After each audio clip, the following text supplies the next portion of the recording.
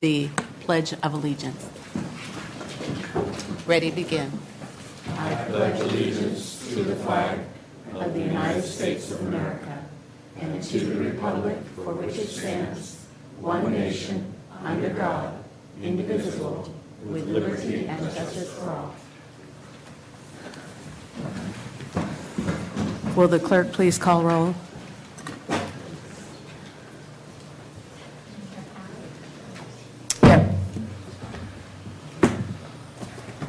Commissioner Onstadt. Here. Commissioner Dukas. Here. Commissioner Westner. Present. Commissioner Rodriguez. Here. Now's the time for public comments. This is time set aside for comments by citizens on matters not appearing on the agenda. Seeing none, we'll move on to the approval of the February 11th, 2016 minutes. Move as presented. Second. Oh, that's right.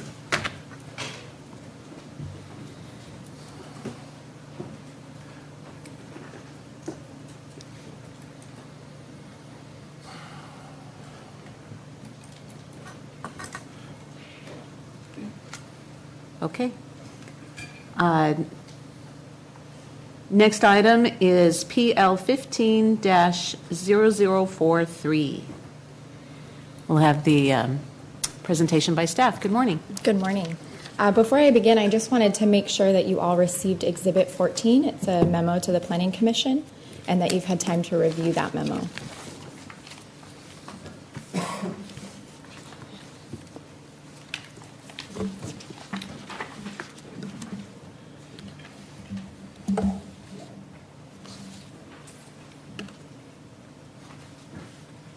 Have you seen this, Nora? Have you seen it? Okay, I haven't seen it either, so we're going to read it.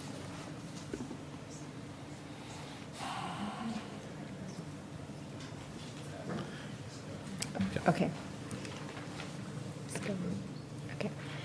Good morning, Chair Dukas, members of the Planning Commission. My name is Tess Harris with the Planning Division staff, and I'm the case planner for PL 15-0043. It's an application for a conditional use permit for temporary outdoor events, otherwise known as Epona Estate.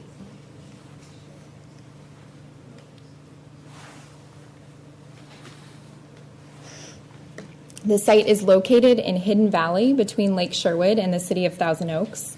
The blue line shows the boundary for the Lake Sherwood Hidden Valley area plan, and the red shows the boundary for the Thousand Oaks area plan. Specifically, the site is located at 1050 West Potrero Road, near the intersection of Potrero Road and Hidden Valley Road. Hidden Valley Road is located to the west of the project site, and then Thornton Ranch Road is located to the northeast of the project site. Yes. Did you say in the city of Thousand Oaks? No, it's not in the city of Thousand Oaks. I didn't think so. I thought I heard you say that. No, so Thousand Oaks is located north, and then west, and then Lake Sherwood is located Right. south. Thank you. Yep.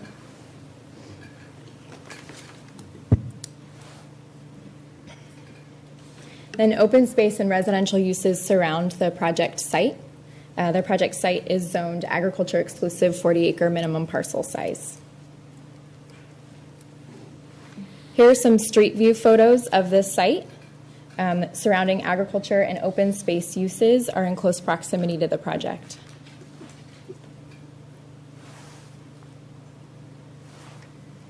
The top photo is looking north from Potrero Road, and the bottom photo shows the property west of the project site, which contains a single-family dwelling on the site.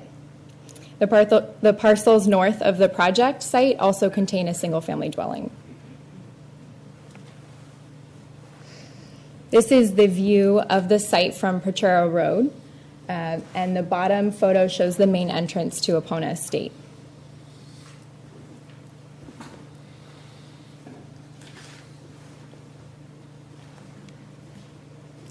The project site has had numerous permits for development issued, including residential development and development pertaining to conditional use permit 4301. That conditional use permit was for a horse ranch operation and was approved by the Planning Commission on September 25th, 1986.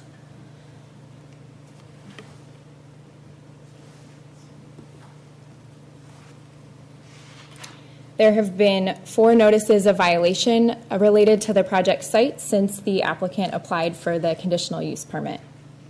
Excuse me, that was since the application? Since the application.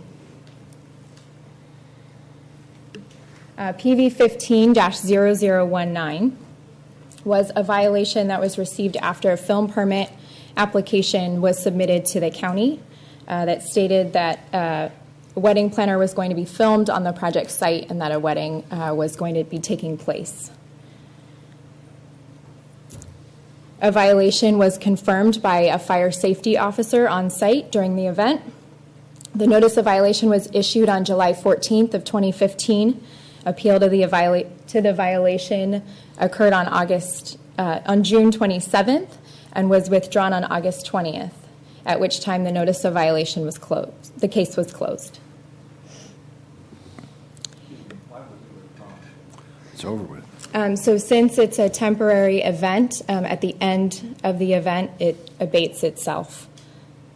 It's basically a self-abating violation because the event ends. So there's no sanction. I can direct the questions to our condition compliance staff for further review. But it's a self-abating We know. notice of violation, basically. Yep. For PV 15-0022, it was an alleged violation regarding an event held on June 6th. PV 15-0023 was also an alleged violation stating that an event was to be held on August 8th of 2015. Staff received notices and email concerns from members of the public stating that an event was going to be taking place on both of these dates, with information from social media and websites that discuss these events. We issued the alleged violations with an understanding that if another violation occurred before a conditional use permit was approved, all of the alleged violations would become notices of violation. Moving on to PV 15-0026, staff received another complaint and email regarding an event that was expected to occur on September 18th of 2015. Code compliance staff went out to the site on that date and confirmed that a wedding was in fact taking place on the property. Once that occurred, we issued a notice of violation for PV 15-0026, and the previous alleged violations became confirmed notices of violation. Those were all issued and then closed on January 14th of 2016. And then part of the Planning Division's recommendation for the term of this permit is related to the planning violations discussed. I'll get to that in the findings section of my presentation.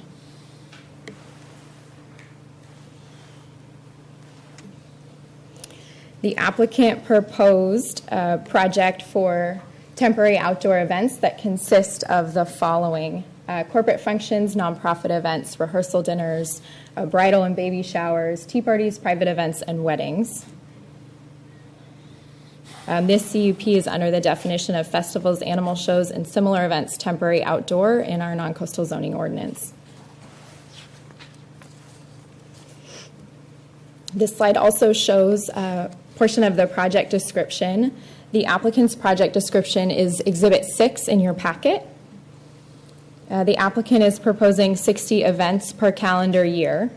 That events occur between 10 a.m. and 11 p.m. That amplified music would be required to be turned off by 10 p.m. That setup could occur on the project site no earlier than 8 a.m. and cleanup of the site could occur no later than midnight. Tenting, the applicant's proposing that tenting be allowed and be taken down within 24 hours of an event taking place. If there's additional setup required beyond the event day, it would count as an additional day, one of the other 60 days. The applicant has also requested a maximum of 375 guests to be allowed on the project site. And then a bridal changing room or waiting area has been proposed on the project, which would be used for the bride and up to 12 guests. In Exhibit 14, we discuss a change in the hours for this bridal changing room to take place. Originally, the applicant had proposed 3 hours, and the applicant has since the staff report was submitted and posted on the web, has requested that the bridal changing room be available for the duration of an event. The applicant has also requested a 5-year conditional use permit, and again, that term I will discuss in the findings. That's a different recommendation that staff has. And then the CUP site is 21 acres out of the 38.3 acres that the parcel contains. The project would also result in construction of a southeastern driveway. There's an existing private entrance road off of West Potrero Road that would provide main access to the project site from the northern side of the property. There's a decomposed granite path located on the east side of the property that would also provide access to the site. The southeastern driveway would be constructed, and the intention is for guests to exit through that gate. And while there's a water well that provides water to the site, the applicant is required to have water for events brought on site. There's also a septic system that provides on-site wastewater treatment. However, the applicant will be required to provide portable restrooms for event sewage disposal. Exhibit 14 also discusses a change in condition number 33, which would require that the applicant submit correspondence regarding waste discharge requirements from the Los Angeles Regional Water Quality Control Board. And the use of the septic system must comply with the control board's regulations that pertain to the use of the septic system. The permittee would need to contact the control board to determine if the project is subject to waste discharge requirements. The permittee would be required to submit a written copy of the control board's response to the planning division staff as well as the environmental staff. The applicant is also proposing that a gate guard and valet services be required for events with over 100 guests. In the applicant's project description, they also stated that they would have a security guard for events with over 150 people. Per communication with the Sheriff's Department, we have a condition in the project that requires that security that the security requirement is different from what from what the applicant has requested.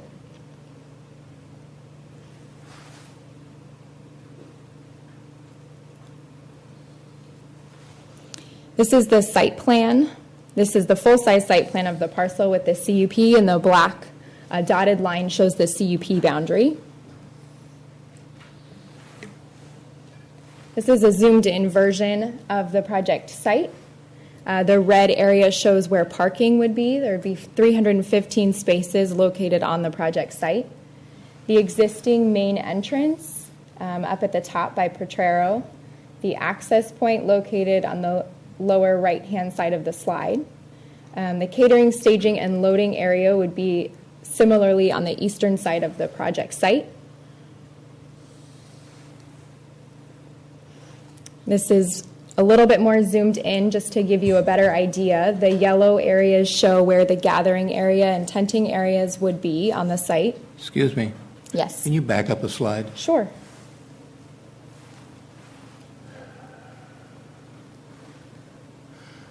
That yellow area at the top then is where everybody will make entry? Yes, The so trail? that's where everybody would enter, and then the blue is where everyone would exit. Thank you. Is that gate going to be locked, or is there a way to secure that entrance, that entry point, at whatever time the security guard leaves that location? I imagine so, but we need to have the applicant answer that question. That's a question our applicant can answer later.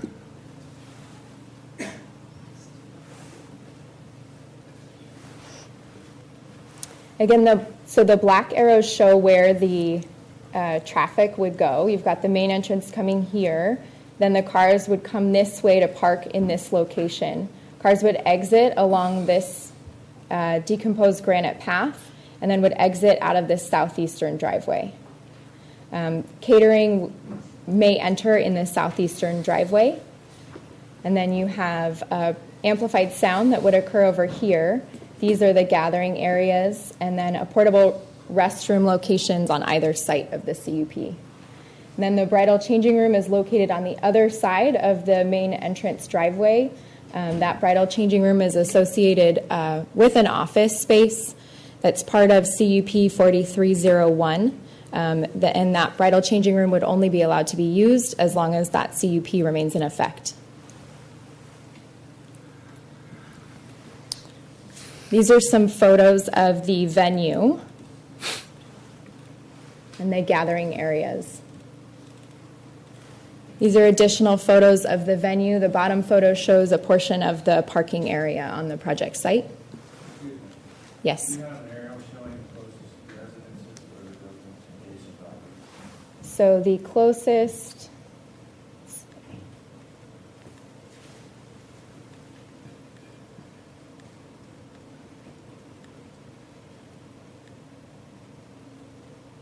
okay, so the bottom photo shows the property that is to the west of the project site. That is one of the single-family dwellings that's close to the property. There's also a development north of the project site. I believe it's like back there. How far is that?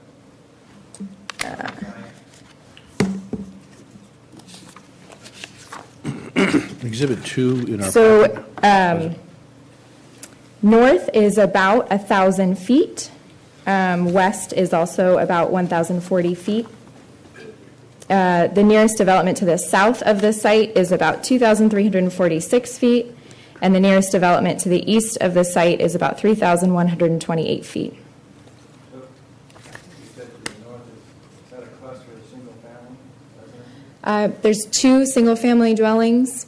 There's 2 different parcels, 1 single-family dwelling on each parcel. Yeah.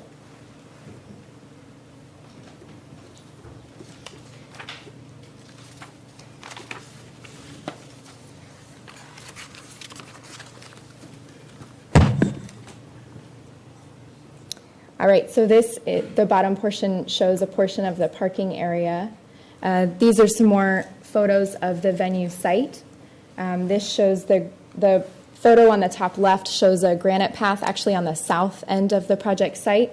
The one on the far right, on the lower portion of the slide, shows the eastern driveway. That would be the granite path that would be used for cars to exit the site.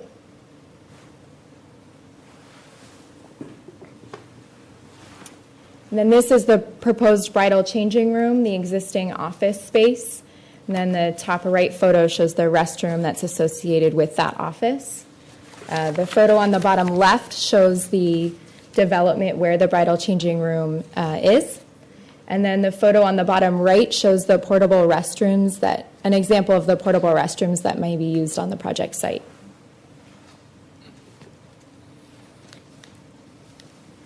And again, Exhibit 14 discusses the timing for the bridal changing room from 8 a.m. to 11 p.m. during the day of an event.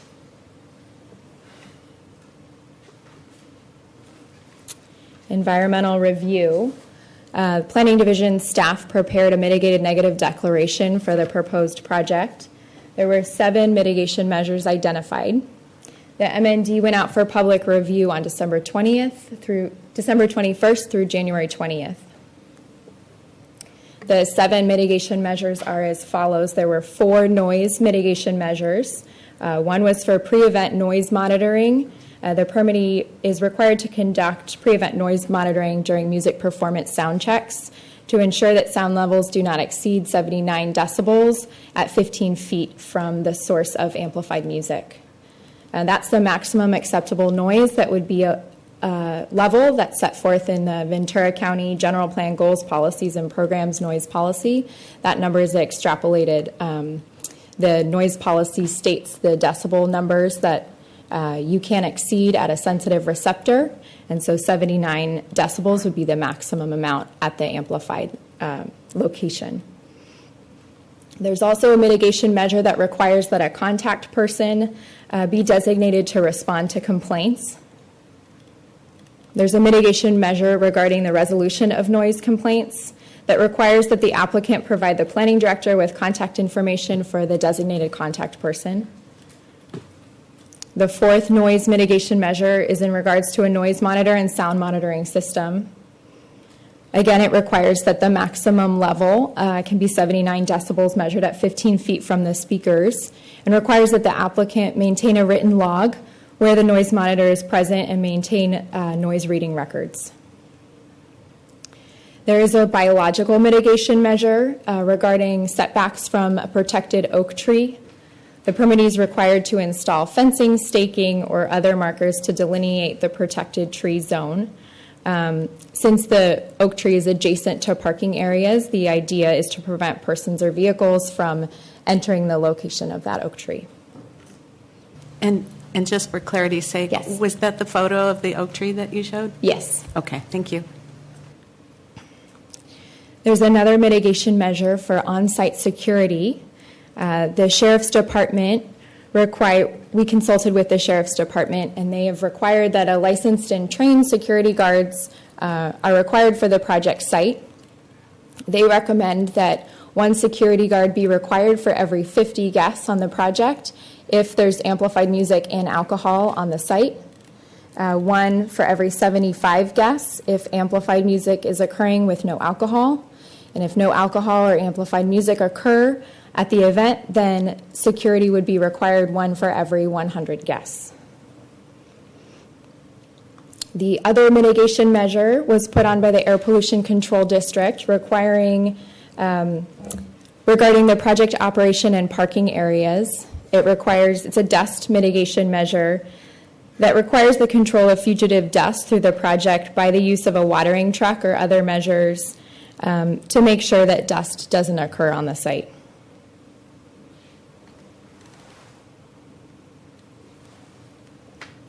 We did receive 2 comments regarding the mitigated negative declaration.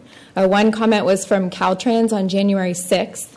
They stated the nearest state facility to the project site is Highway 101, and that they didn't expect that the project would result in a direct impact to those facilities, and no changes were required in response. They also stated that any transporting of heavy equipment or materials that would require an oversized vehicle on highways would require a Caltrans transportation permit. Oversized vehicles are not required for the project, and the implementation of the Air Pollution Control District's mitigation measure regarding the use of a water truck is not considered an oversized vehicle and would not require a Caltrans permit. Caltrans also stated that large-size truck trips be limited to off-peak commute hours. Again, no oversized vehicles are expected on the project site. Traffic is expected to be temporary, and as stated in the MND, would likely occur along Potrero Road and Hidden Valley Road, about 1 hour before and 1 hour after an event. Again, a water truck is not a large-sized truck, according to Caltrans. We also received a comment from a member of the public, Janice Blackiston, on January 10th. She had a few comments. The first was limited traffic access to the proposed project site, stating that Potrero Road can become congested when there is an issue on Highway 101. The MND found that the proposed project would not generate traffic levels that would alter the level of service on Potrero Road or Hidden Valley Road. Again, the increased traffic would be temporary along those roads and occur about 1 hour before and 1 hour after an event. The commenter also expressed her concerns about noise impacts from the proposed project. Specifically, she discussed that concern about the noise impact that a temporary event venue would have on surrounding ranches that include horses and cattle operations. The proposed project would be subject to mitigation measures to reduce the noise levels to below significant thresholds set forth by the Ventura County Initial Study Assessment Guidelines. And those are the 4 mitigation measures that I discussed previously.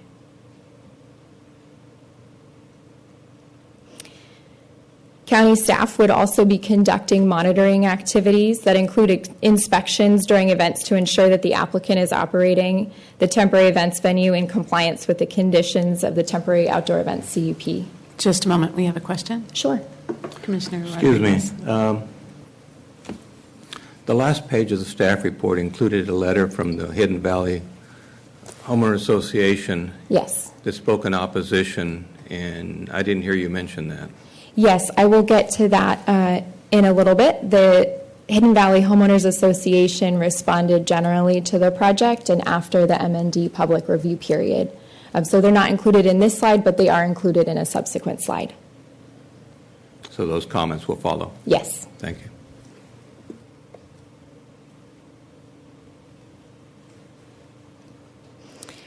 Staff will also be reviewing annual monitoring reports in which the applicant must report any complaints that they've received regarding the events. And then the proposed project would also involve the construction of the southeastern driveway. That construction is limited to hours of operations from 7 a.m. to 7 p.m. Monday through Friday, and from 9 a.m. to 7 p.m. on weekends and state holidays. Again, that's consistent with the Ventura County construction noise threshold criteria and the control plan. There was an errata memo to the MND prepared. After publication of the draft MND, county staff made changes which are included in the final MND before you today. The first were changes to reflect that construction activities would occur on the southeastern driveway. Those construction activities do not involve any significant impact that wasn't already analyzed in the MND. The second is the California Department of Fish and Wildlife is a trustee agency for the project. They were notified of the draft MND pursuant to CEQA. They were not identified as a trustee agency in the draft MND. However, since they were notified, it does not change the analysis or conclusions of the MND. Staff updated the parking, traffic, and circulation section of the project description to clarify that a valet service and gate guard would be required for all events with over 100 guests. And county staff revised the MND to reflect that the bridal party will use the restroom that is attached to the office or bridal changing room, which would require the use of the on-site wastewater treatment system. County staff also made changes to the temporary events condition. The applicant is required to have an approved encroachment permit and traffic control plan prior to a zoning clearance for use inauguration. And then staff received comments on the draft MND and responded to those comments.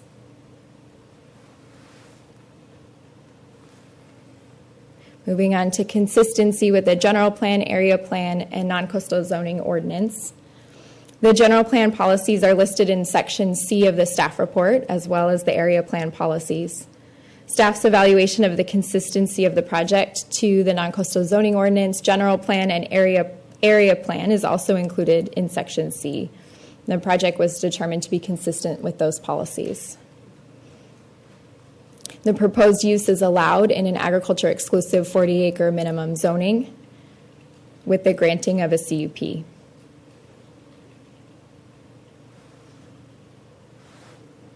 The project was determined to be consistent with the zoning ordinance, the general plan, and the area plan.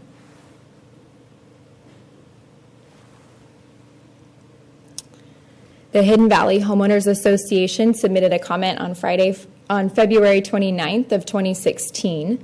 They did have a couple items. They stated that they opposed the project, had concerns about traffic impact, safety, and concerns about community character.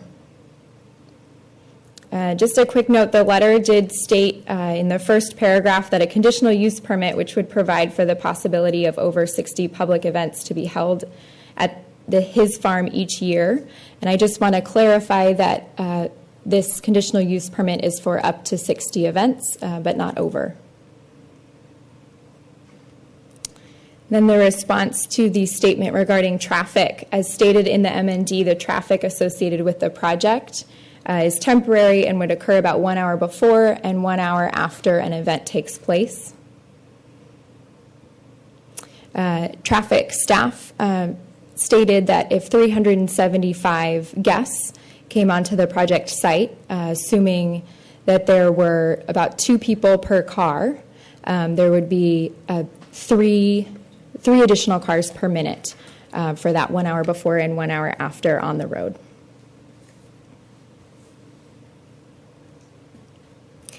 All events with over 100 people would have valet services as well.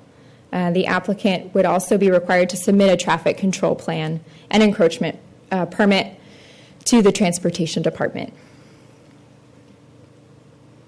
Regarding the comments on safety, the Ventura County Sheriff's Department reviewed the proposed project and provided recommendations regarding the amount of security that would be required on site for each event.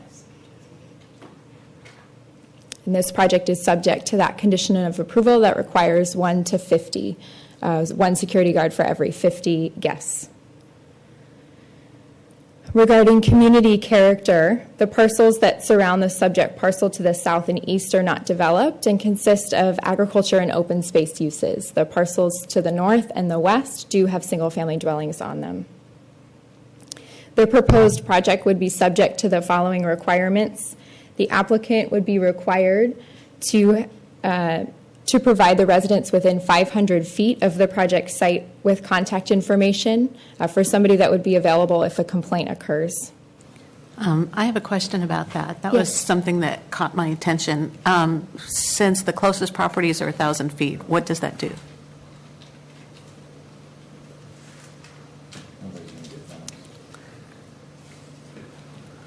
I'll defer to Dan.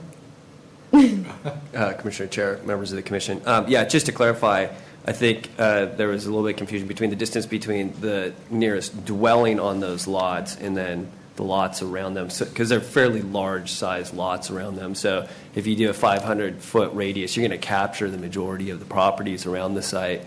And That's correct. So when I stated the approximate 1,000 feet, I used our GIS system to calculate the location from the actual CUP boundary to the single-family dwelling, but that wasn't the parcel. Okay, understood. Thank you for that explanation. And then how many people would be notified then? Just the closest homeowners, those 3? How many people would actually get noticed with that 500 foot threshold?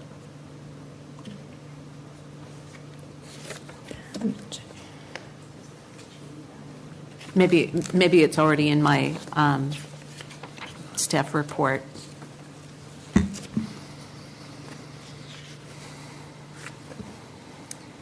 Just one moment. We can come back to it. Okay, great. Thank you. On that point, Madam Chair, Commissioner Rodriguez. I don't recall, maybe I missed it. Do you have an aerial with showing a 500-foot and 1,000-foot radius around the event site? Yes, there's an Exhibit 2 of the staff report has the Okay. aerials. Thank you.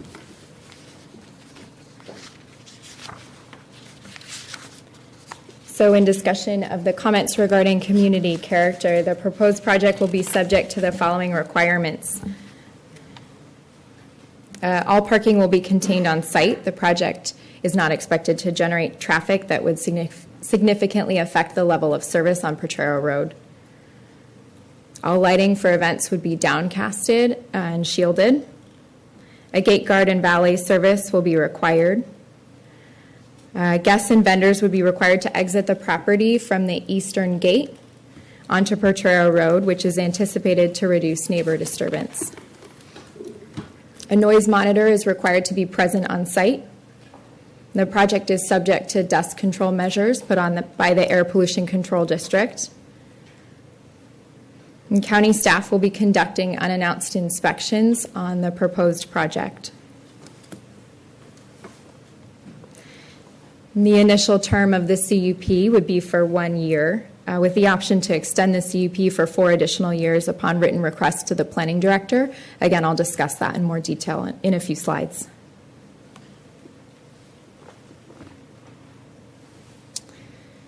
I realize that this slide is somewhat difficult to read, but these are the 9 findings that staff made. Then I'll discuss a few of the findings where staff imposed restrictions or conditions of approval in order to make the findings.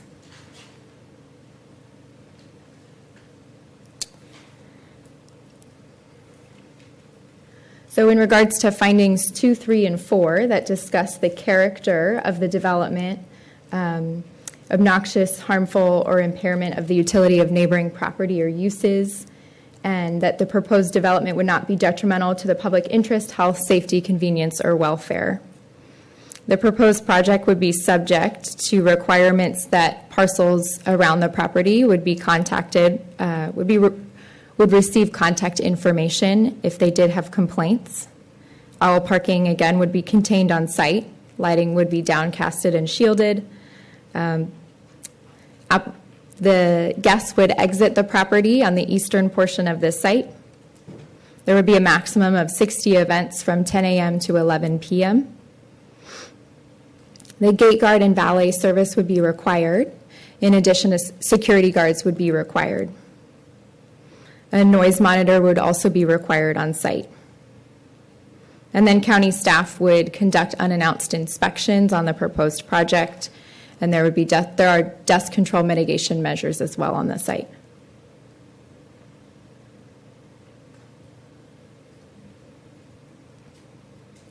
In addition, in order to make the finding, staff recommends that the initial term of the conditional use permit for temporary events be for 1 year, with the option to extend the conditional use permit for 4 additional years upon written request to the planning director.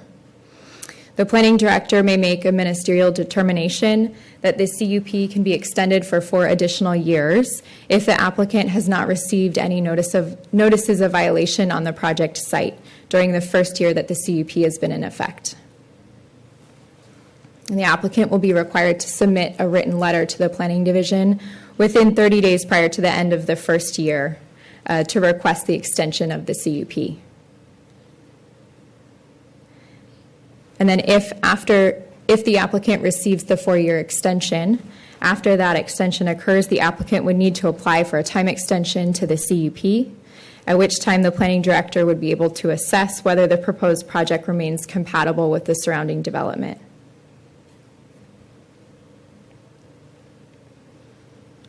The surrounding parcels are zoned agriculture exclusive 40 acres, 40 acre minimum, and open space 40 acre minimum. The table on the right shows you the approximate distances to development, so that's to the single family dwellings on the sites. So properties to the east and south are undeveloped. The immediate properties to the east and south, and then properties to the north and west are developed with single-family dwellings. In order to make the findings that the proposed development is compatible with existing and potential land uses in the general area where the development is to be located, staff would require that tents would need to be removed within 24 hours of an event taking place. Staff also requires that parking remains on site, that security is required for each event based on the ratio that the Sheriff's Department has identified, that lighting is downcasted, and that guests exit the property from the eastern gate. Gate guard and valet would also be required for events over 100 guests. Staff also made findings to ensure compatibility with agriculture uses.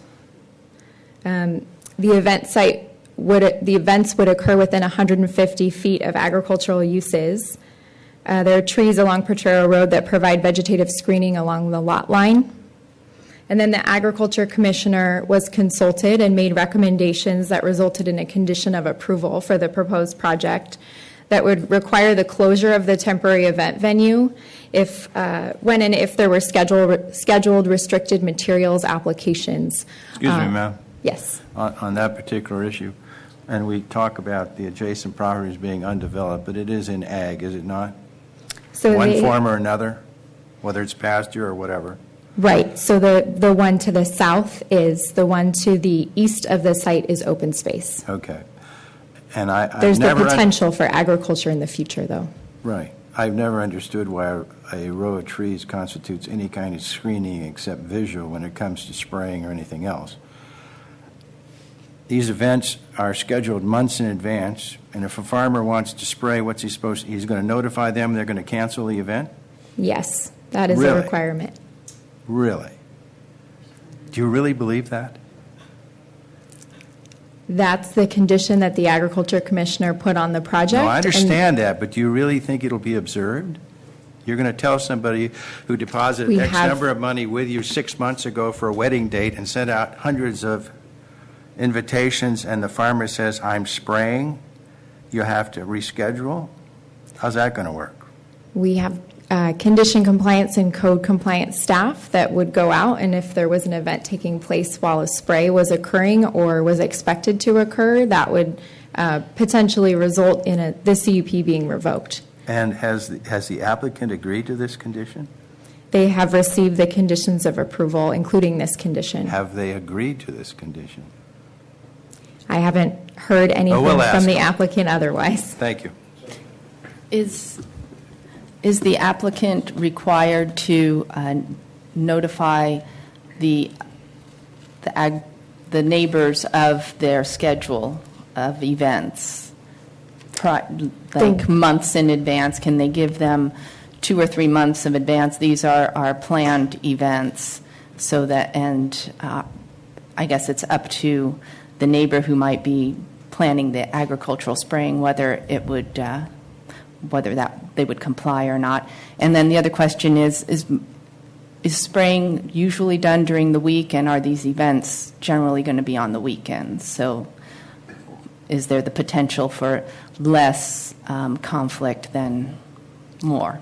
Spraying most likely would occur during the week, so that is something to take into consideration. And then property owners are notified of the contact information for the applicant, so they could contact them prior to the spraying of an event. The agriculture users would be required to notify the event staff, and then they would need to determine what to do if an event was scheduled to take place. But the property owner could notify the users of agriculture nearby the property site as well.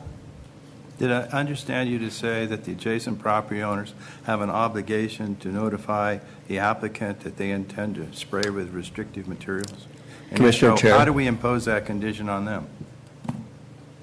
I think I could clarify. If you look at Condition 52, which is the recommended condition of approval from the Agricultural Commissioner's Office, actually the burden's on the permittee to notify the farmer of their schedule of wedding events. And then the whole purpose is the Agricultural Commissioner's Office wants the property owners to try to negotiate and cooperate in order to make sure that the events will not interfere with the spraying activities and vice versa.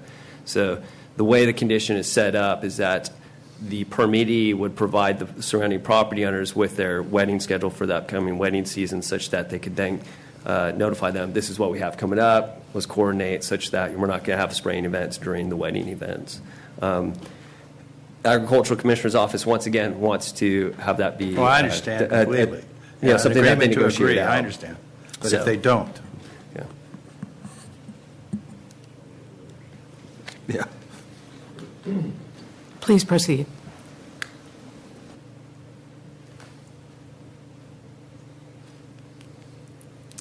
There was mailed noticing to property owners within a 2,000-foot radius of the project site. The project was posted in the Ventura County Star and was posted on the website on March 3rd of 2016.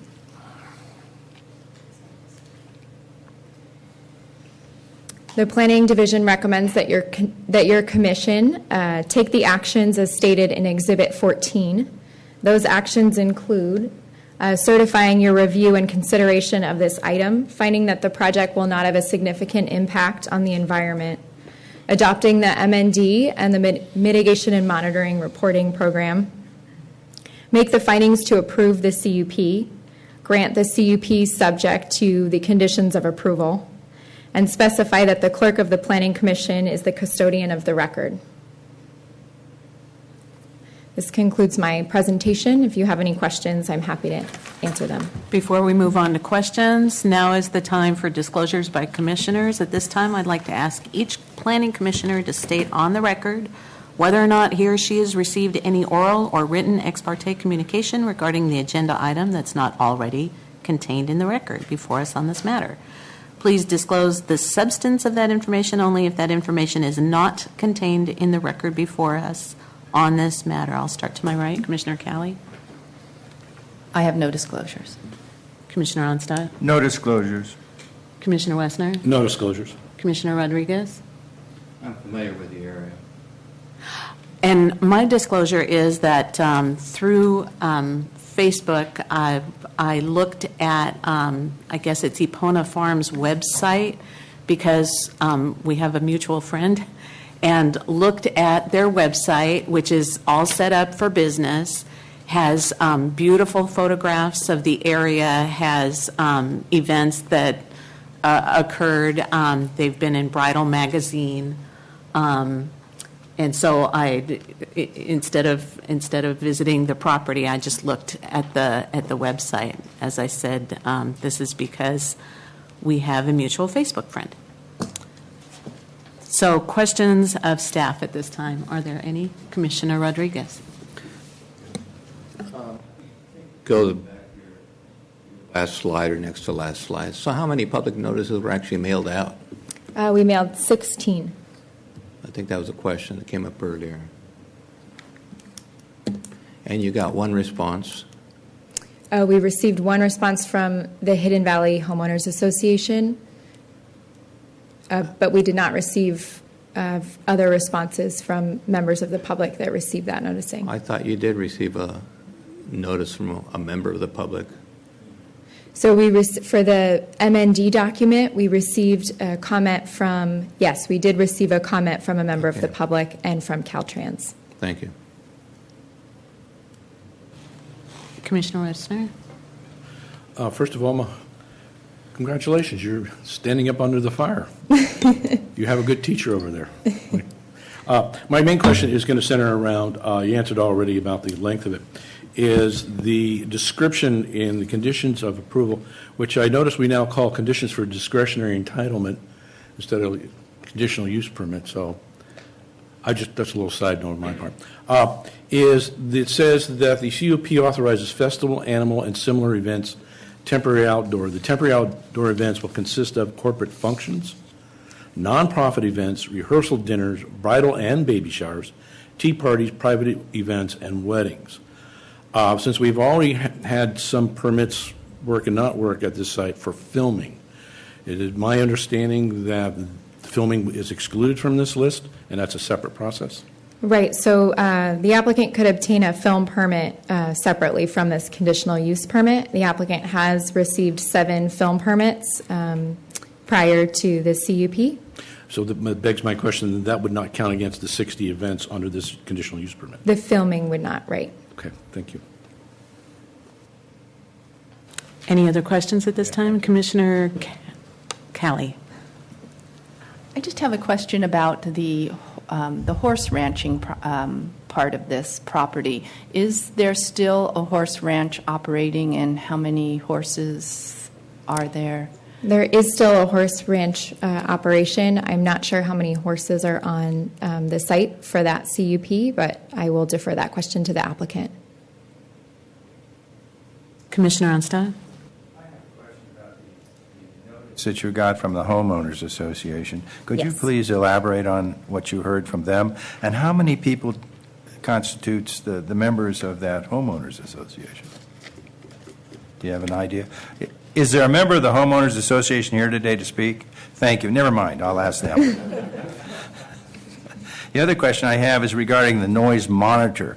By monitor, I'm assuming you mean an electronic equipment as opposed to a human being. Is that correct? So, yes, so it would be a decibel reader with somebody actually holding that decibel reader as a noise monitor, and then they're required to write down what the noise monitor states. Is that their person or our person?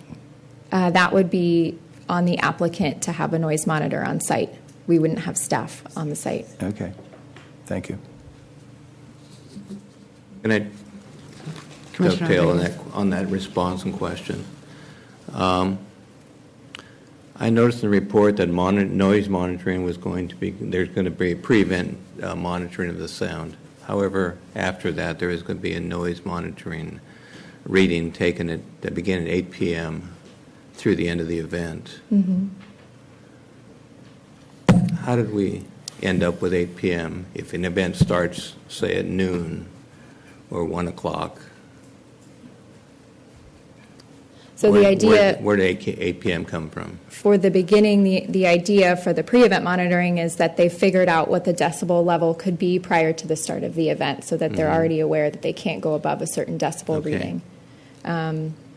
And then 8 p.m., I believe, is because the noise level changes after 7 p.m. And so in the technical noise report that was submitted by the applicant, the hours from 7 p.m. to 10 p.m.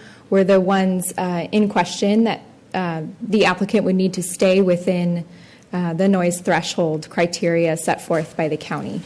So the noise readings prior to 8 p.m. were in compliance with county standards and wouldn't. That's an assumption, isn't it, without a reading? If the event starts at 5 o'clock and you take a reading at 3 o'clock before the event starts, there's an assumption that between that point and your first reading, everything is in compliance, sound-wise.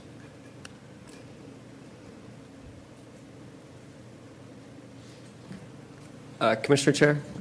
Yeah, I just want to explain how the noise monitoring works. So a couple different things need to occur. So before the event, if there's going to be live music, they have to set up all their equipment. They'll do a sound check. During the sound check, they'll have the noise monitor, which consists of a human being plus the noise reader right there, measuring the sound levels. If they need to adjust their volumes, they'll have to bring it down until they get to the point where they're below the maximum acceptable at the measurement reference point.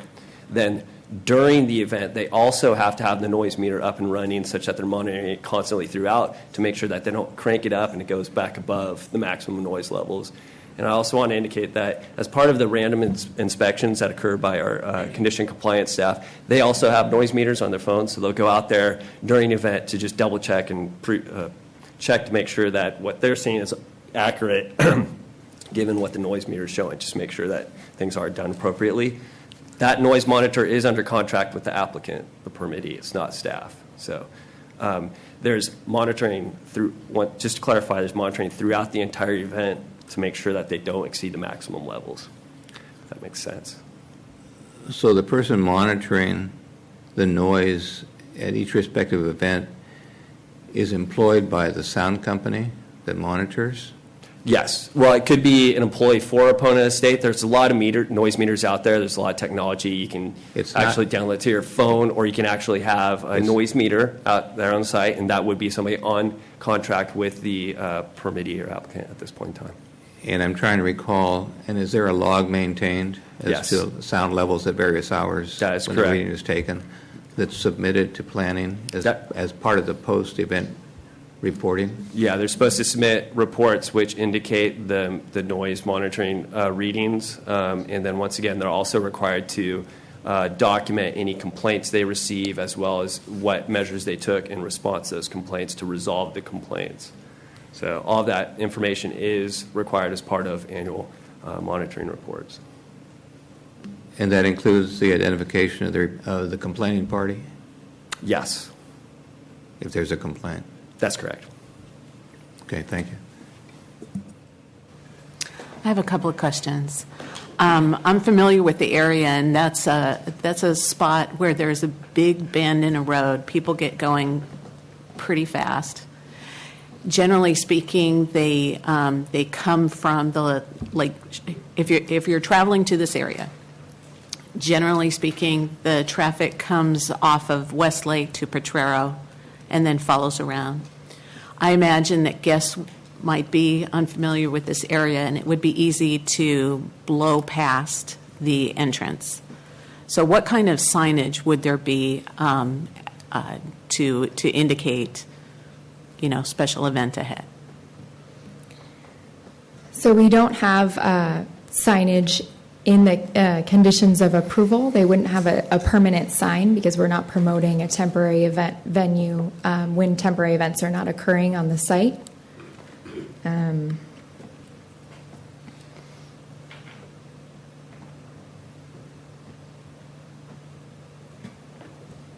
Are signs prohibited? Temporary signs?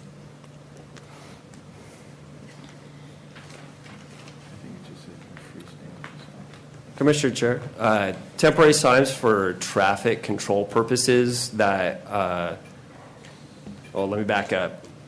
Prior to the events, the applicant needs to go to the Transportation Department and obtain what's called an encroachment permit. As a part of the review of that permit, the Transportation Department will place requirements on the project and condition the permit so that they do traffic control in front of the site. And they may, if the Transportation Department engineers feel that temporary signage is required pursuant to the encroachment permit, they could require it. But the applicant cannot post permanent signage that facilitates this event on site. Right, nor would I suggest it, but having been through that area many, many times, it seems to me that from a common sense point of view, people who would generally be coming from that direction, going around that curve, would blow past it and they would turn around. I think that's pretty easy to see. If you're familiar with the area, you know exactly what I'm talking about.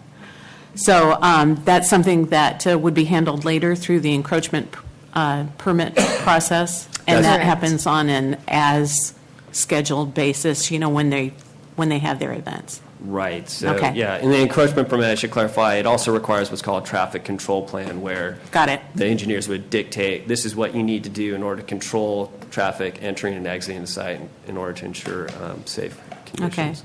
The other question I had was understanding that these are temporary outdoor events. How was it handled then, the exiting driveway that goes onto the public road? That's not temporary. So how is that included as part of this? Just procedurally, how did that work?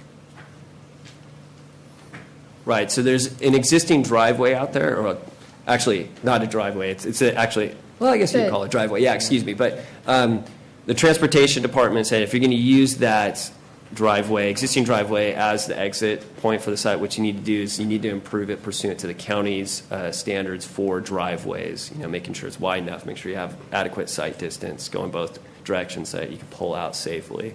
So, and in order to improve the driveway, in order to meet the county standards, there, as Ms. Harris discussed, there's going to be minor construction activities associated with that, you know, just making sure it's designed according to the Transportation Department standards. But again, that's a permanent change, and I was just wondering, did that go separate, or how does that work? Because this is a temporary outdoor event CUP. It's, you know, I'm just categorizing it in my brain so that I can understand how this permanent change can be permitted under this temporary outdoor event permit. Yeah, I mean, technically, they could apply for that permit for any, you know, the use of the existing use of the property, or they need to justify the construction of the driveway based upon this project or any project on the property. So is that something that's going to occur later? They need to construct that prior to the events occurring. So, but it can be used. I should back up. The project, although that is what's triggering for the need for the driveway at this point in time, because of the frequency of usage, and they've identified it as one of the areas that they actually want to exit. So the Transportation Department said, okay, regardless of what is the purpose of this driveway, you just need to design it according to our standards for safe conditions. So that in other words, they could come in today and ask, want to and propose to use that driveway, and they would have to improve it according to the Transportation Department standards. So, yeah, is the project driving the development of this driveway at this point in time? Yes, it is. But they could use it, even if the events go away, they could still use it for, the ranch operation, for example, if they want to use Okay, it. we've had other wedding venues before us where we've gotten really stuck on things like this, having to do with bathrooms, having to do with bridal changing areas, that they're not permitted because I wanted things to be consistent, at least my understanding of them to be consistent, that a temporary event is something other than a permanent change in the landscape. And we are being consistent because in at least a handful of the other temporary event venues, they have to do improvements, for example, just for their parking areas, albeit it's minimal, like what will occur with this driveway improvement. But so long as they're not building any new buildings or structures, just for the main purpose or sole purpose of facilitating the events, that's where we've drawn a line and said you can't do that. But these relatively minor improvements to the property, those we have allowed those in the past. Okay. All right. Then I was wondering if you looked at a calendar and thought about, the wedding season and how many weekends there are during the wedding season, and 60 occupies every single weekend. And given that we've had at least a half a dozen of these things before us, I'm looking to have some common sense and some, deep thought about the conflict between people who expect a certain amount of tranquility in the area and this commercial business that's up and going. I'm having a hard time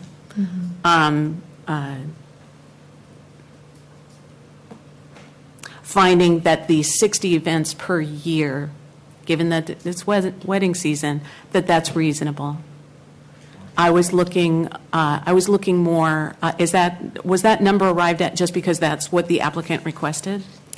Correct. So the applicant did request 60 events per year, and then the definition of festivals and temporary outdoor events states that you can have up to 60 events per calendar year. And I heard your presentation, and I understand that setup is also considered against docking on that. Correct.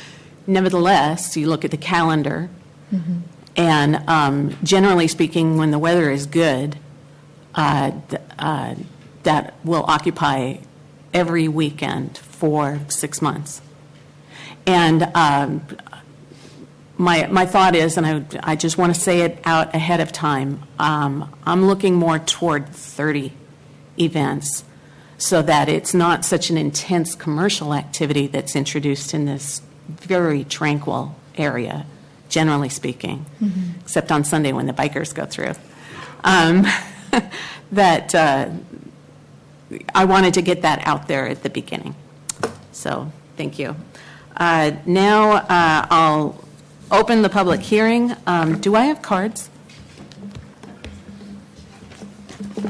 Okay. And Madam what? Madam Chair, I have a couple of questions that relates to staff and the NOVs, but I'll wait until we've heard the presentations. Okay, very good. We'll have questions later, too. Right now, I just want to talk about the procedure that we'll do. I've opened the public hearing. What we do is we take speaker cards. If you wish to speak, you fill out a white card. If you just wish to fill out a comment card, you can do that, too, and we will read it. Those are pink. We'll hear the people who are in favor of the requested action, and then we'll hear everyone who is opposed to this action. Then the applicant will have a chance to rebut, and then we'll have closing comments by staff. So right now, I'm assuming that the top one is representative of the appellant, of the applicant. Are the applicant? Okay, Ralph Hurritt, are you in favor? Or no? It's first, and I'm opposed. I'm not the applicant. Okay, generally speaking, we have the applicant go first. That's fine. So That's are these, okay, Kevin Waldron come up, followed by Samantha Rodriguez. So these are just in opposite order? Okay, but we have this long-standing thing that we have everybody for, everybody against, and then a rebuttal. So not whoever comes in first. Kevin Waldron, good morning. Good morning. Chair Dukas, commissioners, thank you for hearing this today. I want to thank you guys, the planning staff, for their analysis, looking at the staff report. It's been very thorough.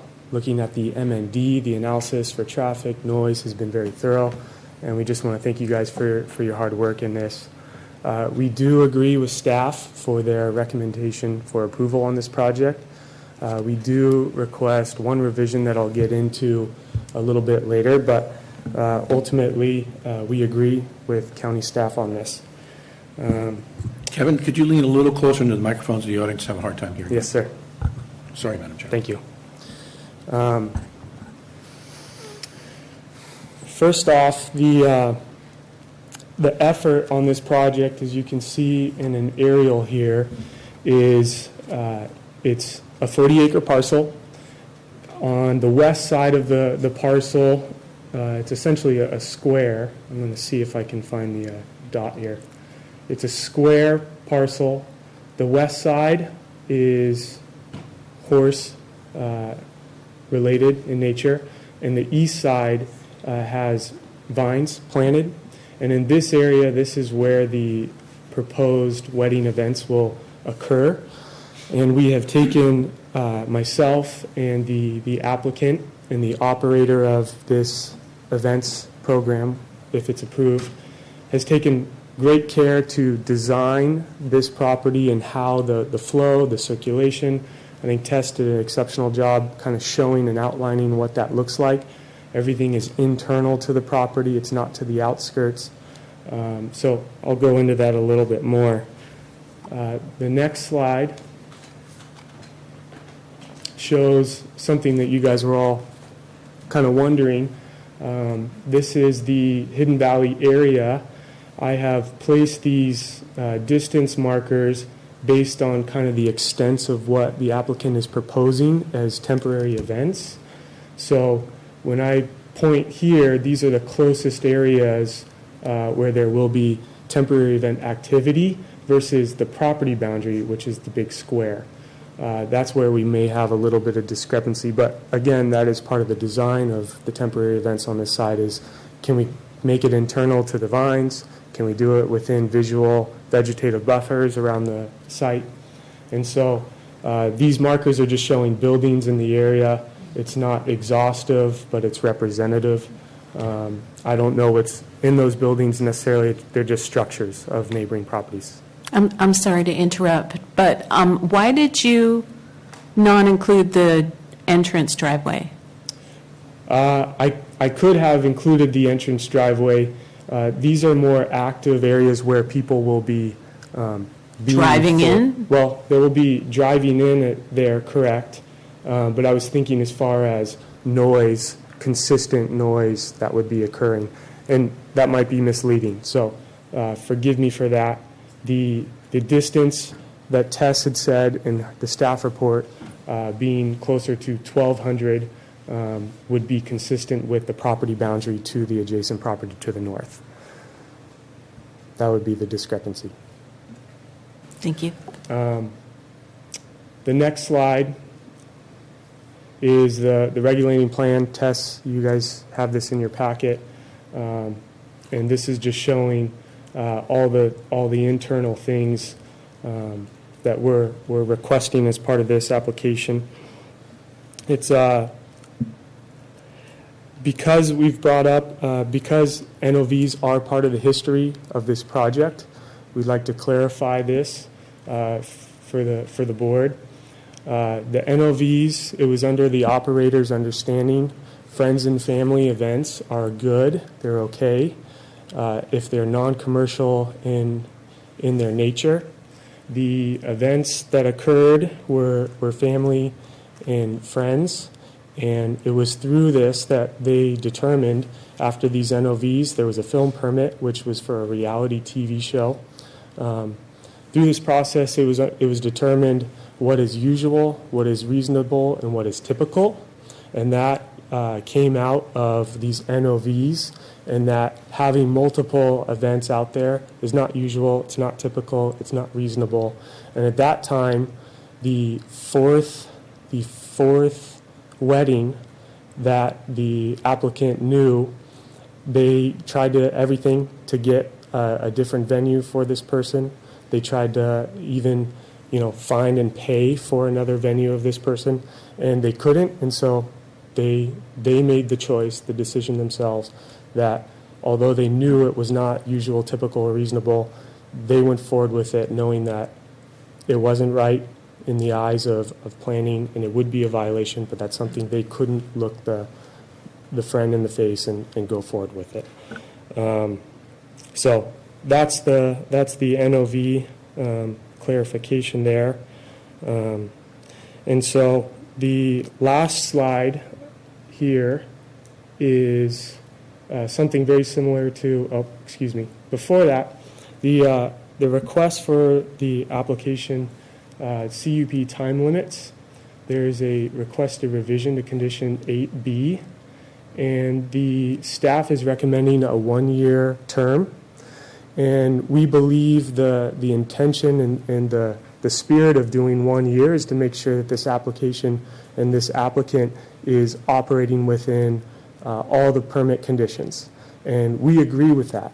And we feel that to do 2 years is good with a compliance review, a mandatory compliance review at 1 year. The reason being is if you are in events, you are contracting events typically the year previous, or you need a timeline. So for the applicant to contract for events in the second year and not have a valid CUP, there's operational pitfalls.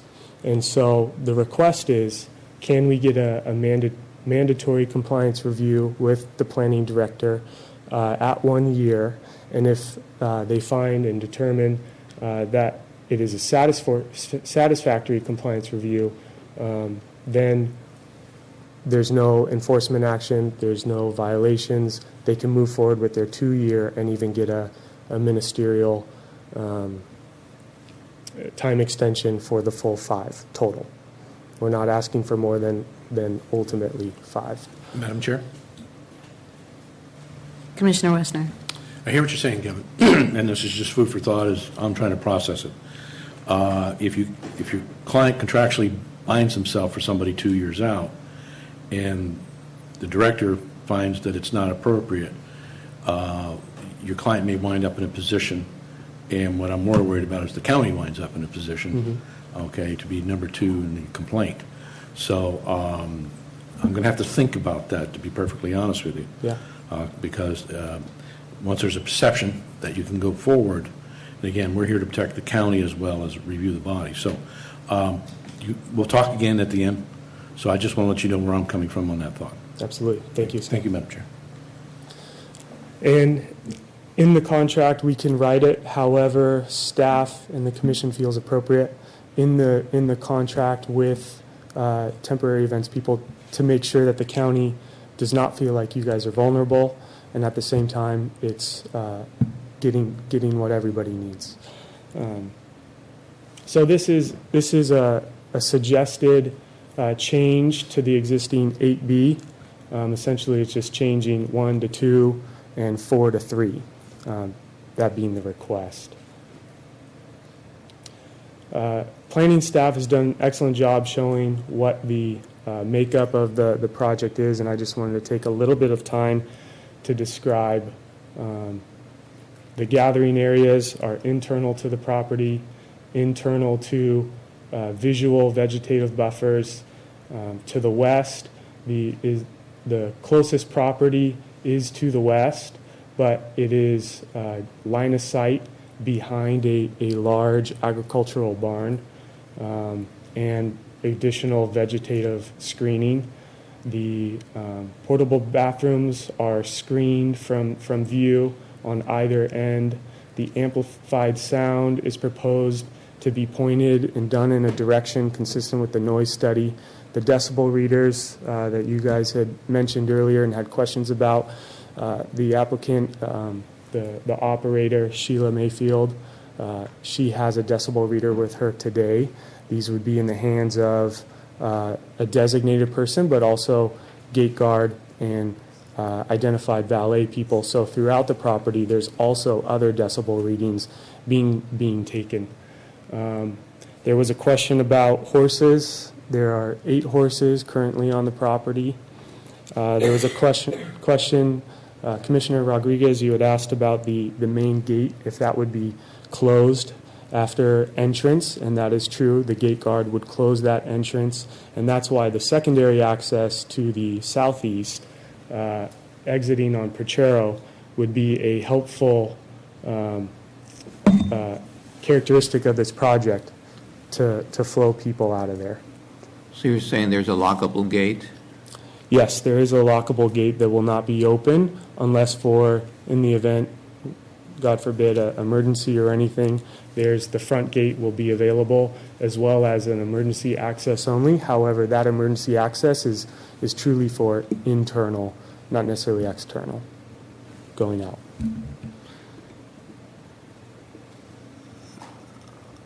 Okay. I understand that. I guess it brings, the question is, at what point does a security guard leave that location in relation to the start of the event? Sheila Mayfield, who is the proposed operator of the temporary event, she may have a better understanding. She has years and years and years of experience as far as... And she'll be a speaker this morning? She will be a speaker this morning. That's the question we'll ask. Before you go on, if I could jump in, you said if God forbid, and there are 2 times that I can think of in the recent past where there have been large fires, regional in their impact. What is the the plan given with that there's fire season all the time now? What is the plan for fire safety? Is there one in the packet? I didn't think about it until this moment. I don't think there is one in the packet specifically. However, during the process of getting application completeness, we worked with the fire department and we created a site that has all the proper turning radiuses, all the proper road widths, all the proper secondary access. That's part of the reason why, as part of this project, we have proposed, it's not part of the project. This is something that the applicant wants to do beyond temporary events because they have a vineyard. They have trucks going through here from time to time, so to widen it would be appropriate. But also for emergency access, it makes sense to do this. And also the way that the county standards are, it requires a setback from Pochero Road. So in the event that, a fence is blocked, it allows for stacking of cars without intruding on Pochero Road. That's a requirement. Certainly, this particular parcel wouldn't be considered, high fire danger, but you're in a larger area where there's a lot of activities setting backfires not far from there in order to control, the ones that go all the way to the ocean. Maybe that's something that you can work with staff in the fire department to have. It's better to have a plan than to just kind of hope for the best. Is this something I'm seeing staff already? Is this something already in the staff report? Because it didn't click until I was just sitting here. Yes. Yes. So condition number 50 of Exhibit 5 is a condition put on by the Fire Protection District. It's a public safety plan requirement. So the permittee, prior to receiving a zoning clearance for use or inauguration, is required to develop and have an approved public safety plan and submit that to the Fire Protection District. Okay, so that's something that they'll work out with Fire Protection District. Okay. Exactly. Very good. Thank you. Another thing that has come up in today's meeting is the number of events.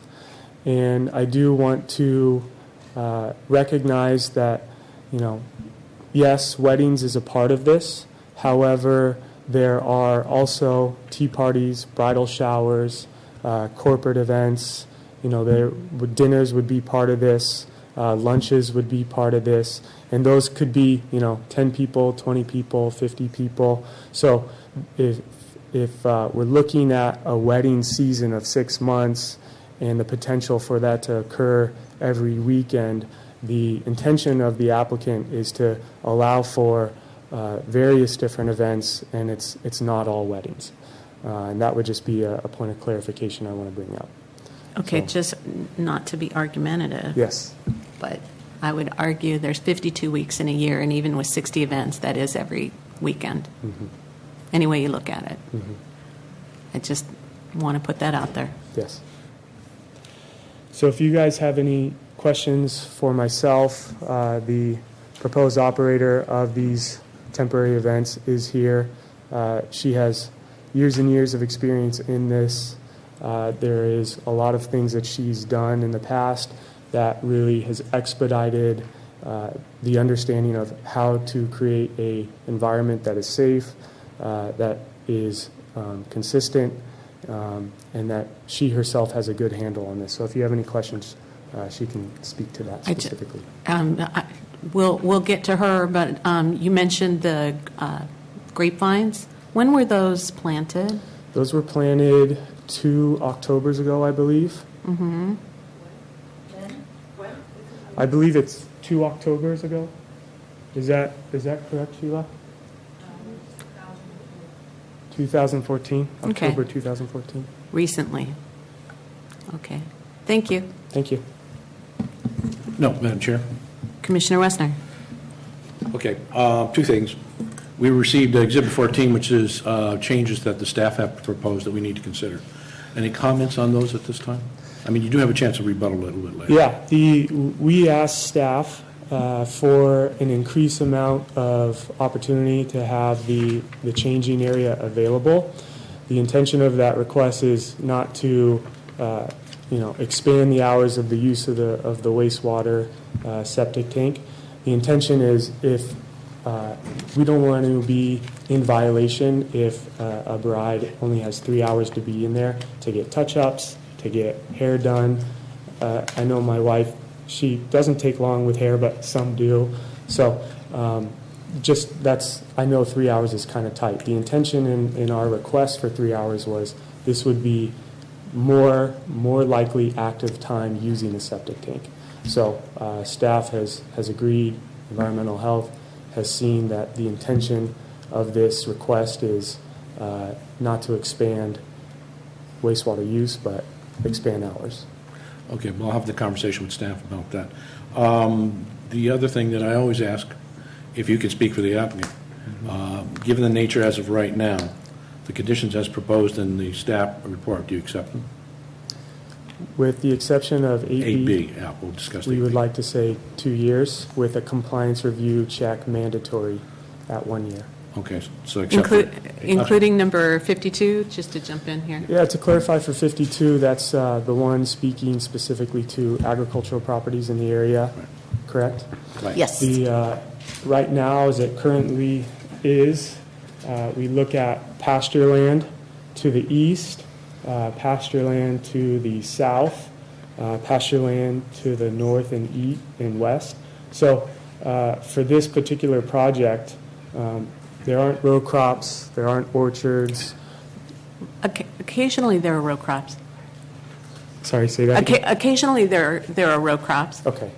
So for us, the condition, as long as we will be able to, and it does state, we'll be able to work with the farmers surrounding, give them a heads up on events, and work with them to see if they can make any applications during the work week instead of the weekend. That would be our... That's all the questions I have now. Thank you, sir. Thank you, Madam Thank you, Mayor. Commissioners. Okay, any other questions? I'm not sure Commissioner if Kelly. this is an appropriate question for you or for staff, but the bridal changing area is tied to a different CUP, which is up for renewal in the next year. Can you comment on the status of that? Is there some speculation that this, if it's, well, anyway, maybe you can tell me where we go with this. Yeah, the CUP is for caretaker units. As part of the agricultural operation of this property, there is a small office which is allowed by zoning. So this is something that we are going for a time extension. In the next 6 months, we will be submitting an application to continue that. So that's where we're at with that. Any more? Yeah, I have a question on the NOVs. Thanks, Mike. I have a question on the NOVs. Did I interpret your response, your explanation, to be that after the fourth incident, you realized that those activities were not allowed without a permit? Is that what you said? And so that's when you started the permit process? No. The CUP process was begun prior to any NOVs being provided to the applicant and operator. The idea that friends and family events were okay, the understanding of usual, typical, and reasonable came after the film permits and the third event. So the fourth one was we knew that this was a violation. There was no blurring the lines, and so it was the applicant's understanding that that's how it was operating.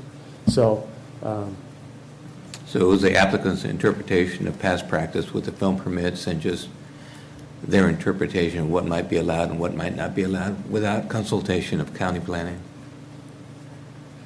Correct. Okay, thank you. And county planning did bring these violations, and there was just between the applicant and county planning, what is a violation, the applicant just didn't understand. So it was at the third one that usual, typical, and reasonable came up, and it was crystal clear.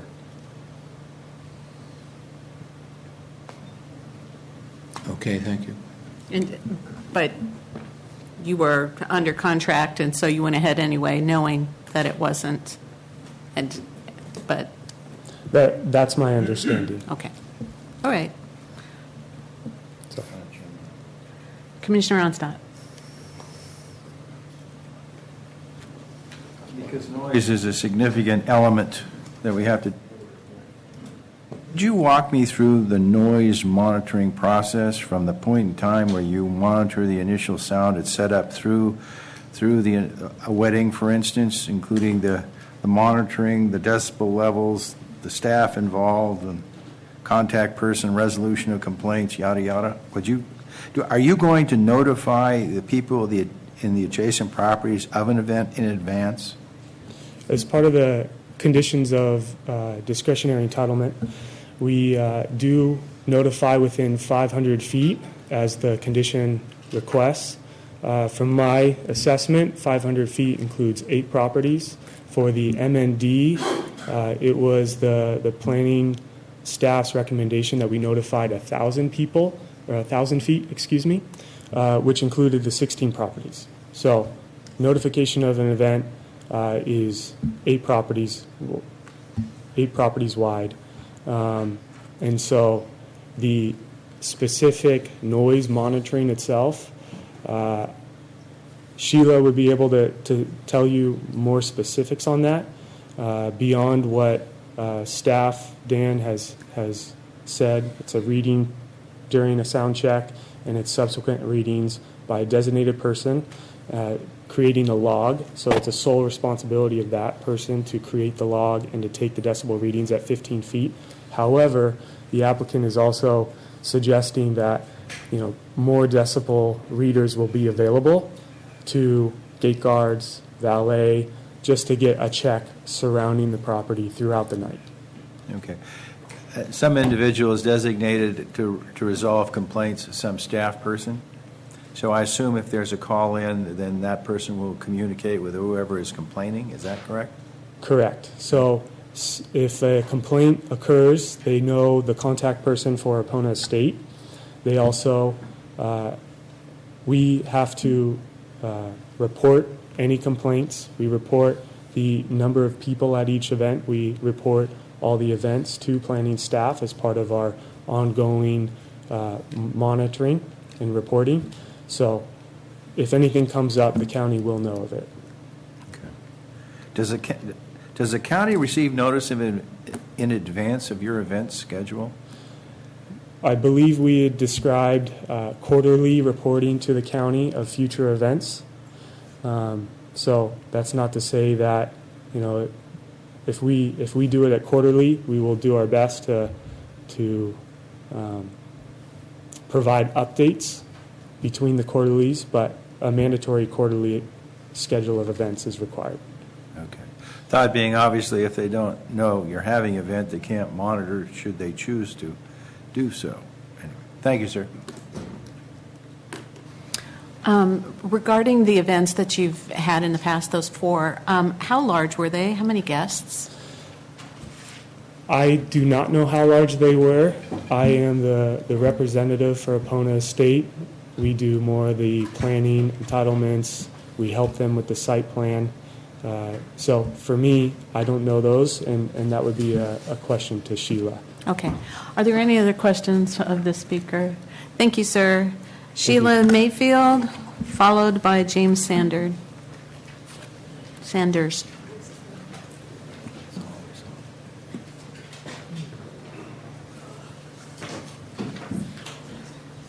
Thank you.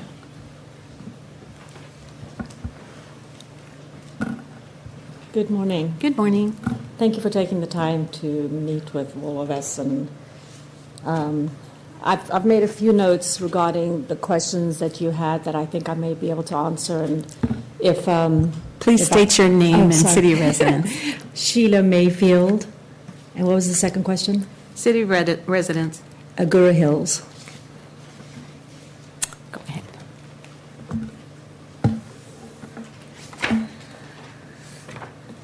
Okay. Just to be clear about the concern about the noise issue, to answer the procedure of what we do or what we plan to do and what I've done in the past. I know that is a big concern, of course, and with that being said, a lot of thought has gone into it. It is not the staff or my staff or me that do the decimal readings, because of the fact that we want to make sure it's documented independently.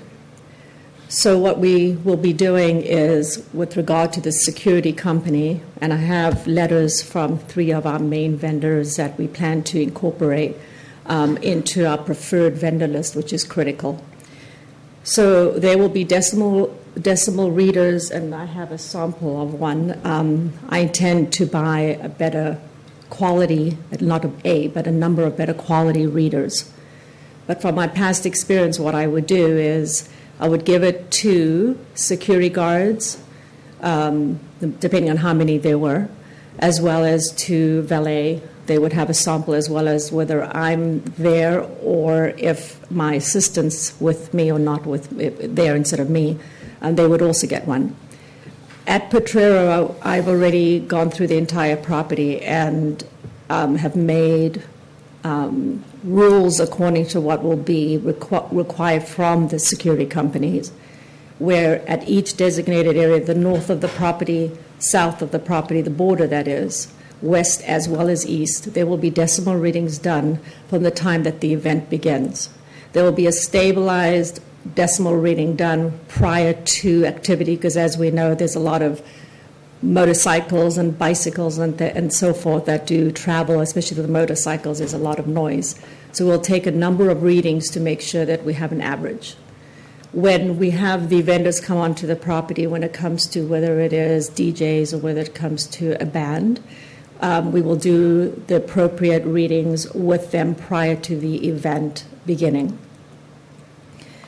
Once the event starts, if it is a wedding and the intention of Epona and the owner of Epona is not to turn it into a wedding machine, but to turn it into where there's different types of events, and we can talk about the timing and the months and so forth. So when they do the reading, it's not going to be done manually where they write it down on a piece of paper. The requirement from them is they're going to have to take a photograph of the reading of the actual machine and record the time. Now, I've tried to test at Epona, and sometimes if the security guard doesn't have a phone that's a Verizon or it's an AT&T, sometimes they don't work. So I'm trying to finalize a way where they can then send me on my phone right away a photo of the decimal reading, the location where the decimal reading was taken, as well as what time the decimal reading was taken.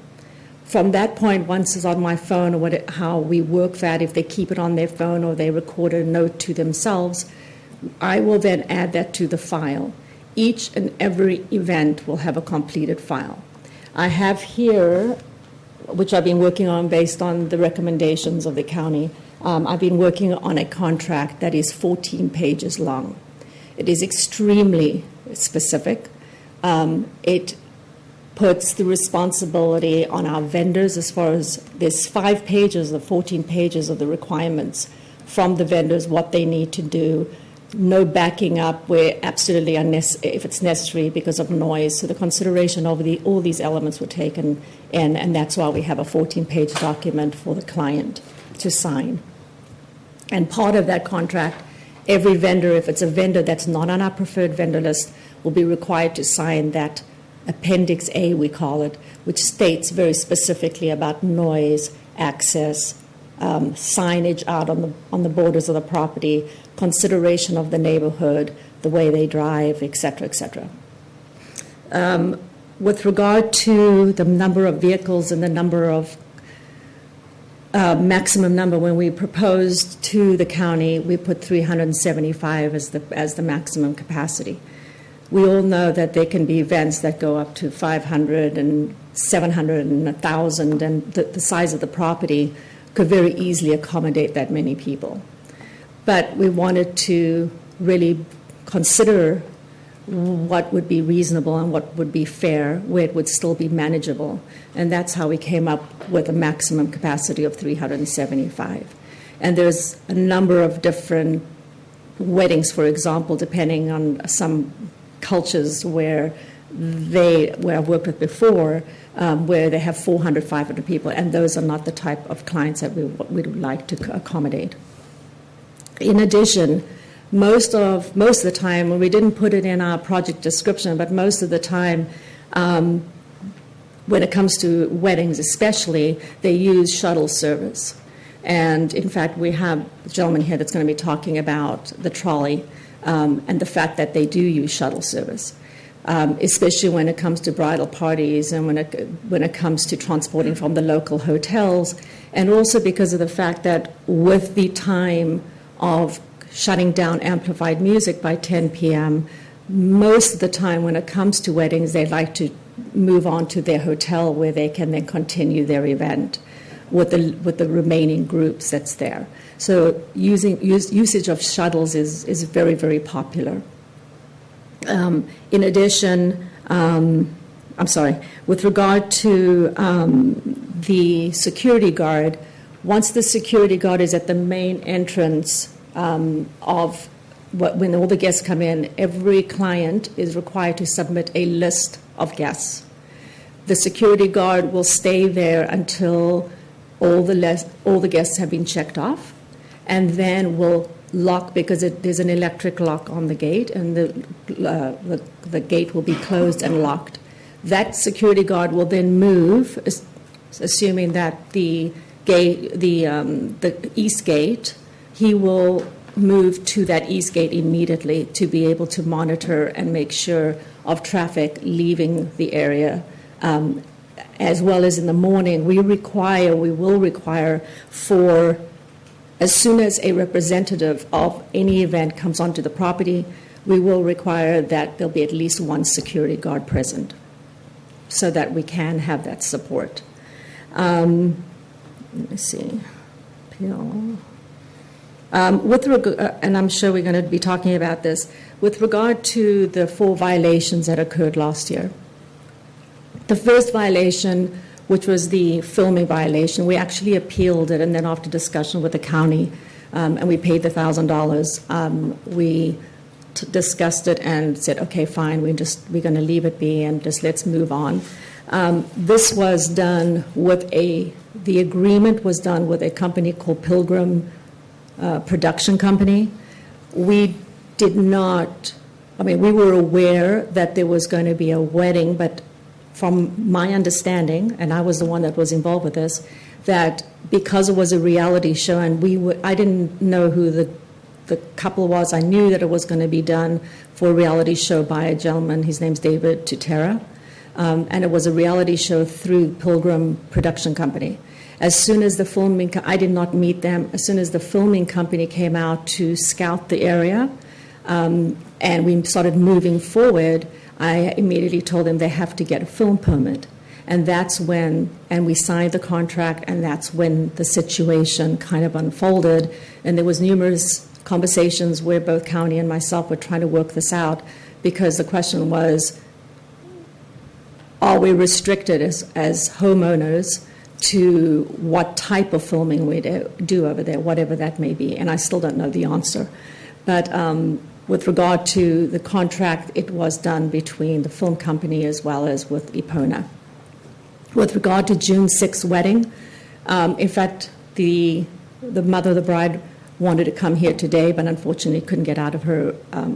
She had a scheduled meeting.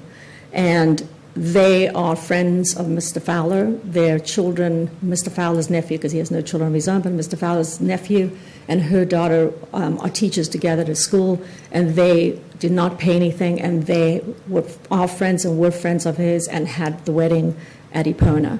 When it comes to the second one, the same situation, they were friends and are friends of Mr. Fowler. The third wedding, it was not fourth wedding, the third event, besides the film, was on September 18th. I absolutely believed, well, obviously in hindsight it wasn't a good decision, but I absolutely thought and believed that we would already have gone through this process, not realizing how complicated, because I've never been through this before. So I had gone to Mr. Fowler. He was really wanting to cancel the event. I called up Sherwood. I called up a number of different venues trying to move this family over to another location, and one can only imagine how difficult that was from the perspective of the family as well as from our perspective.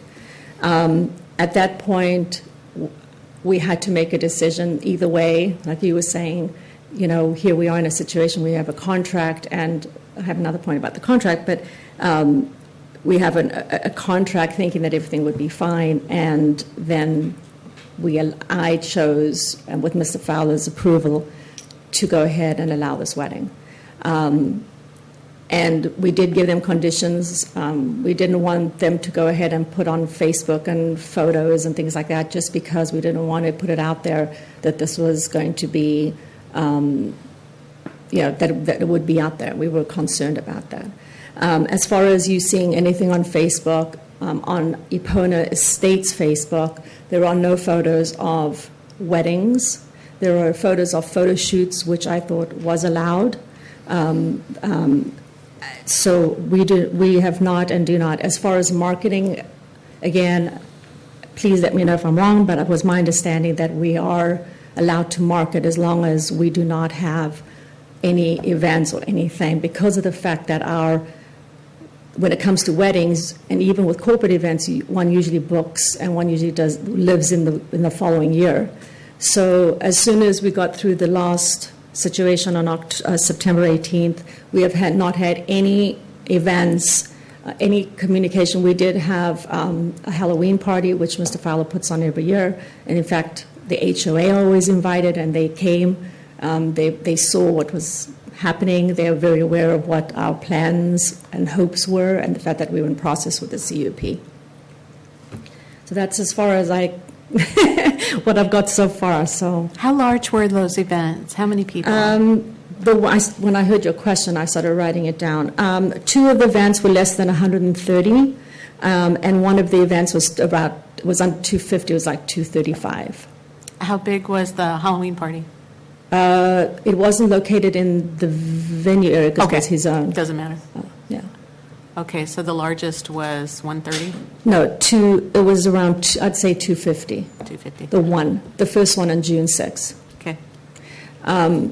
And that's another thing with regard to fire. If one looks at the map, everything was really very, very clearly thought out as far as the least amount of noise, least amount of impact.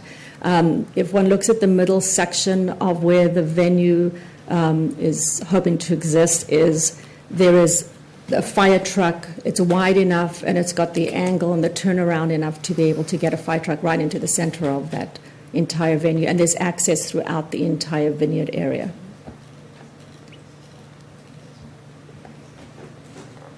Are you finished with your presentation? Yes, so far. Okay. Commissioner Rodriguez. You're the responsible person for the events that go on here.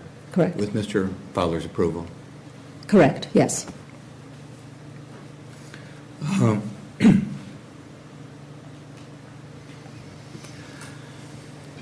We talk about 60 events / weddings, and other events. I've got some concerns about the activity also, particularly since there are film shoots going on at the same during the same calendar year, as is apparent by past practice.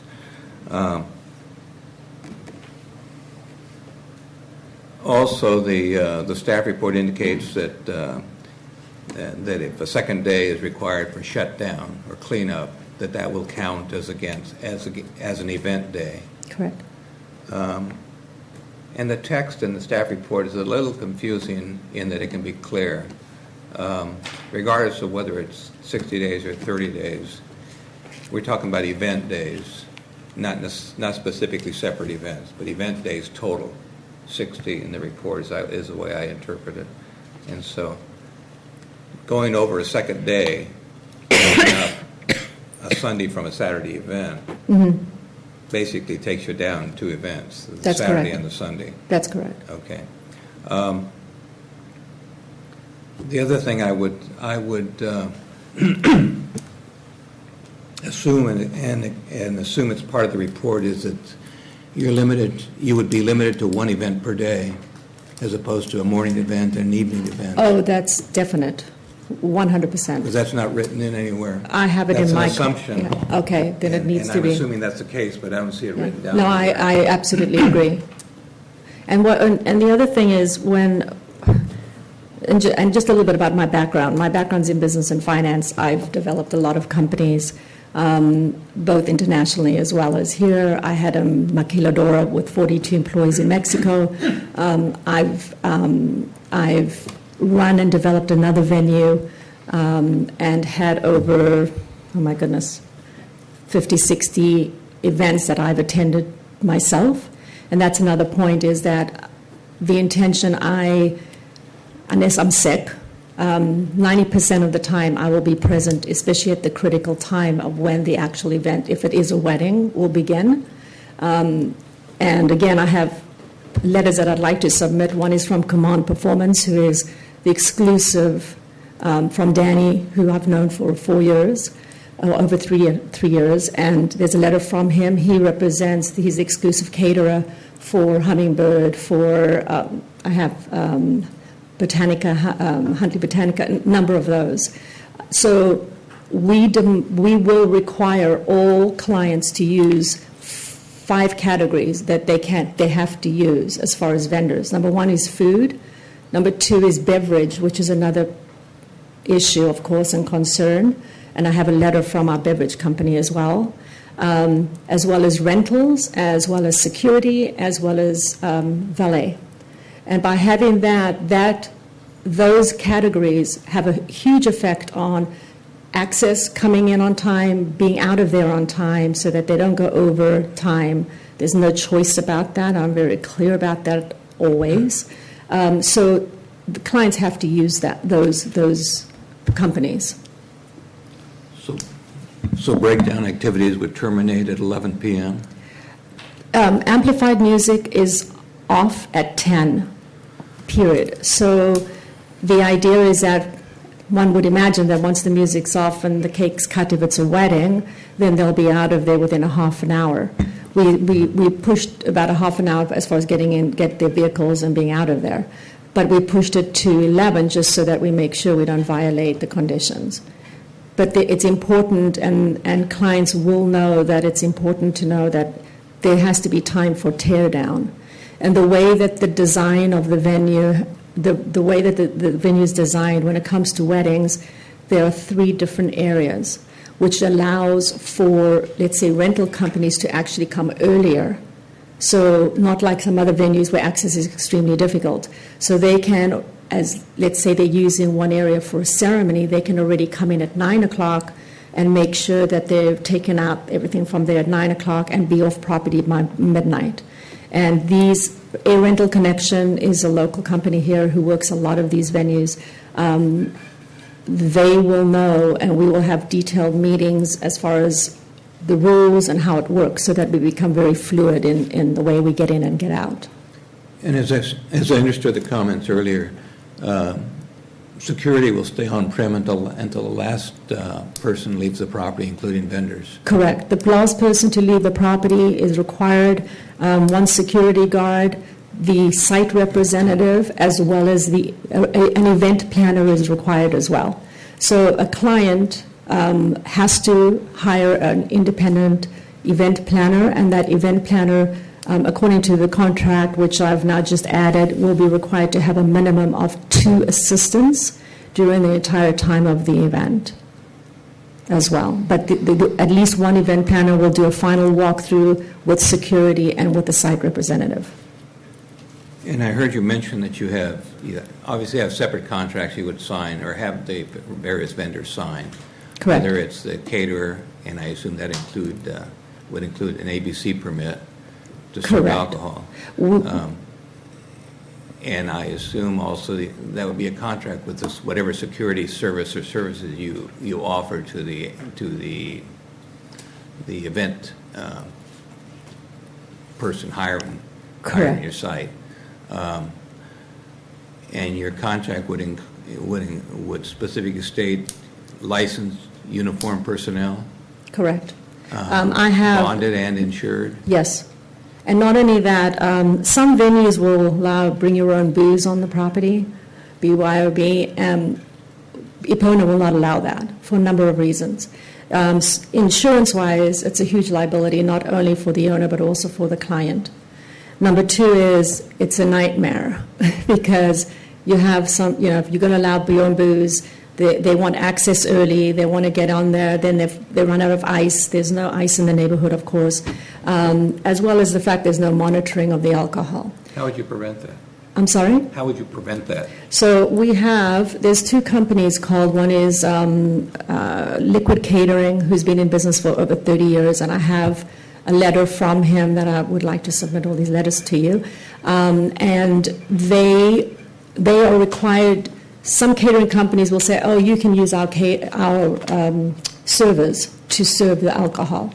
But they don't have the required liquor liability insurance because they don't have the alcohol department. I forget the name right now. But yes, so both of these companies that are required to be used by the client both have the necessary permits, state requirements, insurance, additional insurance, and especially liquor liability insurance.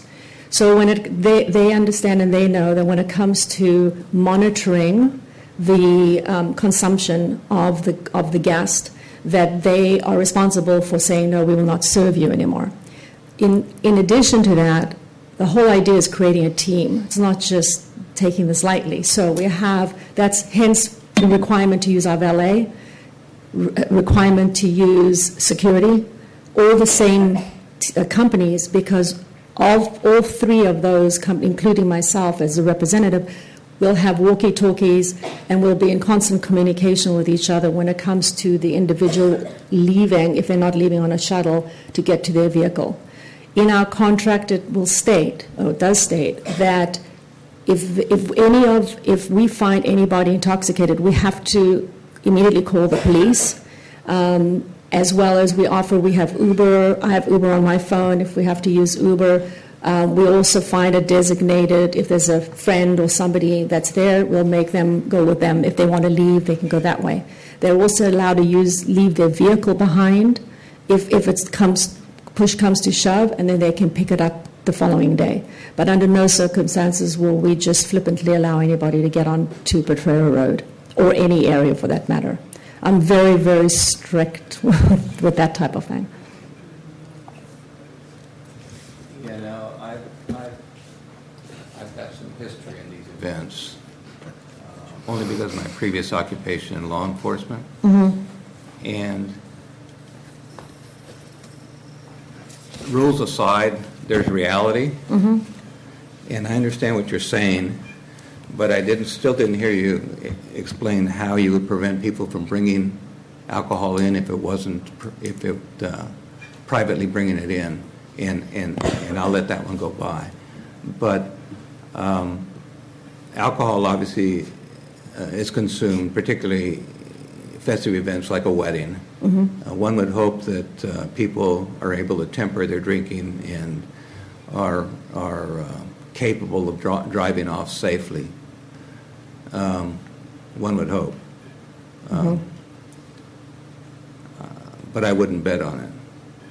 Mm-hmm. And so I assume you have liability insurance? Oh, yes. Okay. Yeah. One of the things I would like to see is that insurance to include the county of Ventura as other included, since we're issuing a permit. I'm sorry, what was your question? To include the county of Ventura as another covered, as part of that coverage. I see what you're saying. Since you're operating under a permit, so you might be operating under a permit that's issued by the county of Ventura. Is there a problem with that? I don't know, but Is there a problem with that, staff? Or is that appropriate? I would like to have our county council answer that. That would be appropriate. The permit condition would state that the county shall be named as an additional insured in the premises liability insurance. And so that way an insurance company would, if there was a lawsuit filed against the county, which in my opinion would lack merit because we're immune from liability based on that, but it could happen, then the insurance company would have to step up and provide for the county's legal defense as well. So that's a good suggestion. Okay.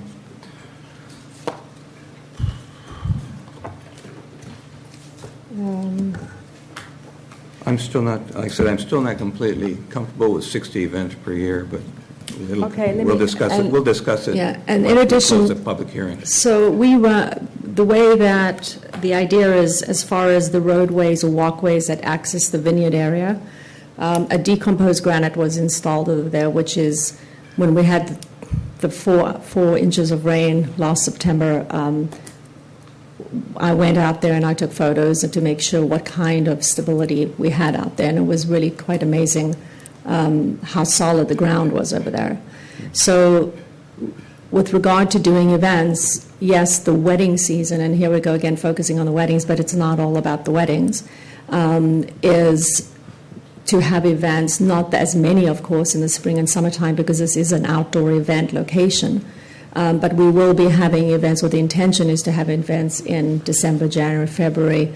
And with this type of weather that we have presently, it's unfortunate, but we do, that these other months have become more popular in the industry as a whole.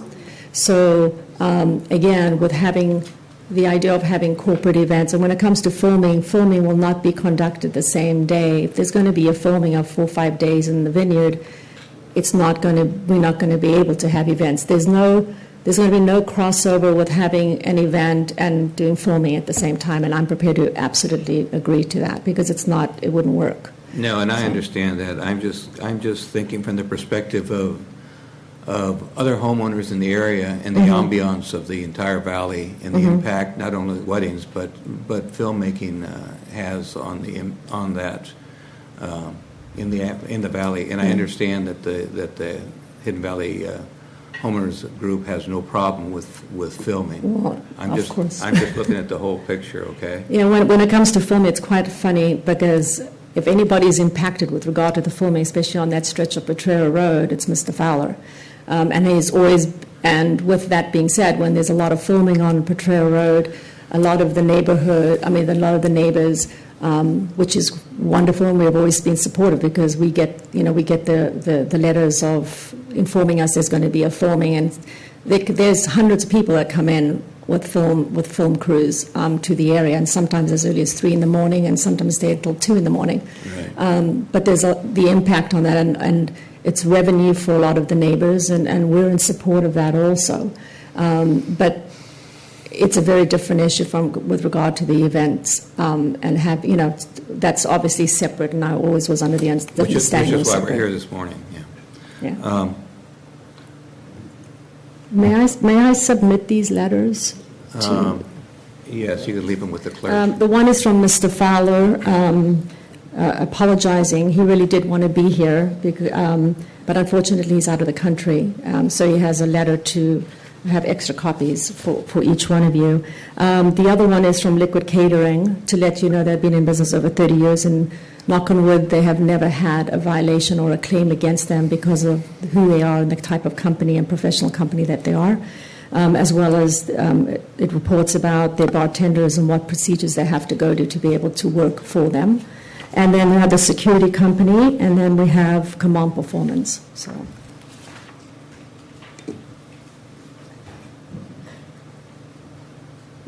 Thank you. I have one last question, Sheila. Yes. Who's going to deal with vehicles that are parked on the shoulder of the road that for any one of a number of reasons choose not to come in through the normal process because either they're late or they try to sneak in and walk in? It's not that easy to sneak in and walk in because it's a long walk to get from the gate. Understand. But on a regular basis, we also have a golf cart, and I'm always driving around in the golf cart when it comes to the evening time as well as when the event starts, because I can't walk all over there. So there's constant monitoring. I can't even imagine, but I'm not trying to disrespect your question, but I can't imagine anybody parking on Potrero Road because of the size of the property. I understand, but I'm coming from the real world, and it does happen. Well, with that being said, then I have no problem with adding that we will monitor on an hourly basis or whatever requirements are required, that our security checks on a consistent basis, because they're already doing the recordings of the sound, so they can also check the perimeter outside. Okay, perhaps staff can follow up on that, and obviously if parking is an issue, law enforcement, CHP specifically, ought to be called to remove vehicles if it's appropriate. Thank you. Any other questions to the speaker? Madam Chair, just real quick, I know we probably should coming up on a break. Sheila, just so you know, the reason I asked specifically about the filming versus events, we've had other events, other parts of the county, and people, obviously we have a number of speakers here today, that they're exceeding their 60 event limit. Oh. I wanted that clarity, ma'am, that does not count against you. Thank you. So it was not only to ask about it, but also for your protection. Thank you. Okay. The other thing is, we'll talk about it later. When you talk with the fire department, given the exposure in the place, we have had other situations in the county, particularly camps with children, where you might want to, when you develop the fire protection, talk about sheltering in place. Now, given it could be rare, but I think that is a discussion that probably you should have with the fire department, and what kind of things would that require. Okay. And then when we come back from the break, I don't know if you have anybody here from Meridian Consultants as far as the noise testing? Or No, but the report was very extensive, so sorry, yes, no, I know. I don't. Yeah, no, but, okay. I don't. All right, well then, I'll deal with those questions as Okay. we go. Again, I just want to get to certain points. Right. All right, thank you, Madam Chair. Commissioner Onstott? I have a question. It's in the neighborhood of compatibility with ag, and We touched on it earlier. There's a condition here that says if one of the farmers is using some restrictive material, the event situation is supposed to close down. Given the fact that you plan these things a year, maybe even more in advance, and we have no control over the farmers and and their applications, and being a farmer myself, we do it 7 days a week. How would you handle a conflict like that? I mean, I understand someone's paid you an awful lot of money to have an event on a specific date. Now, I understand and appreciate you try to work the situation out with the adjacent property owner. That's a given. But what if you have impasse and it puts you in violation? So with regard to our contract, there's a paragraph in our contract, and even though we would not want to use it, but Mr. Fowler has a right to revoke the contract. It's not something that we wanted to put in there, but it's because we wanted to make sure we protect that. Number two is, when I found out about the Homeowners Association sending in a letter this last Friday, I immediately reached out to them. Mr. Fowler reached out to the president to talk to them and to let them know, and I have no problem, by the way, to inform, to give them my phone number or give them my emails. Anytime they want to call me or text me regarding any questions or concerns they have, I'm available. So my point is, with regard to the homeowners, I've reached out to them. The neighbors, Mr. Lugonda, who is also the treasurer for HOA, I've met with him. We walked the property. We talked about all the rules and so forth. And he's our immediate neighbor. And the idea is to absolutely work with him. And I'm getting to your final question as far as what happens if you come to an impasse. But we have vineyards as well, and we do spraying, as you know, and things like that when it comes to that. So we have to make sure not only when the spraying takes place, but at least 2-3 days after that, I don't know the exact days, so that it's cleared in the air and that it's good to go for our weekends. Most of the time, the events are going to be on the weekend. And so the hope is to work with our neighbors and to let them know if there's going to be an event, especially those that have that are affected around us by this, and work with them to make sure that they can do what they need to do for their agricultural area. We don't want to. We want to support that. Right. So possibly the notice requirements of who you notify and when you notify should be looked at in a rather liberal sense, so that I would recommend that they have an event schedule too. So I'm sure there'd be an opportunity to schedule around. Right. We don't know what's going to happen a year from now, 5 years from now. I don't know what the use of the adjacent properties is going to be. Exactly. Okay. I agree. Thank you, ma'am. I don't have a problem. Any other questions? Oh, I have one more point. There was another point that you brought up about the 1 to 2 years request to extend. And I don't know from a legal standpoint as far as the liability of the county, but because of the fact that when it does come to events, weddings, they usually typically will book a year to year and a half in advance because of this beautiful area we live in the whole of Simi Valley as well as Ventura. There's a lot of competition out there to be able for these couples to get in. So 1.5 years in advance is kind of normal these days. So because part of our business will be regarding that, the request is that we have that option to be able to book a year and a half up to 2 years, because otherwise we're stuck because we don't want to violate any conditions.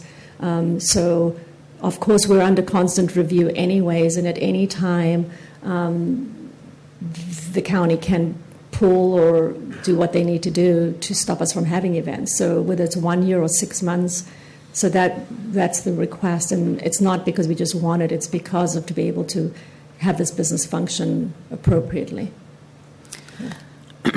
I have a couple of questions. At the beginning of your presentation, you spoke about signage on the perimeter of the property.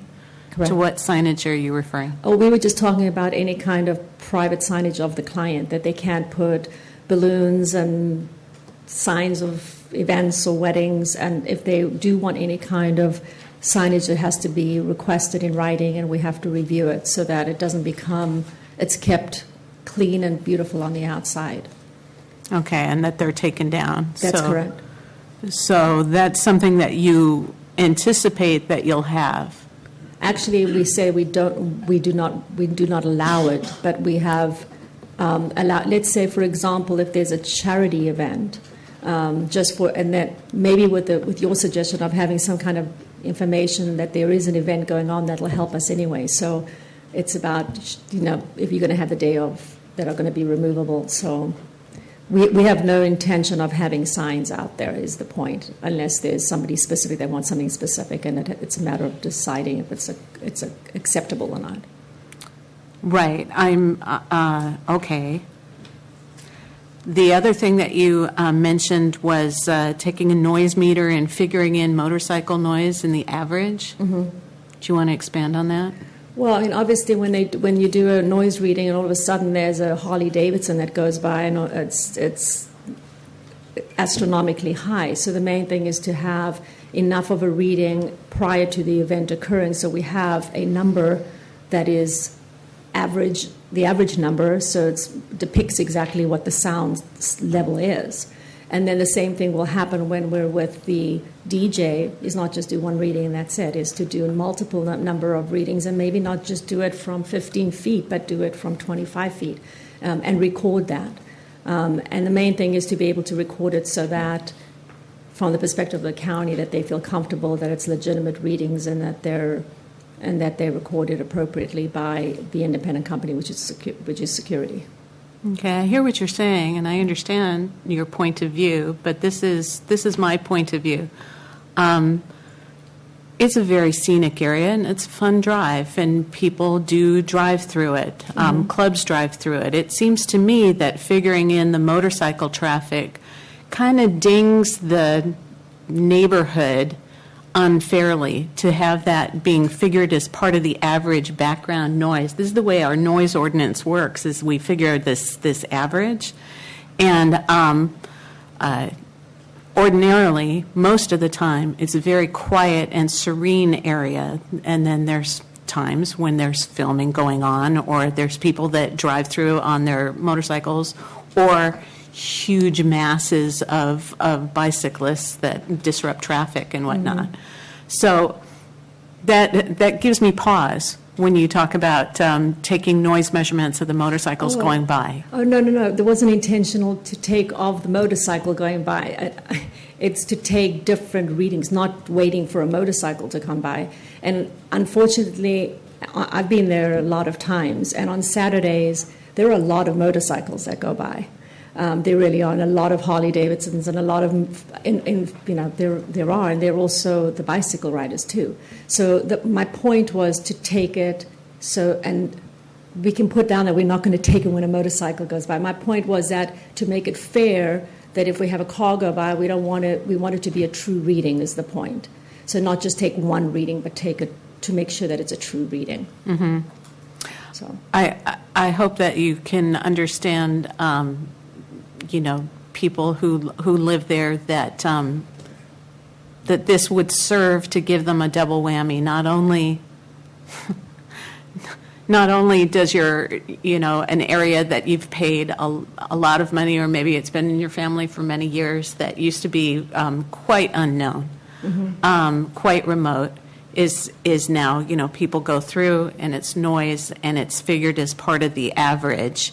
And so to say, see, it's not all that quiet, and so we can have amplified music for these special events every weekend, every year for 5 years, it just seems to be unfair. It doesn't seem to be a balance of, your business's needs and the expectations of the community.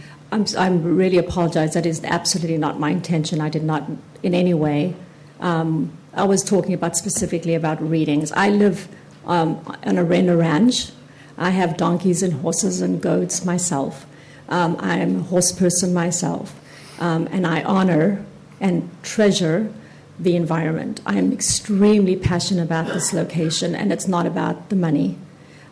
Mike Fowler, if you read his letter, he's owned it for a long, long time, and he plans to keep it in his family for a long time. And he really, absolutely, from his heart, he doesn't need the money. From his heart, I remember when we got together, and he said, Sheila, I want to bring life and have people enjoy what I have. It's not going to, like I said, it was driven by that, 100%. So I apologize if it sounded, I was really focusing on making sure to let you know that we will make sure we have a reasonable, true reading, rather than the fact that motorcycles are in the area and dismissing the beauty of it, because that's not true. Okay, then. Thank you very much. If we have any further questions, would you be willing to come Oh, back? absolutely. Okay, Pleasure. as things arise. Yeah, sure. Okay, before moving on to the next speaker, I would like to take a 15-minute break, and I would like for you to know that there's a time limit on the parking if you've parked in the parking that way. There's a 3-hour limit, and they do ticket. So, if you're parked there, move your car. Otherwise, I'd like to take. Let's see. Let's go to 11:05.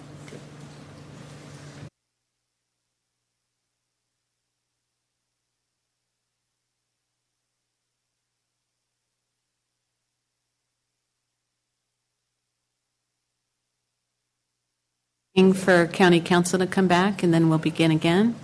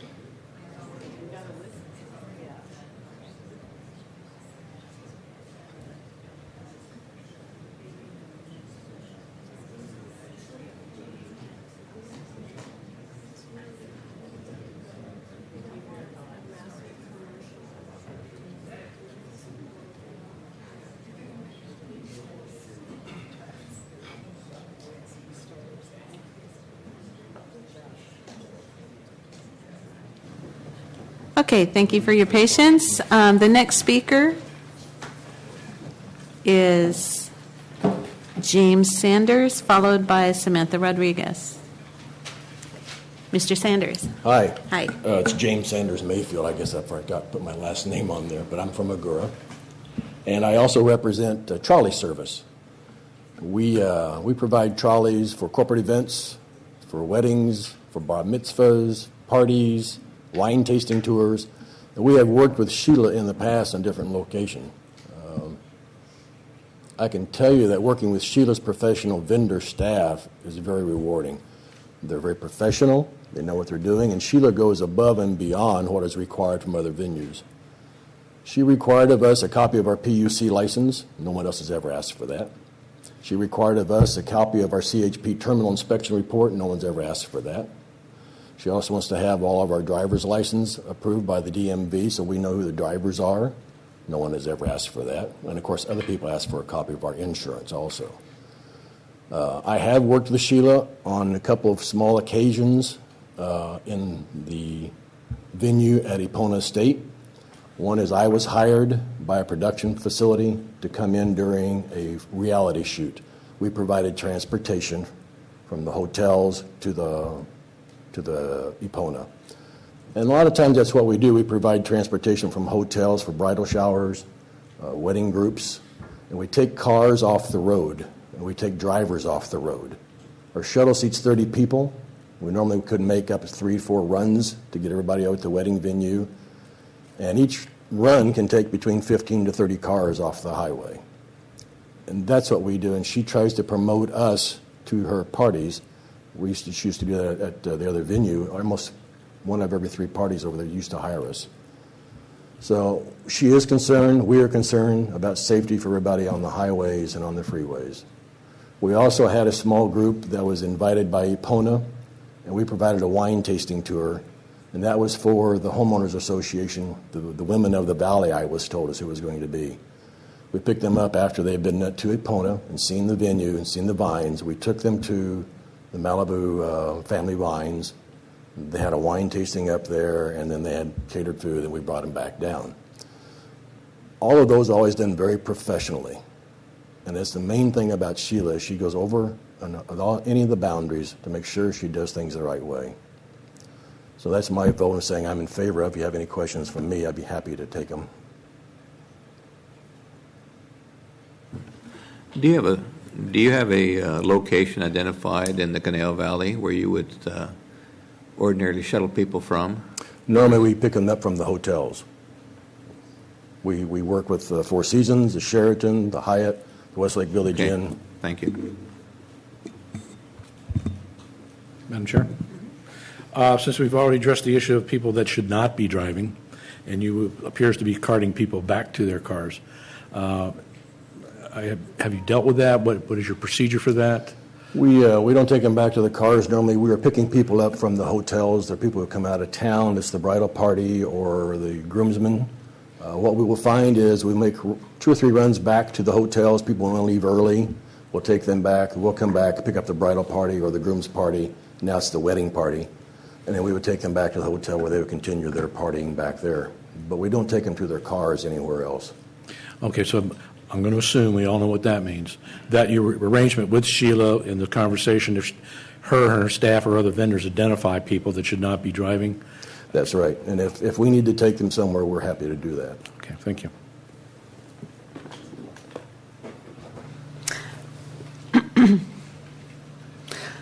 Okay, your trolley, you have one? We have one designated for corporate events, bar mitzvahs. We have, that's called Hop Aboard Trolley, and that's the one that's registered under El Corral Holdings with the PUC for this type of environment. We talked about locking the gate after the event starts and the traffic being routed to that other thing. How would that work if you're taking people back and making multiple trips? Well, if we're talking about Epona specifically, I guess we are here. Epona has the main gate. When I load people up to take them back to the hotel, I can't exit the main gate because the security guard is there and he'll let me out. When I come back in, there are 2 or 3 other entrances I can go to because I'm not bringing anybody back. I can go to the service entrance, I can come in, pick people up, and take them out the front gate again. Okay, thank you. Any other questions? Thank you, sir. Thank you. Next speaker is Samantha Rodriguez.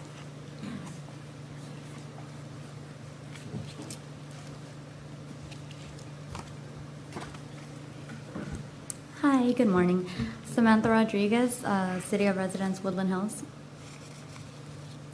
So I am the general manager at Mars Valet. We are the exclusive valet for Epona Estate, so we are on her preferred vendors list. Our valet service has been in business for 8 years. We are a family-run business. We have known Sheila Mayfield for over 3 years. I can say she's very diligent and responsible in everything she does. Our main priority is focusing on the safety of the guests as well as the safety of the vehicles that we take care of in Epona. We also plan to work with the management as well as the security system there to prohibit drivers who are in question of being under the influence to continue to drive their cars off of the lot at Epona. Any questions? Did you? Commissioner Rodriguez, go ahead. Are you bonded? We are insured, Okay. not bonded, but we are insured. And how do you obtain your drivers? So, because it's a family-owned business, it would be my father, me, and my brother. From there, we hire family and friends who are trusted. We know them closely. And then as far as hiring those who are not in that circle, They do go through a hiring process, so we do the interviews. We ask them anything beyond ethical questions, valid driver's license. They have to know manual transmission, and they have to have customer service skills. Do you examine a driving record, DMV driving record, for any No, violations? we do have copies of their driver's license. I understand that. But having a copy of a driver's license doesn't tell you whether or not they've had a citation or an arrest for drunk driving. So that's what I'm asking. Do you check their driving record with the DMV? No, but we can begin to do that before we take place at Epona Estate. So we can begin that process of checking driver's license and driving records. Thank you. I always thought it was pronounced valet. I'm sorry? I always thought it was pronounced valet. Valet business, yes. Okay. Thank you. You're welcome. Next speaker, Ralph Hurst, and I'm sorry for the confusion at the beginning. Followed by Lori O'Brien. No problem. I was here early because this was important to me, is important to me. My name is Ralph Hurst. I am a owner and a homeowner in the Valley at 700 West Potrero. Have lived there since 2012. My wife and I and our family had an eye on a property there that we literally watched from 1987 until 2012 when we had the finances and the opportunity to buy it. So it's a very important valley to us. I think one of the most interesting things, at least so far, and maybe it's just coincidence, but I think the people you're going to hear from now who oppose what's being proposed here are all people who live in the valley. And everybody up until now who has spoken before you in favor of it does not live in the valley. They're coming from Agora Hills, from Woodland Hills, and they're impacting where we live. I want to speak to a couple of different issues. First of all, traffic. It sounds like a few of you have been through the valley and you know how narrow the road is. It does not have a shoulder for bicyclists to go on. Oftentimes, those of us who live there have to be very careful to pass carefully to go around bicyclists. It's a very significant number of bicyclists ride through there on any given weekend, all day long, from early in the morning till dark, and sometimes even after dark. Putting more traffic on that road is a huge concern, I would think, for them. In fact, our homeowners association just heard from Supervisor Parks about her concern about that very issue of bicyclists on that road and the speeds of traffic on that road. In terms of noise, I would be happy to provide the staff with a copy of this. The September event, we didn't happen to be home, but my daughter was there. We live approximately a mile from the property, and she was able to use her iPhone and record the noise from the music that was going on to the point that in the recording you can hear the words as if I'm standing here talking to you right now. So it doesn't stop, as I think someone pointed out, at a tree line or at 1,000 feet. The noise carries throughout the valley very clearly. The community as a whole is an agricultural community. One of the things I noticed on one of the slides from those in support of this, I think it was titled Hidden Valley Area, and it had various arrows drawn to major properties, the homeowners' properties in the valley. What it failed to recognize, maybe accidentally, maybe on purpose, is much closer to that site is a couple of different properties that are ranch staff properties. These are people who work very, very hard all weekend, all week long hours, oftentimes called on weekends, and if they do have time off to spend with their families, it's normally on the weekends when this, if approved, will be creating noise and interrupting them. And they are not 1,000 feet away. Those properties weren't even on the map, and they should be taken into account. Excuse me, sir. How many properties are we talking about? How many residences? I would say there's 5 or 6. 5 or 6 families living there in Yeah. those residences? Yeah. And These are ranch staff housing. I understand, basically, yeah. but, right, thank you. The other thing I'd like to speak to is the process up until this point, which you've heard about a little bit today. They've talked about building a vineyard and a vineyard being there. Before coming for approvals and before standing before this commission, they went through the process of building a vineyard in purpose not to be an agricultural facility, but to have venue like this go on all the time. So they completely ignored the process that normally is set up within the county to control things like this. Then they had 4 events, and now they want to say, well, that was, we learned in the process. They would have been very happy to just keep doing this had not the owner stepped in and said, wait a minute, what's going on over there? In fact, I drove by there this morning on the way here, and everything is set up for weddings already. There are or events, I should say weddings. There are trailers there for bathroom trailers. There are venues set out in a park-like setting for it. So this is not... I'm sorry, what was set out? There are benches set out, picnic tables set out, for group settings, not for family use, already before they even showed up here to talk about this because of concerns that the homeowners expressed. The other thing I want to talk about is sort of the Me Too scenario. We're talking about an agricultural area with very few homes, an agricultural area, by the way, which has a number of properties that have been impacted by the drought and no longer have water in their wells. And this property decides to build a vineyard and for purposes of doing weddings and corporate events, not for supplying food to people to eat. And is using that water at the expense of agricultural properties.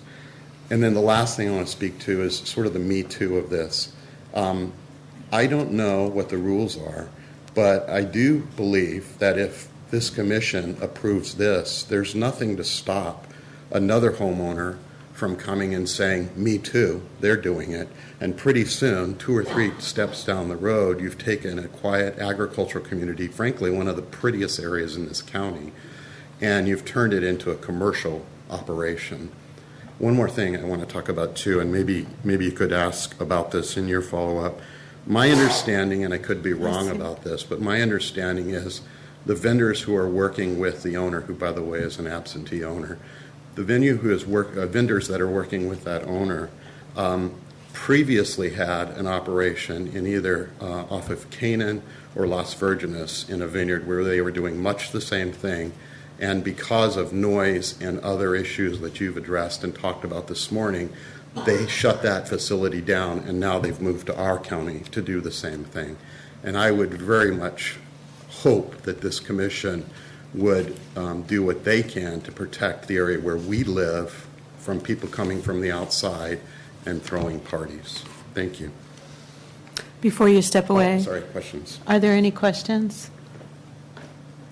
Are you a member of the Homeowners Association? Were you part of the? I am, and I did, was aware of the letter, yes.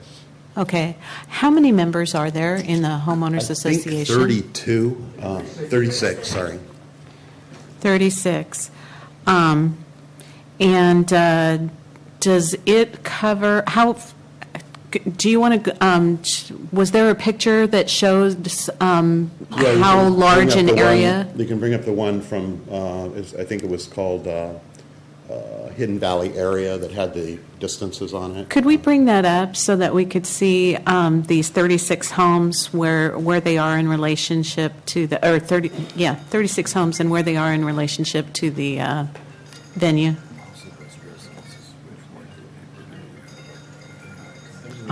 I'll let you do that.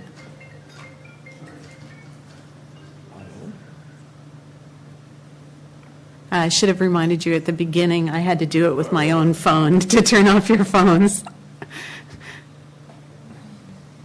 I'm just glad it wasn't mine. Yes.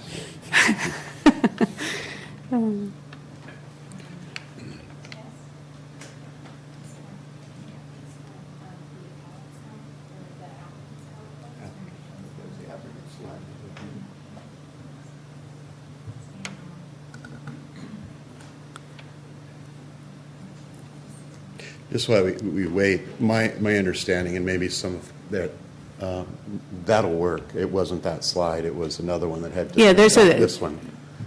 Sorry, the one with the number. That one, yes. Thanks.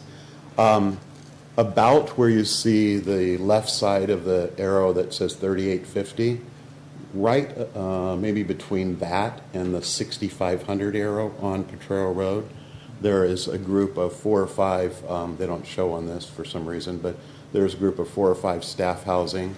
And then back right underneath and on the valley side, where it says 6500, the number, there's staff housing right there. I'm sorry to interrupt you. Could somebody assist him with the pointer, please? I can do this properly. Okay. Oh, there you go. So right here. A little further down. Okay, is it right here? Down, right there. Right in here, there's staff housing. And then, oh, I didn't do that, I don't think. Oh, yeah, you did. Yeah, You okay. did it. Okay. I'm electric. There we go.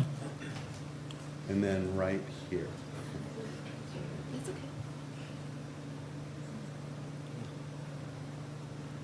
So I'm trying to point right under the 6500, between that and 5250. It's not just me. Okay. Right in there, on the valley side, right. Under the 1050. Right there. No, over, now And then- down. then some right there. No, you're way to the right.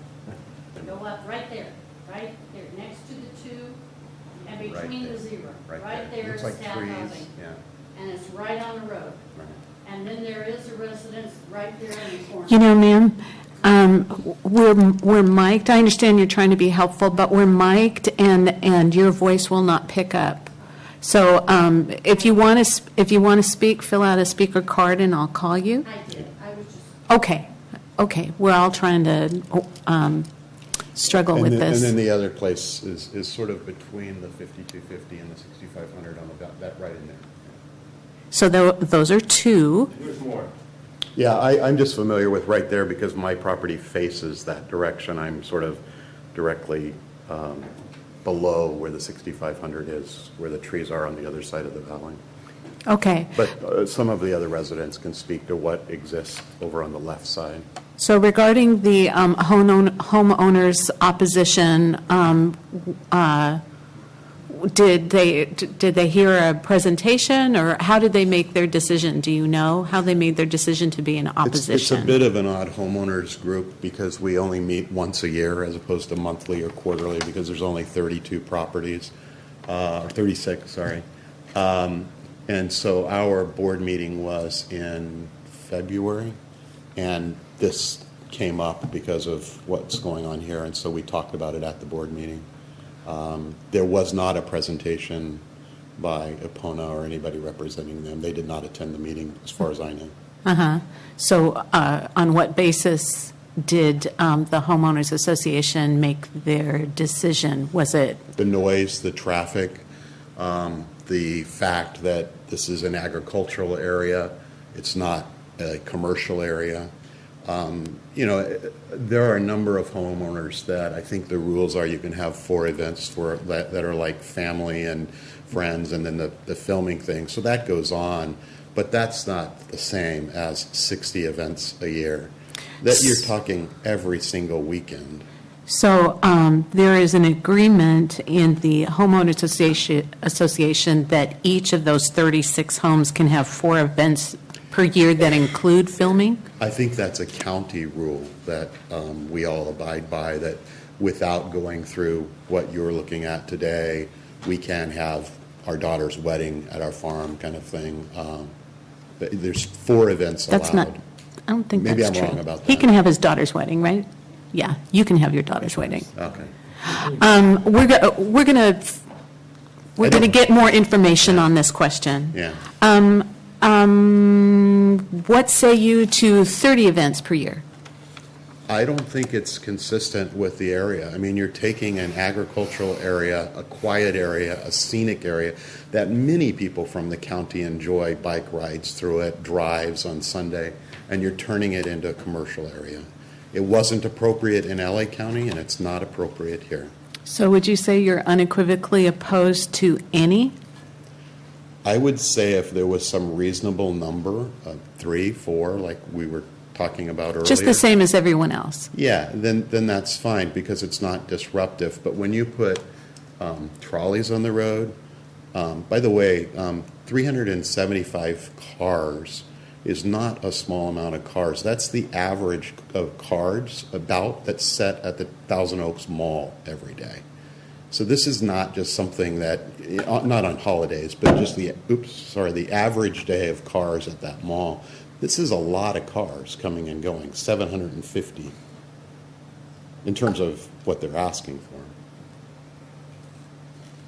for on a narrow road.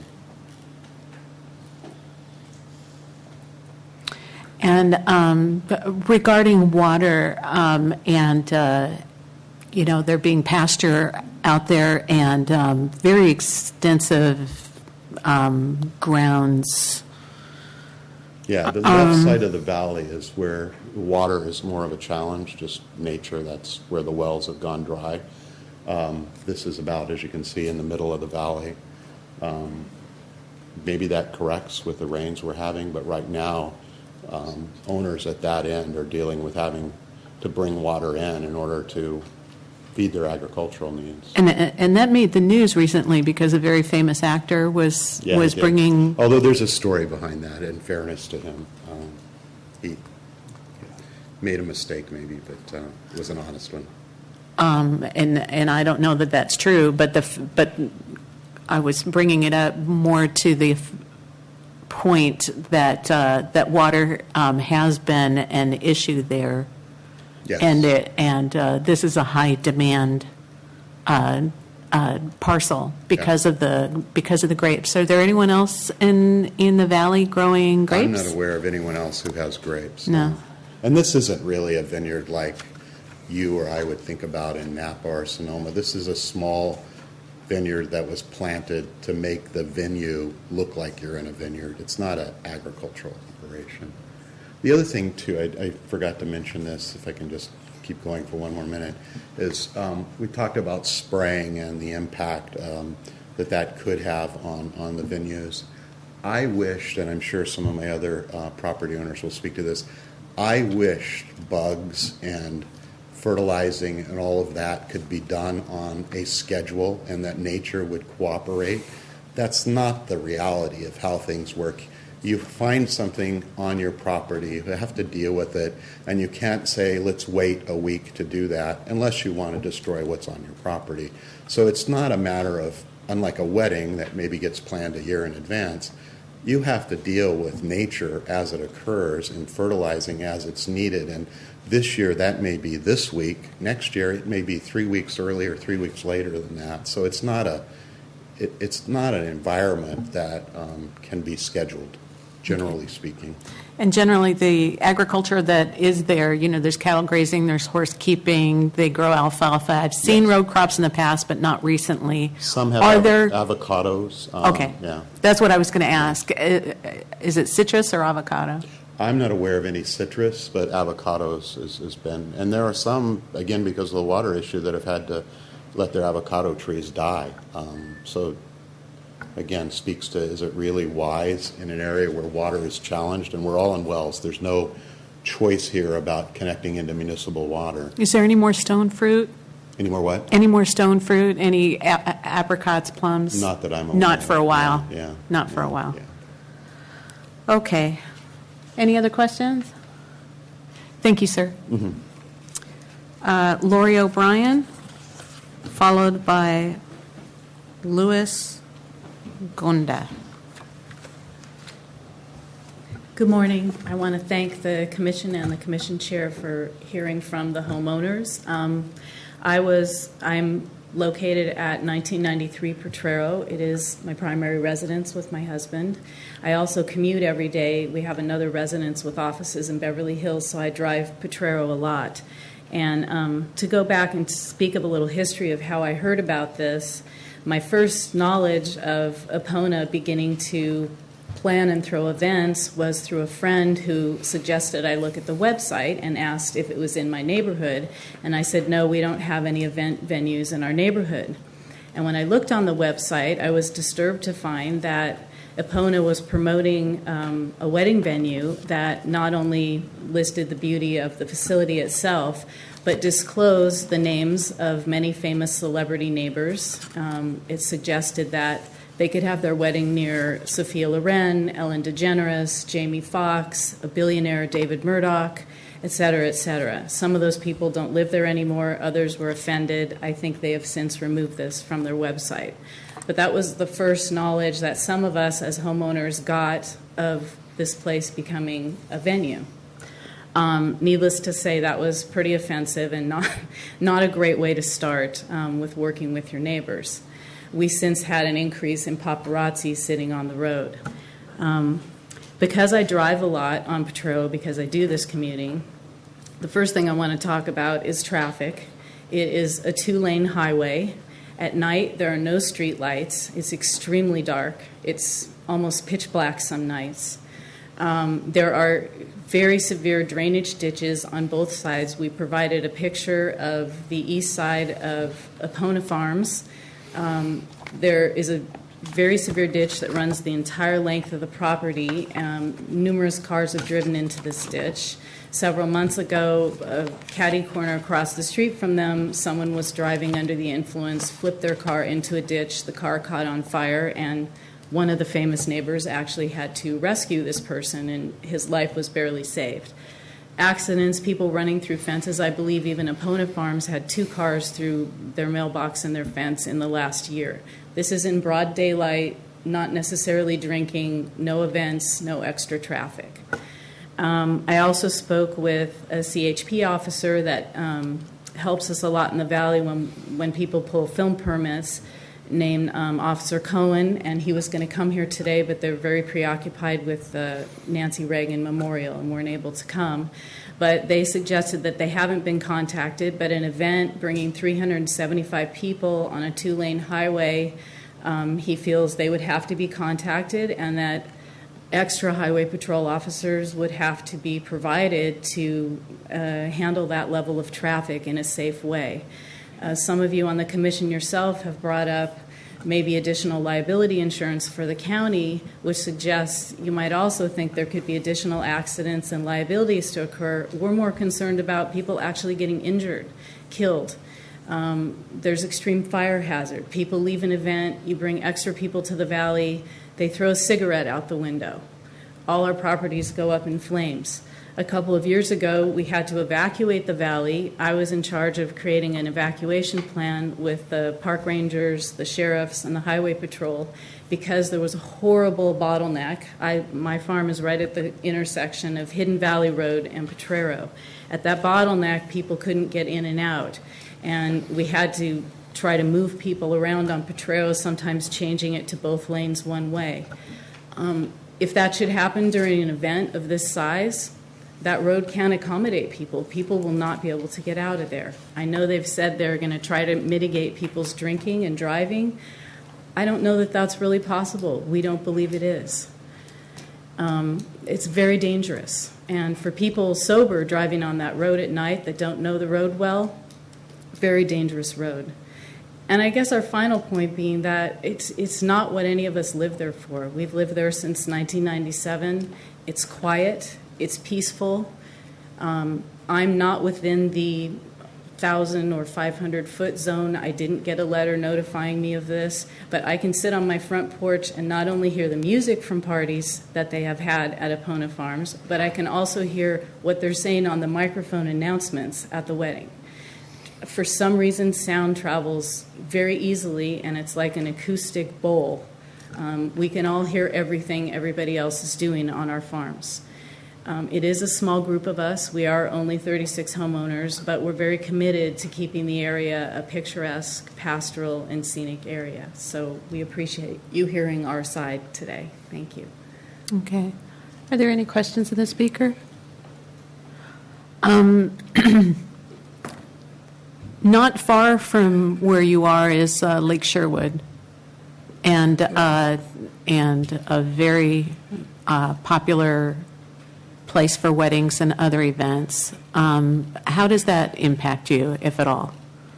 I think it has impacted us slightly, but I think primarily those people are all directed to come in the east gate of Lake Sherwood. There are street lights that come all the way to the west lake of Lake Sherwood. The road is wider. There are no drainage ditches. And primarily the traffic turns right out of there and does not come into Hidden Valley. They go down Potrero to Westlake Boulevard and get back on the freeway. It's not something maybe we all love, but it happens, and they have streetlights and a wider road there. So you're not opposed to their operation, and their events don't impact where your neighborhood is? They have not seemed to. What we have been impacted by is things happening in the valley, and in addition, with all these new traffic apps, people tend to be driving down the 101 freeway in the morning and the evening at rush hour and use their Waze app, for example, and here there's an accident on the 101, get off and drive through Potrero Road. They drive very fast, it's rush hour, and so there's been an increase of traffic that way. So we're already slightly impacted just by the nature of changing times. It's interesting that you bring up Waze, because that's exactly what it does. When there is an accident, say in Newbury Park, you can take Hidden Valley and avoid the whole mess. Right. So you don't have to go on the 101 at all. Right, but generally the Sherwood traffic does not come through. It's very rare that it comes through Hidden Valley itself. But Potrero can take you all the way down to Camarillo, is my point. Absolutely. So it doesn't seem like it would be an alternative, but and especially with Waze, it is.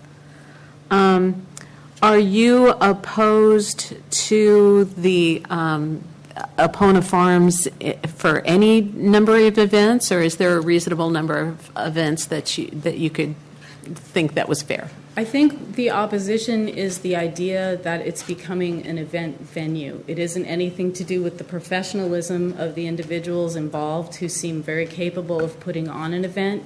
It's the idea that there will be planned events with people from outside the valley paying to come. It turns it into a commercial venture. Driving down what was a very scenic pastoral view site when you drive down Potrero, and now, as you've said, vegetation is not a great screen.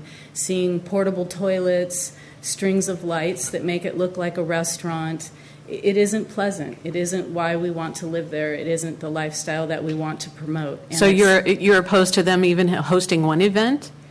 No, I think each individual event, if it's permitted properly and it is looked at as an individual event, we would be open to. I'm trying to get that number from you. Certainly, you don't want to see 60, and no. I offered up 30. What do you think? In your opinion, I think what would at the be homeowners meeting, the sentiment was we don't want any professional, commercial, charged events. I think if they wanted to hold a couple a year and ask permission and get a permit for those events specifically, I don't think they'd get a lot of flack from the homeowners. But I think this has been very offensive to try to do a for-profit business that, regardless if they say they're not doing it for money, there's a lot of money to be made in 60 events a year with 300 people. Okay, so getting back to the number again, that you personally would find acceptable, you think 2 per year is a reasonable number? For me personally, I can't speak for the homeowners association. And that's what I'm asking? Mm-hmm. Okay. And just to double check, it's 36 people in the homeowners association. It meets once a year, and everybody is allowed to have 4 events per year? I don't know about the 4 events. That's the first I've heard of that. But we are 36, and we do meet once a year. Have you ever held events at your property? No, we have not.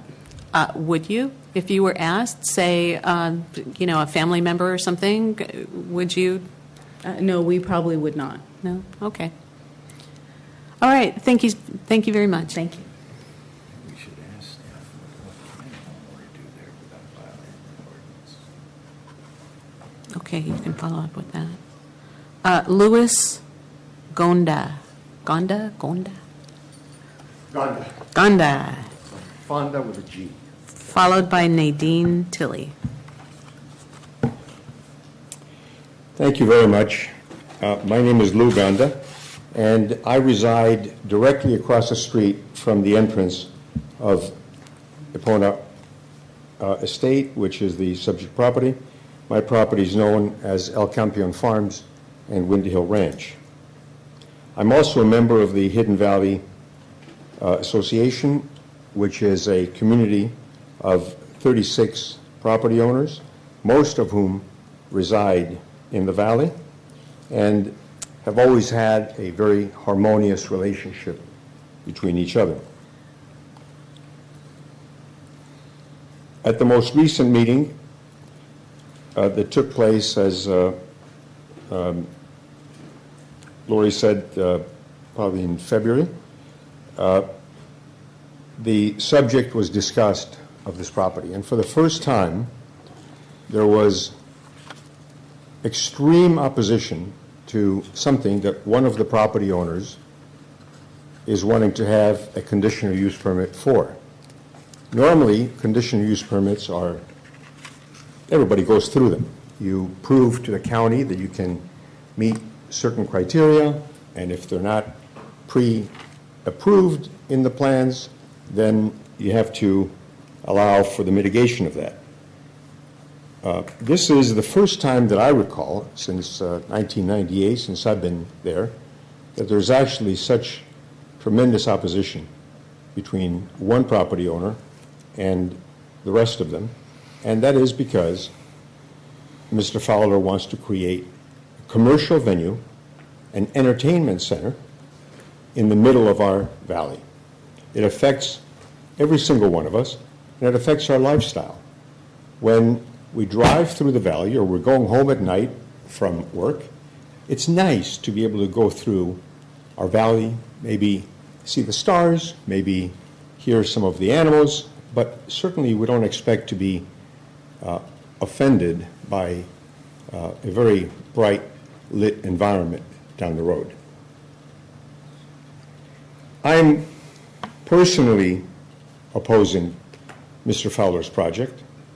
The association, the members of the association instructed the board, a quorum was present, and it was unanimously requested that the 3 officers of the association, me being one of them, write the letter that you have received, expressing the sentiments of the association. So it can be considered unanimous on the part of the homeowners.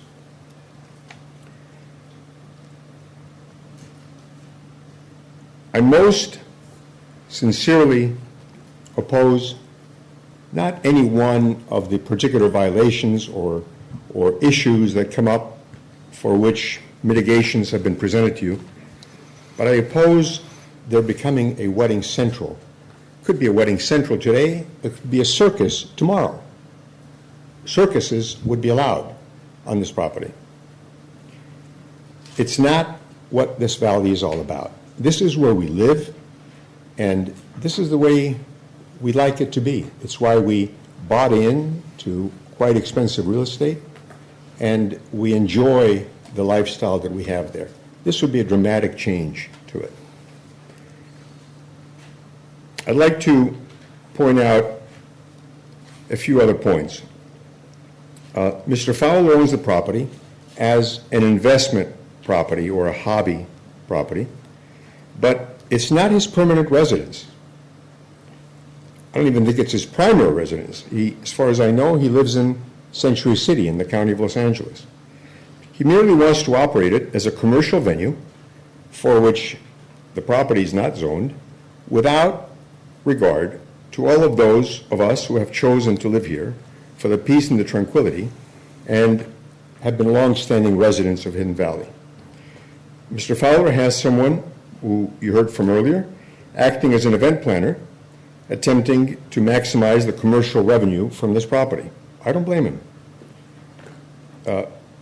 We all would love to have some commercial profit from our properties, but it's just, you can't do it because that's not what it's intended for. Yes, we can sell hay, or we can maybe sell horses, but that's what this valley was dreamt about. There's a big difference between having a family event even having a dressage or a show jumping event which brings in a few hundred people. It happens once in a blue moon.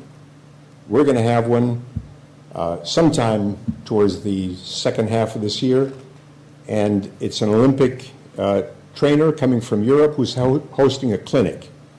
That's it. Aside from that, we've had our children's parties over there.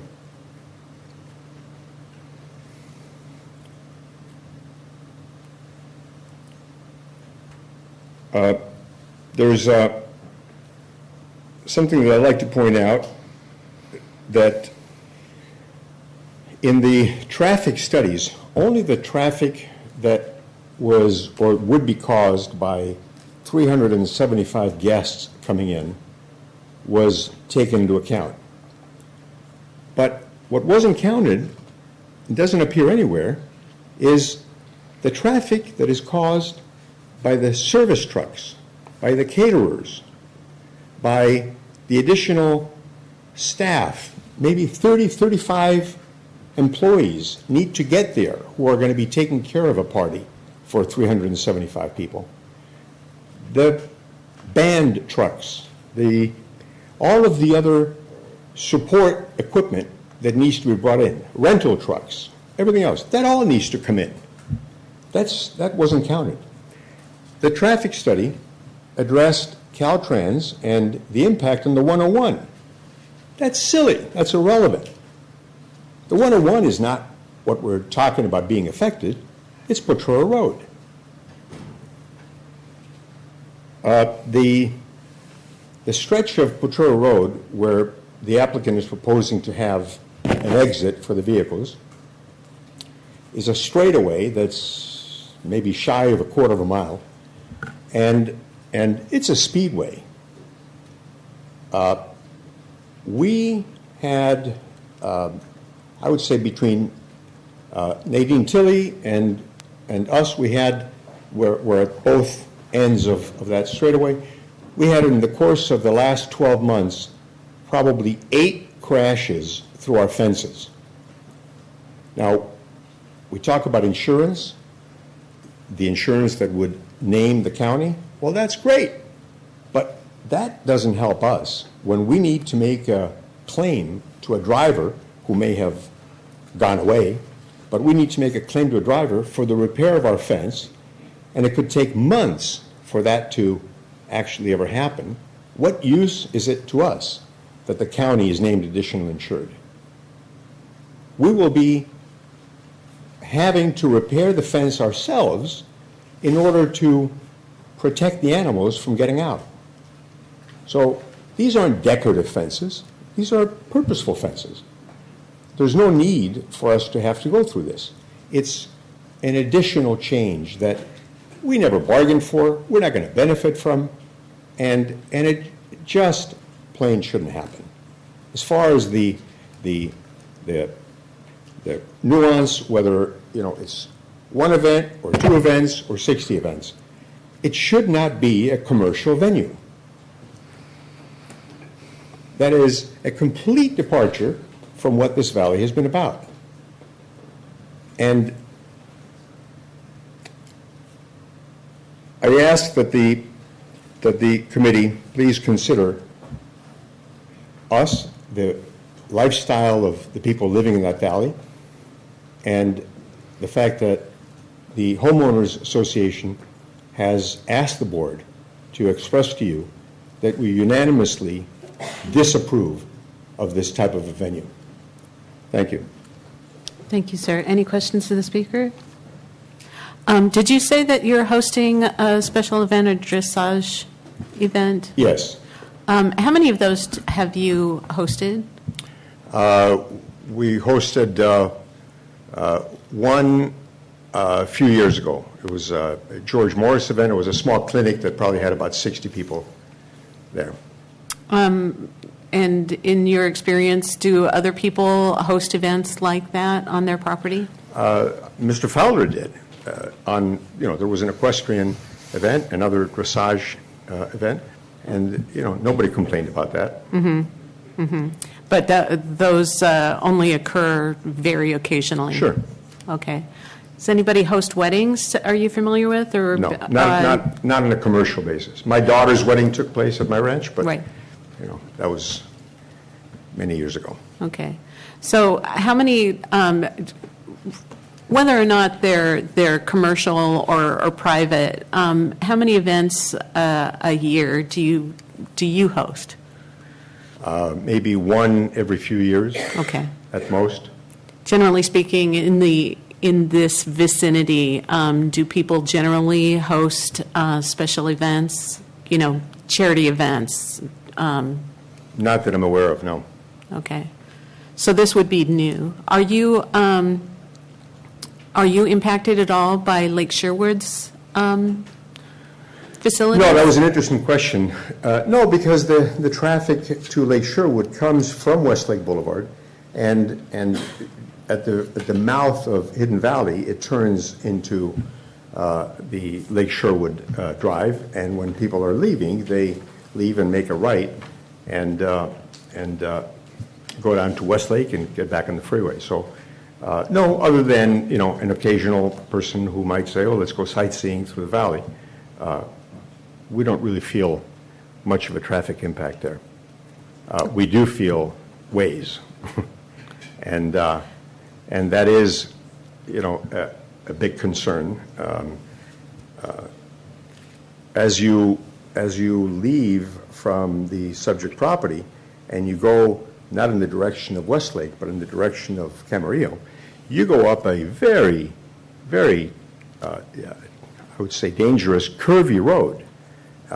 And that needs to be taken into account as well, because anybody leaving late at night who's not familiar with the area and could very easily be lost over there,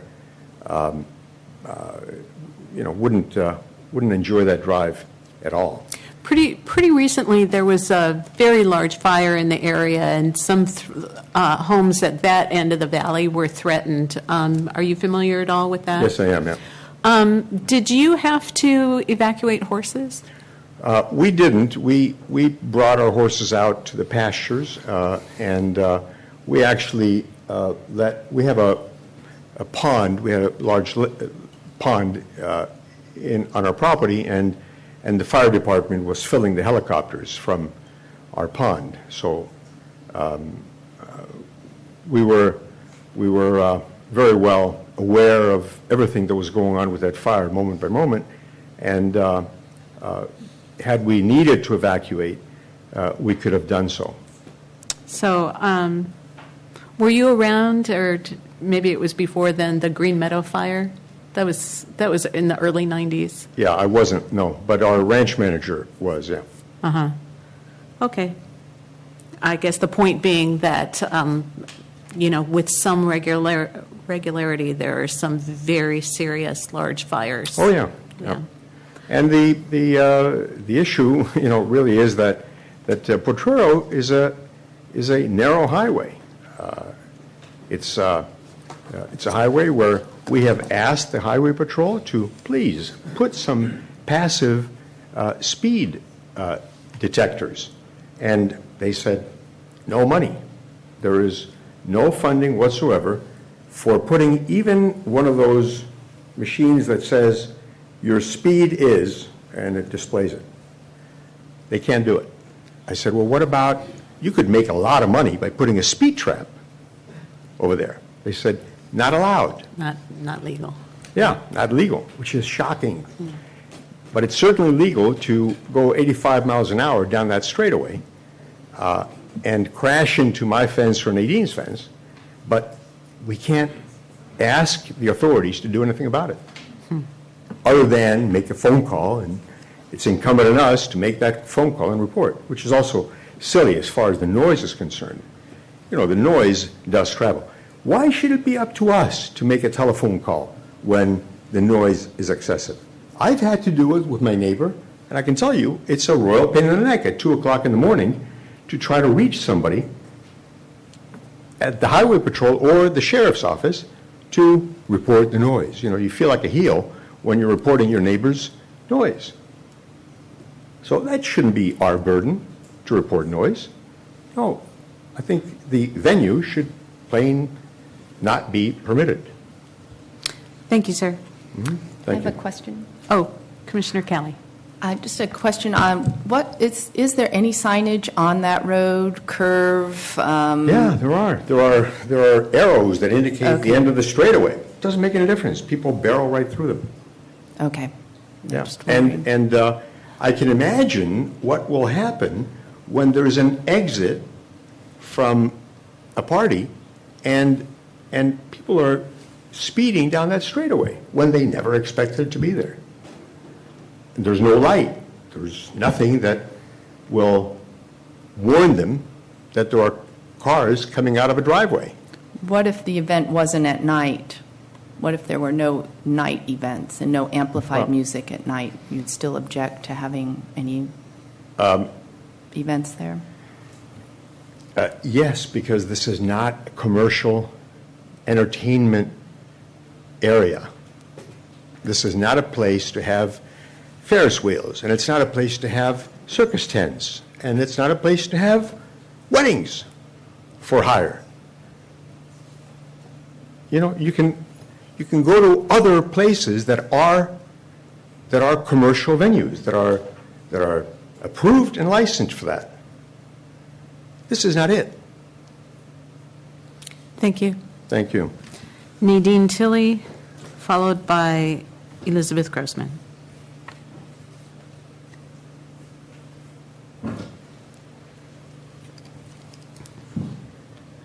I'm Nadine Tilley. My address is 890 West Potrero Road. I'm a resident of the Valley. And on the map, where 2650 ends is actually right in almost the center of my riding arena at my horse farm. I am not going to address all the issues which have been mentioned already. We can beat a horse to death. We can lead it to water, but we can't make it drink. So I'm not going to repeat all of the obvious reasons that everybody else has expressed. I do have one concern with being allowed to have commercial events in this valley. With all the issues that I listened to of planning for security, I'm not quite sure why you have to have so much security at a planned wedding event, other than the fact that where people gather, crime occurs.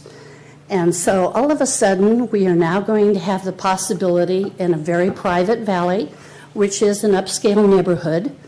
A lot of people have expensive things that are on view as you drive down the road. You now have 300 people passing by that every single weekend that you have no idea where they're from. And they're attending alcohol or having alcohol, having a party. And I just think it opens up a huge can of worms of encouraging possible crime to come into the area. And that I very much object to. I just want to go on record of saying that I'm opposed to this venue and to this venture.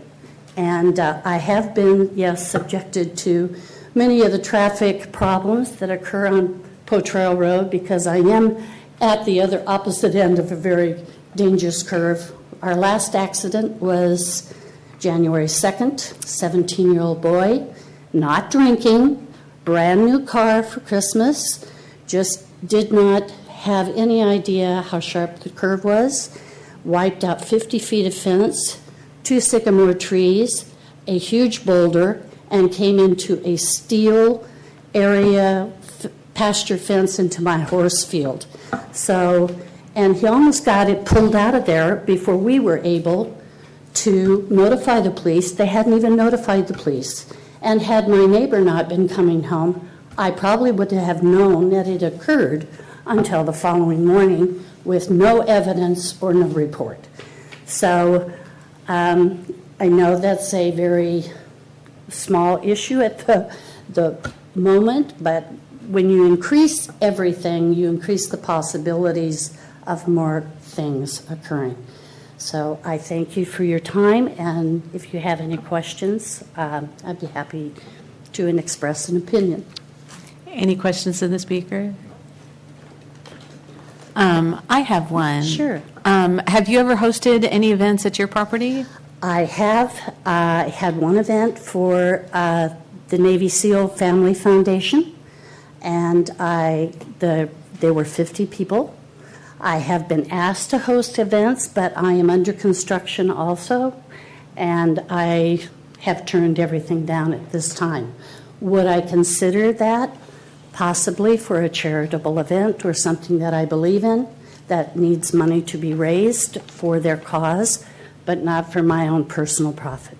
So, how long have you been there? I have owned the property now for 3 years in May. Okay, so in those 3 years, you've had one special event? One event. With 50 people, okay.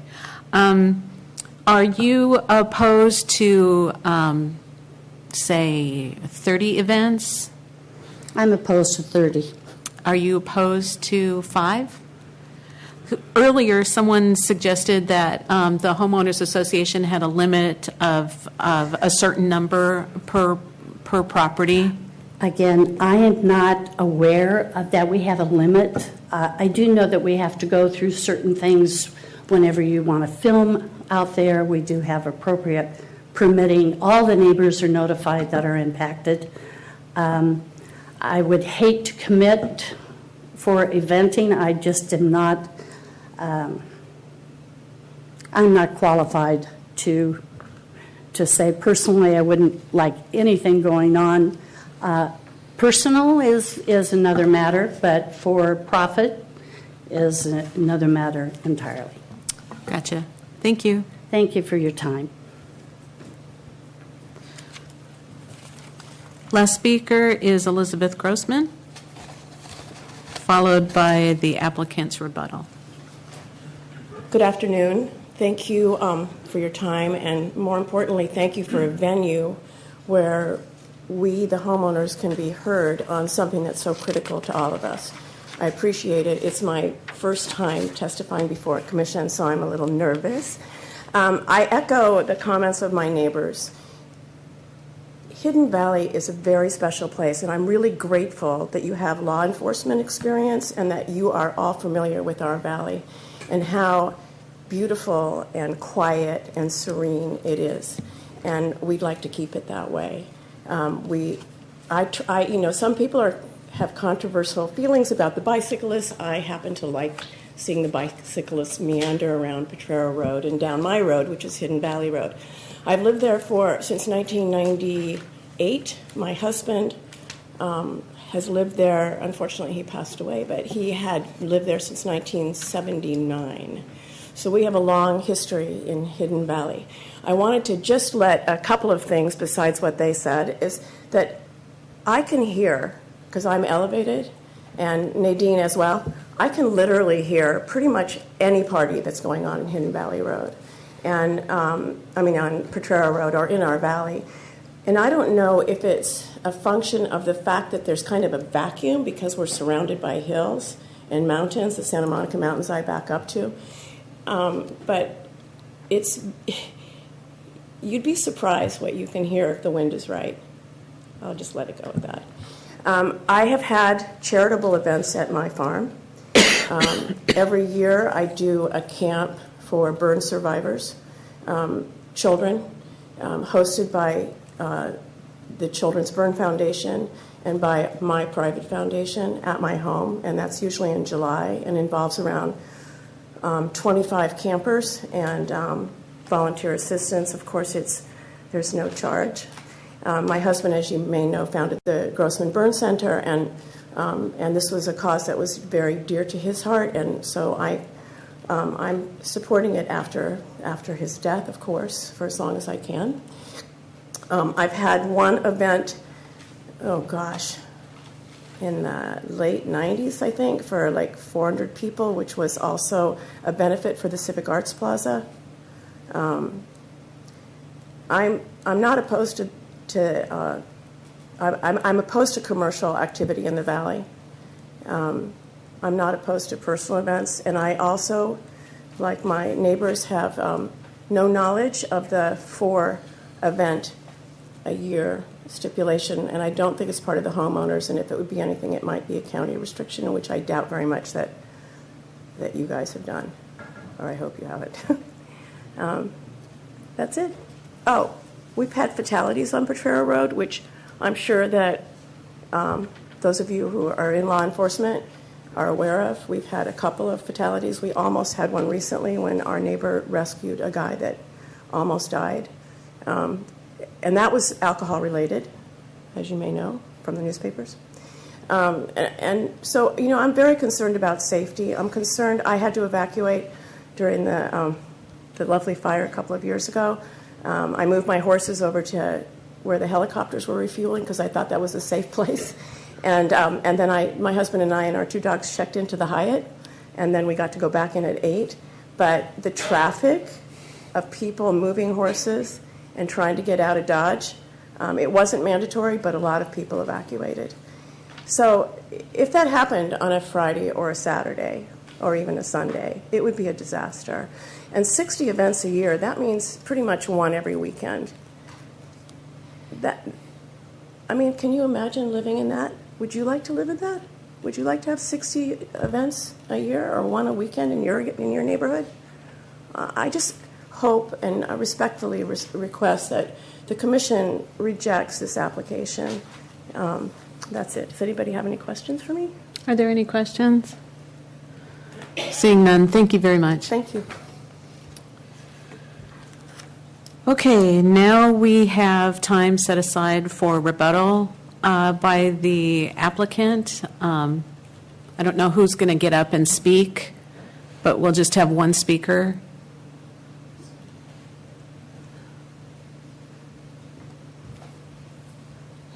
Thank you. Again. Please state your name again. Sheila Mayfield. Just really quick, the valet company, Mars Valet, asked me to just mention to you, because Samantha didn't realize her father's sitting there, that when it comes to checking the drivers of their company, they have copies of their driver's license. It then goes to their insurance company, and they do a check of their record as well, is from what they've told me. Number 2 is, she didn't have a chance to let you know, but the way that they operate is when a vehicle is dropped off at valet, they will then take the key, of course. They're the first people to see if there's any alcohol in the vehicle. But once they get into the event space, when they come out, if they want anything from the vehicle, they will go get the item for them. If they have a sweater or they forgot their camera, but they do not have access back to that vehicle unless they're leaving. So that's very, very important. With regard to the response and with respect to the neighbors, the first gentleman that spoke about my experience in the past, and I think it is extremely important to clearly state what happened. This was not a situation where there was any violations. This was a situation where I was hired to develop a venue. There were 2 owners. They were partners and had been partners for 20-something years, and that's the way I knew them. They were both people I worked for. Within about 4 or 5 months that I started working for them, they started a lawsuit against each other. This venue, from my knowledge, is still operating in Los Angeles County. I have no association with them. There was nothing about me coming from that valley from Canaan and coming over to Hidden Valley because of anything I had done or anything that I was responsible for other than the lawsuit that had transpired. From my understanding, one of the owners has now bought out the other owner, and his daughter is running the facility. Number 1. Number 2 is I'm very confused with Mr. Gonda, who's the neighbor that's right across the street. He had come over to Epona, it was sometime in September, and we got on the golf cart because I wanted to reach out and talk about what our proposed idea was and to get the feedback, especially of the neighbors closely impacted by it.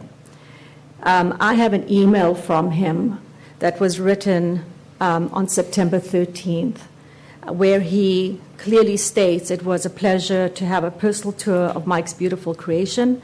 In light of all the attention you and Button have given to minimizing the impact of on your neighbors and on our precious valley, please consider me a friend and supporter of your efforts. So he says, I know you will be receptive to occasional feedback from a friendly neighbor as when small issues arise. I look forward to Kelly and me having more time to talk to you about topics of mutual interest, especially children, because I have a nonprofit organization for special needs children and adults. That's my big passion. Please give my regards and congratulations to Mike Lou Gonda. So I really did reach out. I want to develop, and Mike Fowler wants to develop a relationship and a working relationship with the neighbors. So I don't know what happened from then to now because the information was given to him in detail, and we must have spent about an hour and a half together. With regard to Mr. Fowler, Mike Fowler, yes, he has an office in Century City, and that's where his main office is. And because of that, he bought a condominium that's next door so that he can get there so it's easy to get to work. However, I've been at Epona now for over a year and a half, almost 2 years, and I see him, unless he's out of town or out of the country, every single weekend he's at the property and he stays there as well as during the week.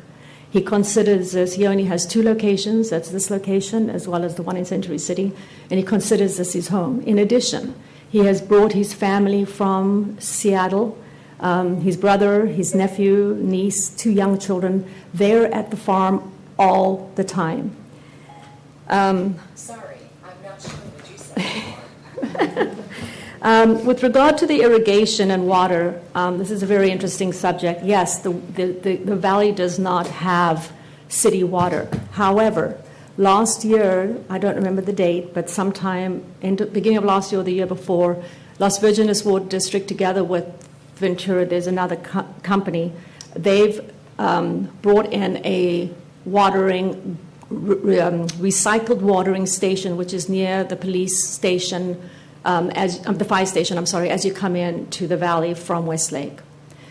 All the water that is used on the vines, all the water that's used on any of the landscaping, which is very minimal, is used with recycled water. I have a document here from Las Virgenes Water District that states very clearly that they actually have a problem with, they don't know what to do with the excess recycled water. There is a lot of recycled water.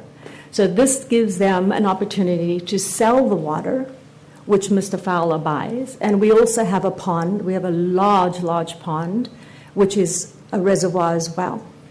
So with regard to, this was not frivolously thought out where we would take advantage, or Mr. Fowler would take advantage of using well water, and that's why a lot of the points in the description by the county was actually given by suggestions by me also as to how we were going to mitigate and make sure that we don't use the well water. I'm also very pleased to, I'm not pleased, but I appreciate that Mr. Gonda mentioned that he is planning to have a horse show in October, I believe it is. I was brought to the knowledge of this by a colleague of mine. And my understanding is that there's going to be around 1,000 people attending. And in addition to that, Mr. Gonda's assistant, his name's Mark, I believe, we were talking about potentially using the vineyard and the venue for a reception event prior to the starting of the show. As far as, let me see, Windy Drive. I'm trying to see if there's any other. Did I miss something, Kevin? Okay. I appreciate your time. I really do, and I can assure you that I will take personally responsible as far as doing whatever is feasibly possible to work with our community, work with the people in the area, and do what is absolutely professionally possible to make sure that this is done and runs efficiently. And one last thing is I am aware, and I don't feel it's appropriate to point fingers, but there are commercial businesses in the area. In addition to the gentleman talked about September 18th, when we had that wedding, there's another gentleman that owns a very, very large property, and he had a huge event that same night. And we remembered, and I even spoke to my husband and said, oh my gosh, there were lights all in the sky. The whole sky was lit up. And that was the same date as what this other gentleman was talking about. So it would make it very interesting to me, because I remember that we were really monitoring, even at that time, the sound as far as the perimeters of where what was allowed. Thank you so very much. Thank you. Any further questions of the speaker? If the commission, I want to propose allowing Mr. Gonda to speak to the allegations that were made by this speaker. Does anyone object if I bring him back? I'll object to the term allegations, but I don't mind Mr. Gonda coming back as long as he keeps it to that narrow, specific area. Would you like to? Sure, thank you very much. Okay, and then as I'll also allow rebuttal, and then we'll be done with it. Go ahead. At the time that there was another equestrian event at Epona, I had an invitation from Sheila to take a look at what they have done with their property, and I certainly admired it. They did a very, very nice job. At that time, I had no idea that they were talking about a venue that's going to have 60 event dates. As a matter of fact, I was under the impression that it was going to be 2 a year. Now, where I got that information from, I'm not sure. But there was no knowledge on my part of there being 60. I didn't even know if the CUP was filed at that point. But otherwise, the internal aspect of the farm was very nicely done. Kudos to them. Thank you, sir. Do you need to rebut? Okay. All right. Okay, so are there any closing comments by staff? Sure. So thank you, Chair Dukas. I'd like to just talk a little bit about the process and where we're at right now for everybody. So this is these temporary outdoor events and festivals. That's what it's permitted under. And these items are usually heard by the planning director. This item I had deferred to you, as I have been doing on several of these wedding events, so you can get a flavor of what's going on. And probably the next time we update the ordinance, I'll just boost that to the planning commission level, because I do think that's something that should be heard here. You know, that being said, when I do that, I don't have the opportunity to listen to the testimony because I hadn't had the hearing. So the way that the planning director level hearing works is you take public testimony and there isn't a decision made then. So you bring all of the testimony in, and then within 30 days or so you make a final decision. So, you know, clearly there's been some testimony here that I think is very compelling, but I wanted to frame that up about how that works. Also, I think that, you know, most of the time, these issues are controversial. And the same questions here, the same issues here are always raised. It's noise, it's traffic, it's drinking, and this isn't what we bought into, right? And it's in the rural area. But I also want to bring to everybody's attention the only places that you can apply for this type of permit is in the rural areas, right? It's only allowed in the open space, the agricultural exclusive, and the rural agriculture. That's the way that the board set it up, to saying you can only apply for these if you're in those three uses.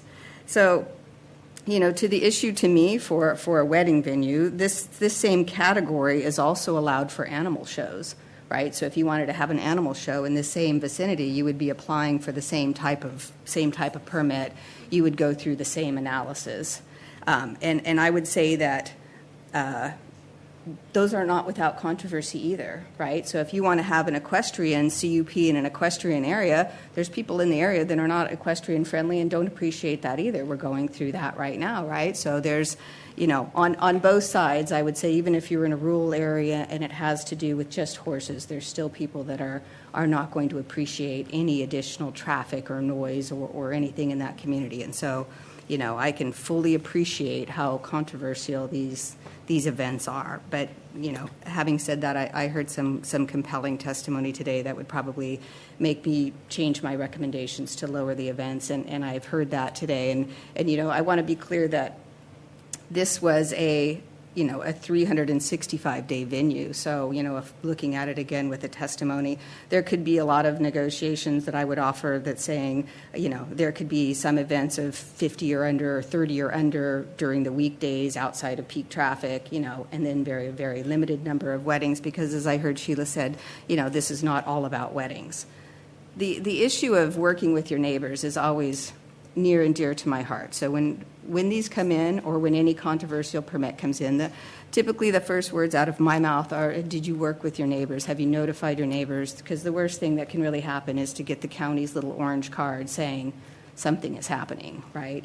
And so we really do make a big effort to let people know, let all the applicants know, to begin working with their neighbors right away, because this is an expensive, it's a lengthy process. And so even if the staff is able to reach the conclusions, and I thought Tess did an admirable job, as did Dan, you can reach the conclusions on findings, and still, there could be issues or impacts to the community. They're not, a zero impact. That just won't happen on any sort of use that you do. So I also wanted to say that, we only heard from one person who had the issues raised of traffic and noise, as we expect, through the mitigated negative declaration process, even though that was also sent out to the same distribution list. And one letter that we just got last week from a homeowners association that the county didn't even know existed. So we map the homeowners associations when people tell us about them, and we have a very robust list. And every couple of years, we send them out again. Do you know of any others? Are you still the president? Is this still, and we maintain that for free. It's a free service from the county, because we want nothing more than to get the word out on any sort of land use project. So now that we know that they're there, we would ask them to map their community. And I wasn't sure if it was 36 properties or 36 individuals, but we would ask them to map it. And I believe we have the president's name and the address, and then anything that happens in that vicinity, we would share that with that particular homeowners association. So that's the way that we do that. And then I would offer up on compliance too, because I have the same concerns that Commissioner Rodriguez raised, that said, so the penalty, right, for having an event is just you had the event and the event is over and there's really nothing the county can do.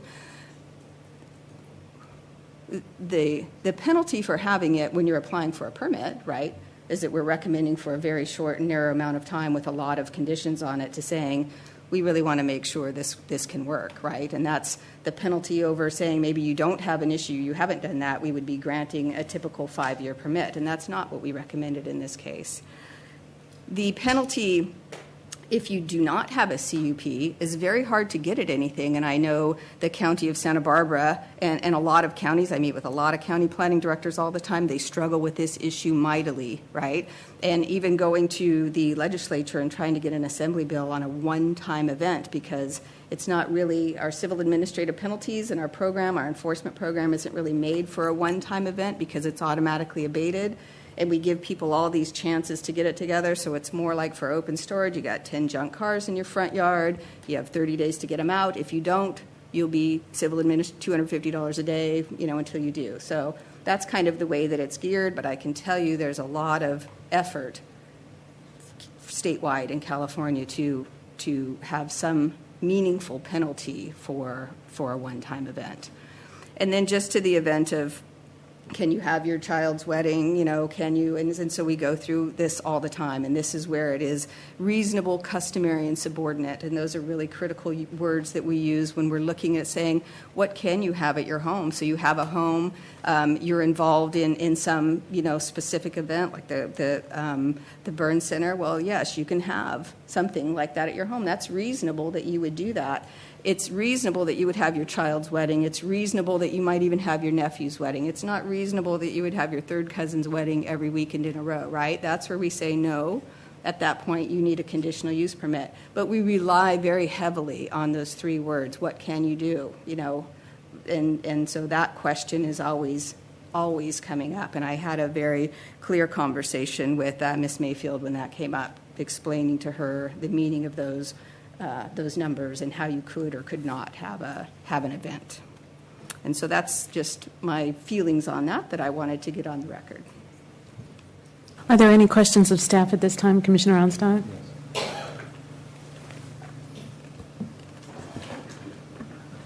It was disclosed by some of the testimony that there are, for want of a better term, farm worker housing, which was not depicted in the staff report or shown on the aerial, or explained as on the aerial. Were they close enough to have received notice, and did they receive notice? Yes, the property owners receive notification. So it's different. The notification in the coast is different than the notification in the non-coastal. So in the non-coastal zone, the board recently changed the criteria to saying you had to reach a minimum of 16 property owners, right, which is what happened. And when the property owner is notified, if they have farm workers on the property, then they need to notify their farm workers. So There's that's, not an individual. that's sufficient notice then? That is the notice that was given. And I would say just in the study, the noise study, there were homes closer, way closer than those farm worker housing that were already taken into consideration. Any other questions of staff? Madam Chair. Commissioner Wessner. So, listening to the director, and based on the staff recommendations and the findings, I'm hearing a little ambivalence that you may have had different findings, particularly as far as the, I can give you the code sections. Oh, here we go. Would not be obnoxious, harmful, or impair the utility of neighboring uses, or would not be detrimental to the public interest, health, safety, convenience, or welfare. To put you on the spot a little bit. I would just say that I would offer, if I had the planning director level hearing, right, and I took the testimony in today as I'm supposed to, and really worked that process through, I would have probably come to the same conclusions that I've heard several of your commissioners to saying there's probably a lower number in there that I would feel more comfortable with. Okay, the Madam Chair, if you will. County Council, in order to modify or deny, we have to be fairly specific on our findings of the reasons for those.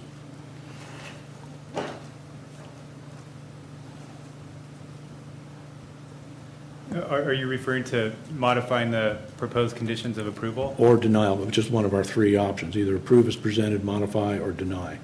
And obviously, to go to the most extreme, don't we have very specific findings that we need to relate to? There should be findings, and their findings. You need findings to approve. I'll put it that way. That's and right. The findings are set forth, and you're aware of those findings. You do not need findings to deny, but you should state the basis on the record why you can't make the findings for approval, and the reasons you give should be supported by substantial evidence in the record. If I could jump in, finding number 2 and recommendation for approval, I can't make the finding that the proposed development is compatible with the character of the surrounding legally established development. And community character is basically the thing that is so problematic in here. There were some things, I'm sorry, did you need to go on? No, Madam Chair. If I do, I'll follow. Okay. Are we closed the public hearing? Where are we? We're still closing comments by staff and questions of staff. So, no, I still want to be able to talk to staff. That's fine. And other commissioners as well. One of the things that I thought that the whole purpose of allowing weddings, to speak to what you just spoke to, was to allow people in open space and farmland to have another means of utilizing their property in such a way to make money, and that I think the vision was when we approved it, and it's got to be in the last dozen or so years, is that we would encourage people to showcase Ventura County produce, serve lemonade made of lemons grown in the area, or avocados on the menu, or something to showcase the agriculture of Ventura County. Is my recollection just completely wrong? Well, Chair Dukas, not completely wrong, because at one point, that is the way it was done in the county. So back in maybe the mid-'90s, the board absolutely went to that and said, we're going to have what's called ag promotional uses, right? And so there are ag promotional uses, and an example of that is the very popular Underwood Family Farms, right? It promotes ag. You bring your kids out there, you show them all sorts of stuff related to agriculture. That is promoting agriculture. Maybe 10 years after that permit was approved, right? There was another change to saying, we're not sure that weddings promote agriculture, so we're going to move weddings into this new temporary outdoor events and festivals. And that's where weddings are permitted. They are also permitted in a couple of very, very specific things that are related to agriculture, where you have to have farm implementation tools there. They actually have the word weddings there, but we don't have either of those two other categories in the county, and nobody has applied for those. Okay. I'd also want to offer, though, we have, I want to say, 13 of these events in the county, right? And they all are located in very rural areas, right? And so they are in the Oxnard Plain, they're in Somas, they're in the Tehera-Rahata Valley, and they are in Santa Rosa Valley. That is where the majority of them are located, in these rural areas. So, we make the findings, and a lot of it really depends on maybe the neighbor's appetite for it. Mm-hmm. Well, I found this existing temporary event venue CUPs in Ventura County, this last map, very helpful. And I'm familiar with almost all of these. And La Minera is a huge property, and they have regional events. I mean, they're as well as other smaller, more specialized events. But I can't get away from the fact that we've had more than two applications come before us where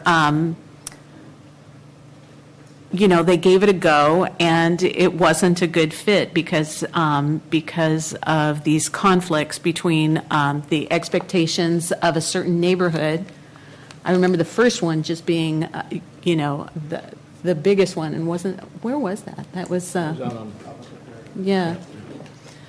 So I'm very sensitive to that, and I'm also very sensitive to you trying to make a go of it and perhaps have some other source of revenue for this property owner, and that you've done so in such a way that's tasteful, carefully planned, beautiful.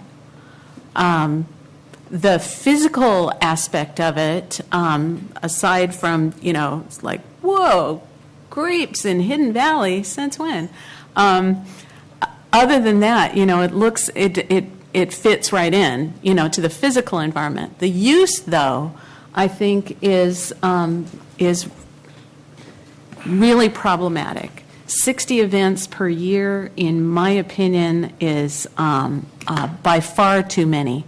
And I'm hearing from property owners in the area that my number of 30 is still too many. I made a note of you saying that it needs to be reasonable, customary, and subordinate. And I don't see how this truly is a subordinate. Is that, am I mischaracterizing what you said? Yeah, I just want to be clear. Okay. That only has to do with a subordinate use to your single-family dwelling. That doesn't have to do with you applying for a discretionary permit. That's what you can do ministerially. So is your bunco party reasonable, customary, and subordinate, right? So Okay. They are two separate things. Okay, thank you for that clarification.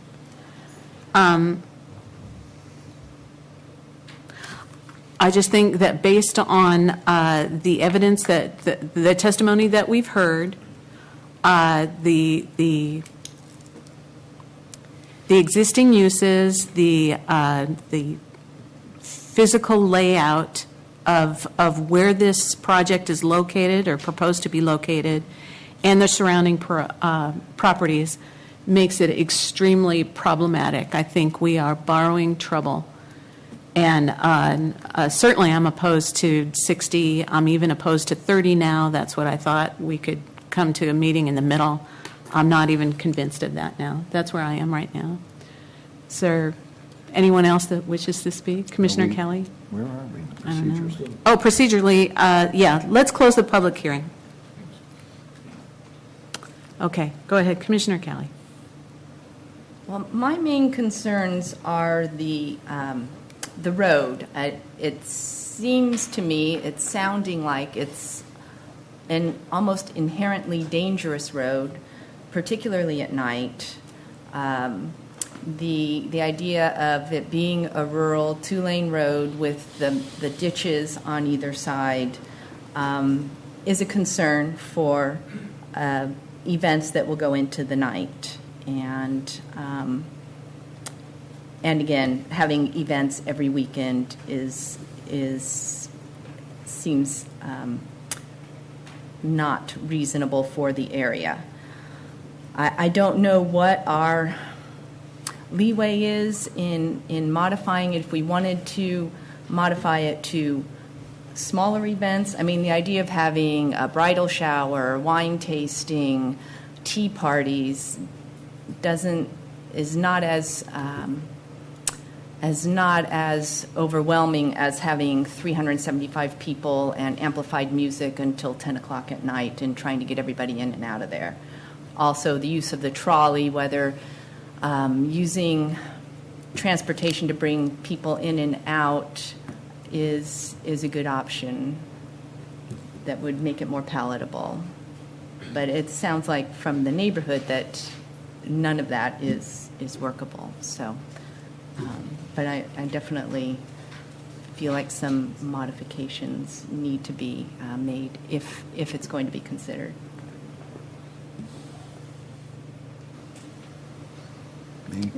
Commissioner Onstadt?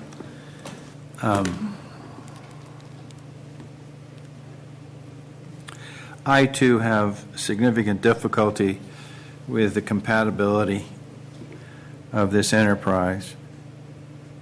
If the enterprise was related to agriculture, I could understand it more, but this is a high-density urban use in an agricultural zone, which I have never favored, but I have voted for on certain occasions. It appears to me that the applicant has done about as good a job as you can possibly do in trying to allay the fears and accept conditions. But I'm troubled by several things, one of which, while this process was ongoing, we had 4 violations. That troubled me, and it troubled the county to the extent that they weren't willing to offer up 5 years, but only 1. And then I think about all the problems that we've gone through over the years regarding noise generation in rural areas, and then I see the conditions that are imposed to ensure the fact that we don't have a noise problem, and yet I know for a fact we always seem to mix alcohol with weddings and amplified sound. We always have an issue. And I've never agreed with the sound monitoring or the measuring of sound monitoring in these areas. I live on a farm. I'm a farmer. I can hear people talking over a mile away at a barbecue. And that's not uncommon at all. I have a great deal of empathy for people who have or who do reside in agricultural zones. Now, this may be a wealthy area, but even if it weren't a wealthy area, people have certain reasonable expectations that the zoning that they have will protect them from certain things. And they go to great lengths to live in these areas, and it's more expensive to live rural than it is to live in town, I assure you. And so I'm concerned that they have reasonable expectations of privacy and the continuation of a lifestyle that they've worked for. I cannot support, well, the scope of the uses is well beyond anything I could ever agree to. And maybe the wedding situation is the worst possible use. And I do agree that wine tastings and certain other things are certainly less problematic. But the scope that's being requested here is far beyond anything I could come up with. Someone said something laughingly about having a circus, I think, but I'm not so sure that a circus wouldn't apply. 60 events, 7 days a week, 375 people. When you mix alcohol and the road and the noise and everything else, I really cannot support this situation. And I hear my planning director, who I have a great deal of respect for, saying that now present at a de novo hearing, we might have done things differently. Well, maybe we can do something differently that would make it acceptable, but to me, this is unacceptable, totally unacceptable. And maybe, I don't know, maybe it's a situation where we continue our hearing and allow people to huddle with some lesser situation rather than on no notice try to impose some additional conditions that we would all have to agree to here on shooting, on the run here. And I wouldn't want to do that. I wouldn't say that you couldn't come up with something that might be acceptable to people in the area, but the project as it's composed now is totally unacceptable to me. It's not compatible with the area, and I wouldn't vote for it at all. Commissioner Rodriguez. First time I probably drove that road was going back to 1967. 1967. I've driven it many times. I've driven it during daylight. I've driven it at night. I've driven it in the fog. I've driven it in the rain in a patrol car. It's a nasty road when the conditions aren't right. That road out the west end from the subject property up into Newberry Park is a nice windy little road at that grade. As I said, I've driven under all sorts of conditions. We can't guarantee what conditions we're going to have if there's a venue there. Obviously, rain would curtail something like that, but certainly it doesn't say anything about fog. There's a complete difference in the ambiance, I guess, on the west end of the valley as opposed to the east end, the Sherwood end. It's much more dense at that end. And I, like probably some of the audience, certainly my fellow commissioner, have sat with the window open on a nice clear night in the valley and could hear things clear across the valley. I think this commission's had prior experience in other hearings, have heard from residents in opposition to one specific venue where they were well beyond the immediate radius of notification and were complaining to us about the noise that bounces off. This is a valley, and it's surrounded. It's a bowl, and so the sound carries. I certainly am aware of how sound carries at night. I've experienced that.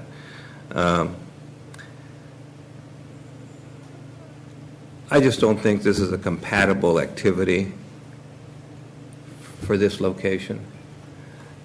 We have events there. We have equestrian events there. We have filming there that goes on. There's no prohibition on that. There's a permit process for that. The applicant certainly has the right and probably the intent to continue doing that as the opportunities present themselves, as would any other resident here from that valley. I would also agree that I think people that choose to live in a locale like Santa Rosa Valley or any other valley for that matter do it for a reason. It's not because they want to hear their neighbor, or it's not because they want to hear what's going on somebody's television next door. They reside there for personal reasons, specific reasons. I just think venues, wedding venues, particularly in this location, are not appropriate and are not compatible with the overall area, and so I don't know that I could afford anything, support anything at that location, regardless of number.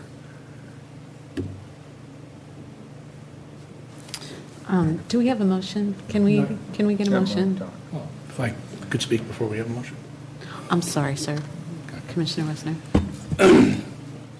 I've listened to testimony all today. I've read everything. We have been through this multiple times, having lived through the growth of allowing this to make people in open space and the agriculture economically viable as we continue to constrain what they can and can't do with their properties.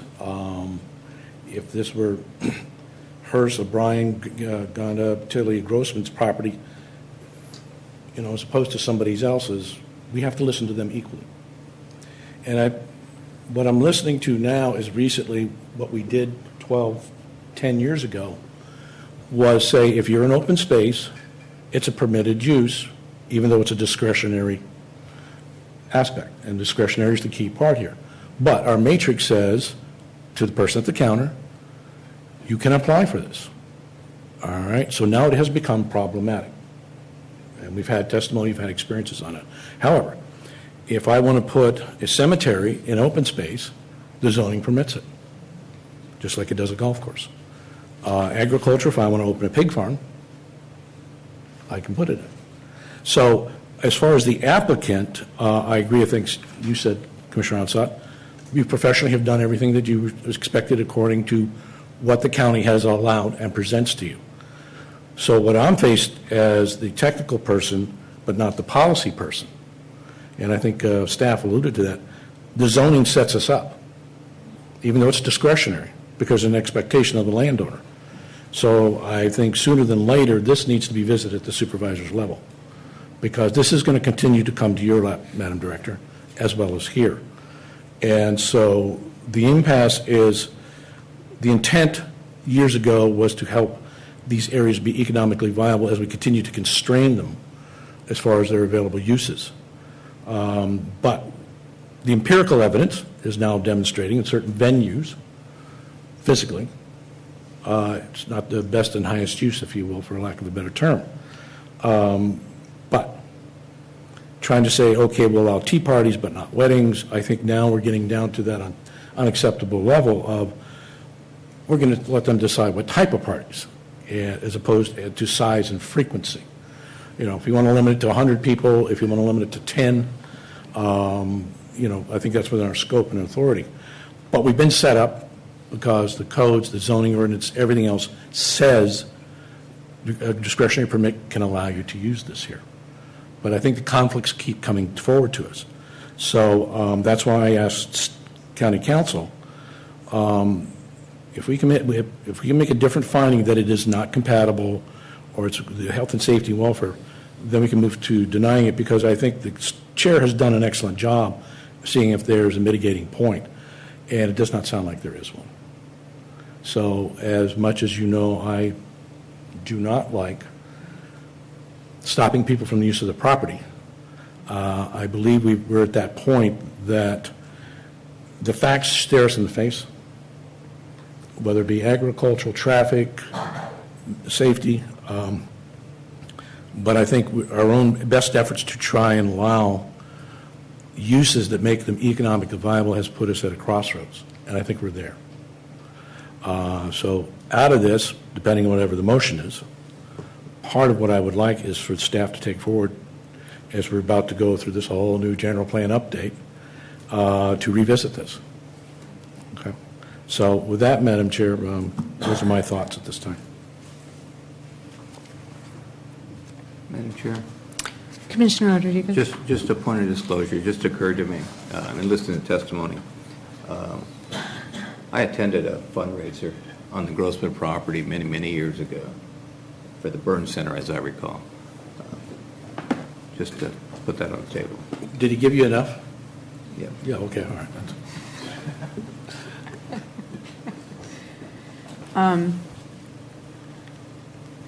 Do we have someone who is going to make a motion? I don't think I can. Madam Chair, Commissioner Wesson? given the testimony, the documentation provided for us today, the representations, and again, this is no reflection upon the professional presentations that we received today, I have to move forward to a denial of this application under the NC 0 Code 811-1.21C and D, that this is not compatible with this particular area. Do you have a motion? Do I have a second on the Second. motion? Okay, can we include exhibits A through G and numbers 13 and 14? So amended, Madam Chair. Second. Second. Okay, any further discussion? Thank you very much for coming today. This motion to deny.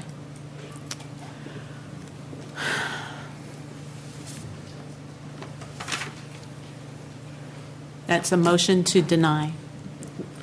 Correct. So it's, to deny is no, or to not deny? Yes, you to deny.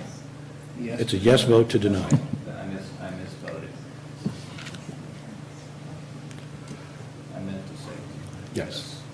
sorry. Yes means a no. Yes means no in this case. It's a motion to deny.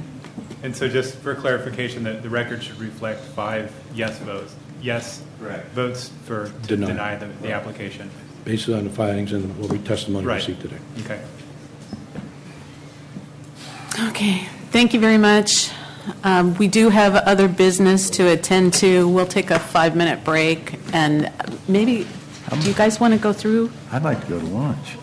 Okay, Well, we've had people wait in the back for a long time. I'd like at least to get them. we can get All it right, started. Okay.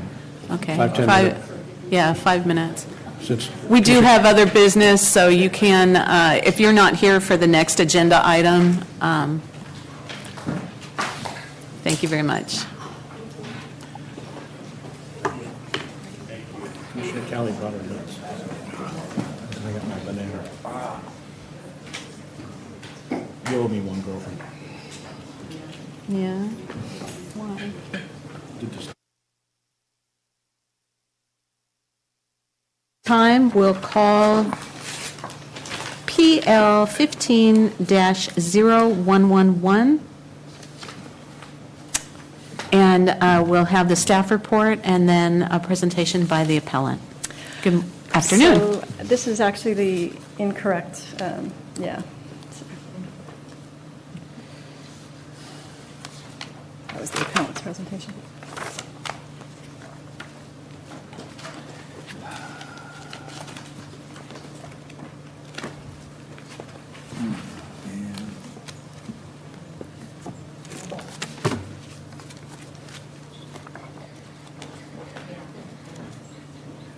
There we go. Okay.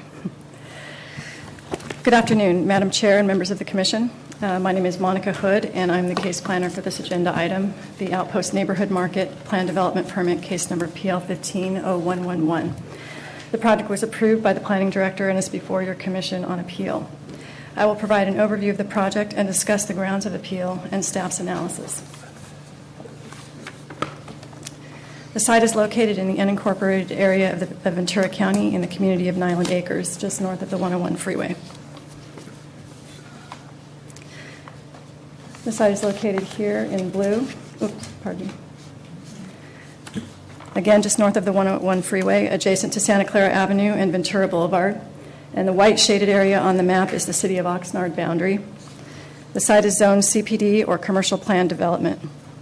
The adjacent land uses include the Nyland Acres Water Company office to the northwest, which is also zoned CPD, and the residential zone property owned by the appellant, as I'll refer to her today, to the northeast. The site is accessed by an existing driveway to the east connected to Ventura Boulevard, located here. And the City of Oxnard Park and Ride lot and a mobile home park are also to the east of the site, located here. The south of the site is a vacant parcel, also owned by the applicant, but is not part of this project, and that's the parcel here. And the city of Oxnard owns the remaining parcels to the south and west of the site. The site is is developed with an existing building located here and parking area proposed to be used as a small market. In terms of site history, the site was used as a lumber yard from approximately 1960 through 1998, and equipment rental yard and retail yard from approximately 1998 to 2008. And the site has been non-operational or vacant since 2008. For the project description, the applicant requests that a planned development permit be granted to authorize the use of a just over 50,000 square foot commercial property and existing approximately 3,200 square foot building as a retail market. No structural changes will be made in the existing building. The exterior of the building will be painted and refurbished, and the interior of the building will be reconfigured to accommodate the new market. New wall-mounted signage will be included as well, and the existing parking lot will be restriped to provide 15 vehicle parking loading spaces. Other components of the project include new parking lot lighting and new bicycle parking. Additionally, approximately 5,200 square feet of new drought-tolerant landscaping will be installed, as well as a new trash enclosure. And the project also includes the removal of the existing wooden fencing located along the eastern edge of the site at the mobile home park and its replacement with a new 6-foot-tall concrete wall. As mentioned, access to the site will be provided by an existing driveway connected to Ventura Boulevard, and the hours of operation of the market will be 6 a.m. to 10 p.m., and alcohol sales are not included as part of the proposed project. And this is the overall site plan. Again, the site is in blue, and the existing building is located here, and the parking lot will be striped in these areas here, kind of on each side of the building for the 15 vehicle parking and loading spaces. And the new parking lot lighting will be at the entrance, as well as at the entrance to the site, as well as the entrance to the building and in this parking area here. New landscaping will be provided along the perimeter of the site. And a new trash enclosure will be located here. Removal of the existing wooden fencing along the mobile home park in this area will be replaced with a new concrete wall. And access again to the site is provided by the existing driveway here off of Ventura Boulevard. Here are some photos. This photo is the entrance of the site off of Ventura Boulevard. The existing building is the blue building in the center, and the freeway off-ramp is shown in the background. And on the left is the city park and ride, and to the right is the appellant's property. And while I'm on this slide, I'll mention that the appellant has raised a new issue since the appeal was submitted that was presented in her presentation, which is Exhibit A, regarding traffic and pedestrian safety along this area. And staff can talk more about this later in the hearing regarding discussions that we've had since the receipt of that information with the city, as this whole driveway area is in the city's jurisdiction.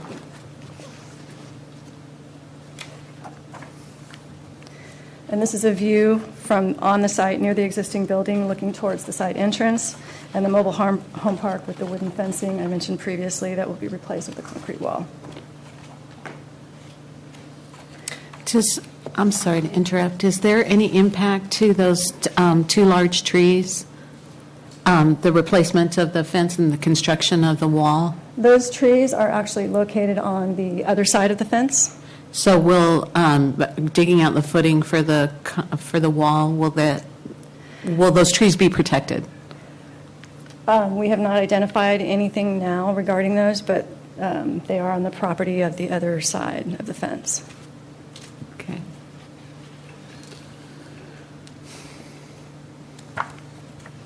And this is a view of the existing concrete wall adjacent to the appellant's property. And this is a view of the northern part of that wall we just saw, and this is the adjacent water district facility to the north of the site. And this is a view of the existing building looking towards Santa Clara Avenue. And another view of the existing building with the freeway in the background further back on the site closer to the entrance. In terms of environmental review, staff recommends that the proposed project be found to be exempt from environmental review pursuant to sections 15301, 15303, and 15304 of the CEQA guidelines. Section 15301 and 15303 allow for the exemption of projects which involve the minor alteration or conversion of existing structures and facilities. And Section 15304 allows for the exemption of minor land alterations, including new landscaping. And no potentially significant environmental impacts have been identified for the conversion of the existing building to a neighborhood market. Regarding public notice, the Planning Division provided public notice for the Planning Director hearing, including mailing notices to owners of properties within 300 feet of the project site and placing an ad in the Ventura County Star.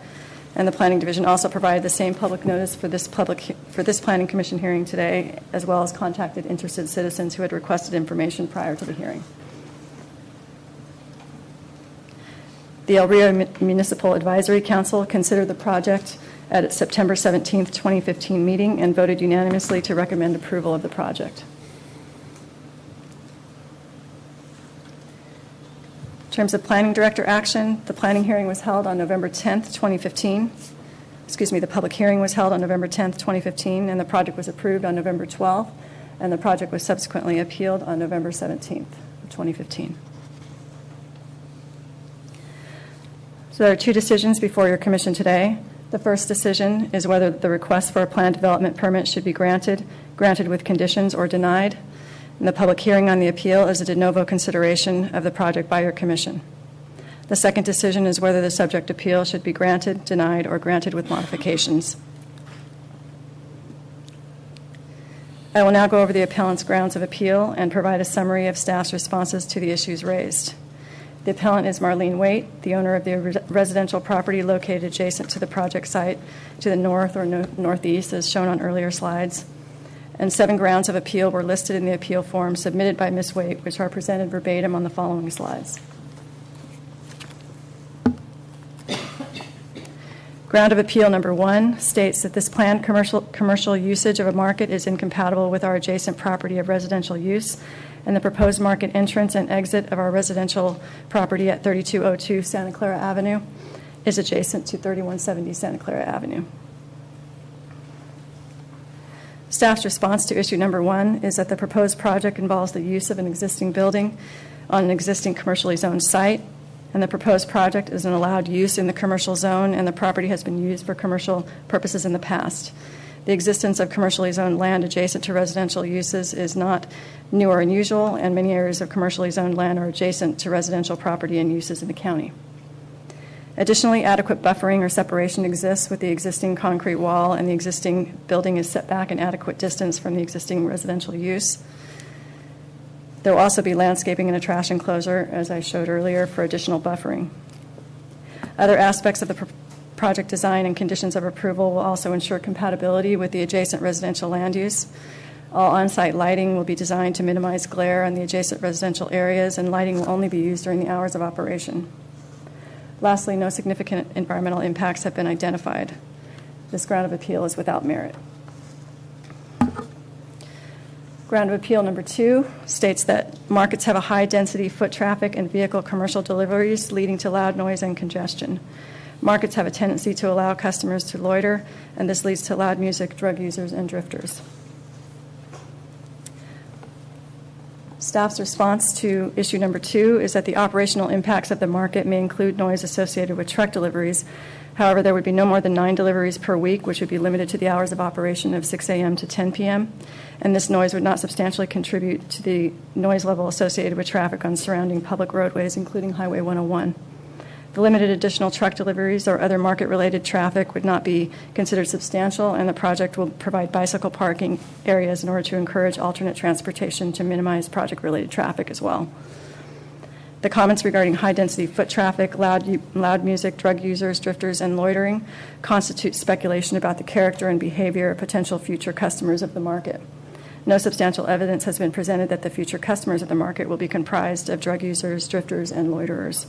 The most likely customers of the market will be persons who live in the immediate vicinity. Also, county planning staff coordinated with the county sheriff's department during review of the proposed project and the development of project conditions of approval.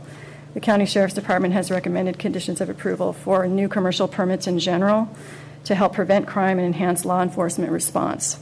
And based upon this input, conditions of approval were included for the project that include having security cameras, building security lighting, and the building windows will have to be free of visual obstructions.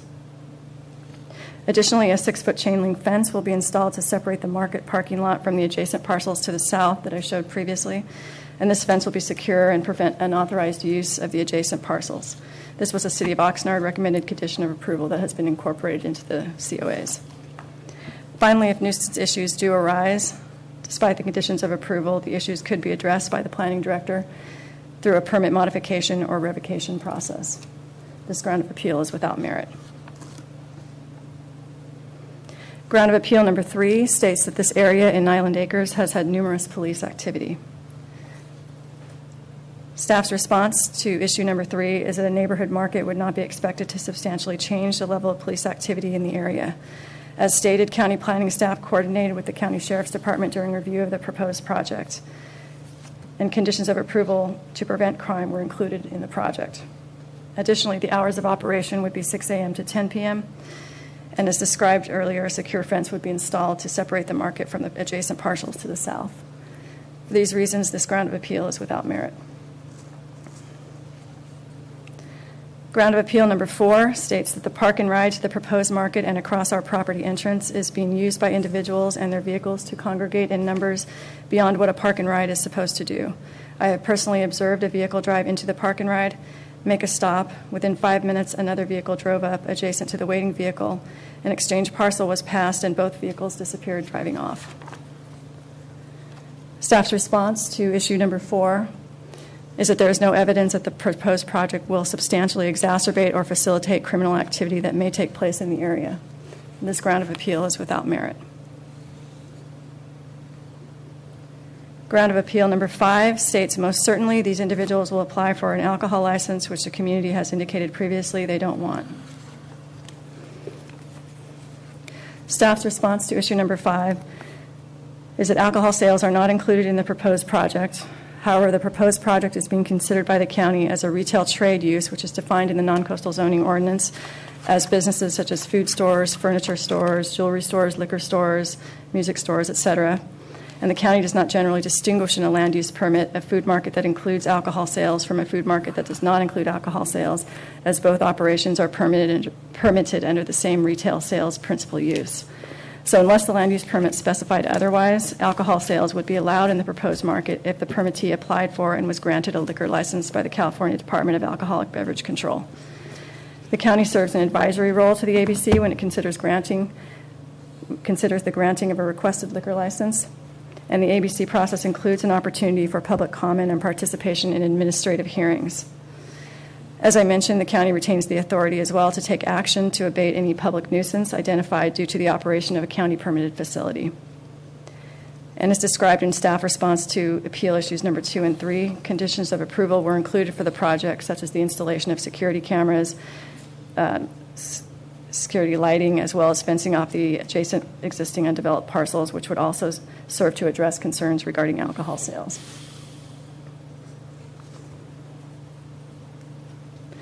However, as indicated in this appeal issue, there is some public controversy surrounding the issue of alcohol sales. A determination by the planning director pursuant to the existing project conditions of approval, number 3, on whether to require a permit modification and additional discretionary review would have been made at the time a new activity such as alcohol sales was proposed. But in the interest of further addressing the concerns raised in this appeal regarding future potential alcohol sales, recommended condition of approval number 1, the project description has been clarified with the addition of the following language. The sale of alcoholic beverages is not part of the project. A discretionary permit modification with a public hearing is required to authorize the sale of alcoholic beverages at the market as part of the project, since the potential land use issues and environmental effects associated with alcohol sales were not analyzed or addressed during the processing of the application for the current project. Based on this discussion, this ground of appeal has some merit. Although processes currently exist to address potential future sales of alcohol associated with the proposed project, the clarifying language to condition of approval number 1 will allow for the potential land use issues and environmental effects to be addressed in a future public land use hearing. Ground of appeal number 6 states, it was my understanding that the City of Oxnard desired a high-rise, upper-scale commercial development on this 3170 property, which I support. I am most of all disappointed that the City of Oxnard is not supporting this endeavor at this time. Staff's response to issue number 6 is that the City of Oxnard was consulted regarding the proposed project and provided comments that were considered by the planning director, such as the inclusion of the fencing off of the parcels to the south I mentioned earlier. This ground of appeal also does not address the project under review by the County of Ventura. This ground of appeal is without merit. Ground of appeal number 7 states that this project proposed market is incompatible with residential zoning. It will lead to serious consequences for our Nyland Acres community. Staff's response to issue number 7 is largely the same as staff's response to issue number 1 regarding compatibility with residential uses. Specifically, the project design and conditions of approval will ensure compatibility with the adjacent residential land use, and the proposed project involves the use of an existing building on an existing commercially zoned site, and the proposed project is an allowed use in the commercial zone. Again, commercial property is subject to a higher intensity of use than residential property, and many areas of commercially zoned sites are bordered by residential zone property and uses. Finally, as described in the El Rio del Norte area plan, the character of the El Rio del Norte area is defined by its small-town, semi-rural qualities, and the proposed use of this site as a neighborhood market is compatible with this character and not expected to negatively impact the Nyland Acres community. This ground of appeal is without merit. In summary, staff recommends that your commission find, with the exception of appeal issue number 5, that the appeal issues raised by the appellant are without merit. Although processes currently exist to address potential future alcohol sales associated with the proposed project, the clarifying language to condition of approval number 1 will allow for the potential land use issues and environmental effects to be addressed in a future public land use hearing. The appellant requests that your commission take the following action. Deny the conditional approval of the PD permit on case number PL 15-0111. And staff's recommendations are shown here. I won't read all of them, but in summary, staff recommends that your commission grant PD PL 15-0111 subject to the conditions of approval and deny in part appeal number PL 15-0111 filed by Ms. Marlene Waite of the planning director's decision to grant the PD and refund $142.86 of the appeal charges to the appellant in response to appeal issue number 5. This is based on 1/7 of the $1,000 fee paid by the appellant, since there are 7 grounds of appeal. So thank you. That concludes staff's presentation, and staff is available to answer questions at this time. Before we have questions of staff, I'll call for disclosures. Starting on my left, Commissioner Rodriguez. I'm familiar with the area. I drove by it last week. Commissioner Westman. No disclosures, Madam Chair. No disclosures. Commissioner Kelly. No disclosures. And I have no disclosures. Are there questions of staff at this time? Commissioner Rodriguez. It seems to me very recently we approved cell phone tower or towers on that site or adjacent to that site. Do you have any information on that? Because as I drove by the other day, I didn't see them, and I don't see them on the diagram. I do believe that in 2011 or 2012, and the applicant may be able to speak to this as well, that there was an approval, but I believe that was withdrawn and they didn't go forward with that. Correct. Let me see. What parcel were they approved for on the PowerPoint presentation? Can you tell me? Which parcel? Yeah, where would they have been located? The parcel that we're talking about here is here. And I believe there was a proposal at one time for a wireless facility. Correct. Issued in 2012. Yeah, and on the subject parcel or adjacent one? It was this parcel. Yeah, this parcel. So cell towers are no longer on the table. Is that what I'm hearing you say? That's my understanding, correct, yes. Okay, thank you. Any other questions? Commissioner Kelly? Can you address the entrance and exit as far as the traffic flow a little better for me to get an idea of the traffic that's going to be coming on Santa Clara Road there? So we did ask the city, since that area is in the city of Oxnard, to comment at the time that we were doing our preliminary review of the project, whether they had any issues associated with safety or what have you, and nothing was identified at that time. As I mentioned, the appellant has raised a new issue regarding pedestrian and traffic safety along that driveway because there are no sidewalks along that driveway.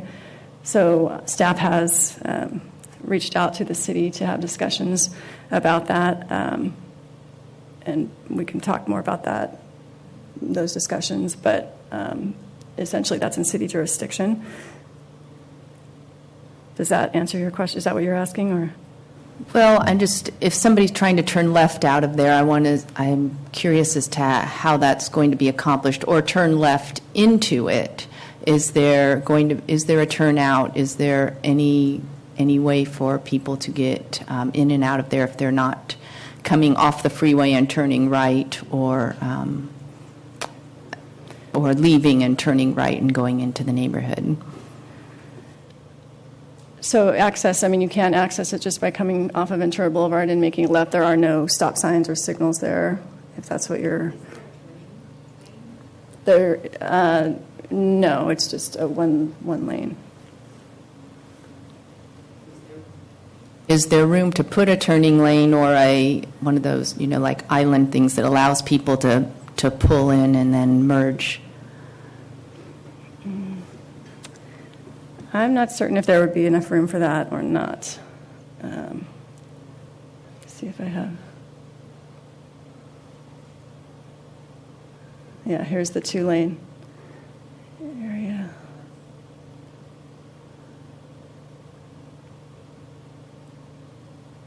Yeah, I do not know if there would be. It's a 2-lane road currently.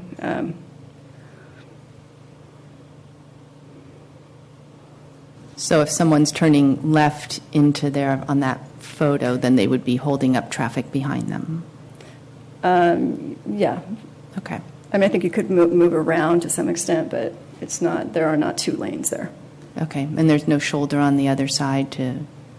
Correct. Okay.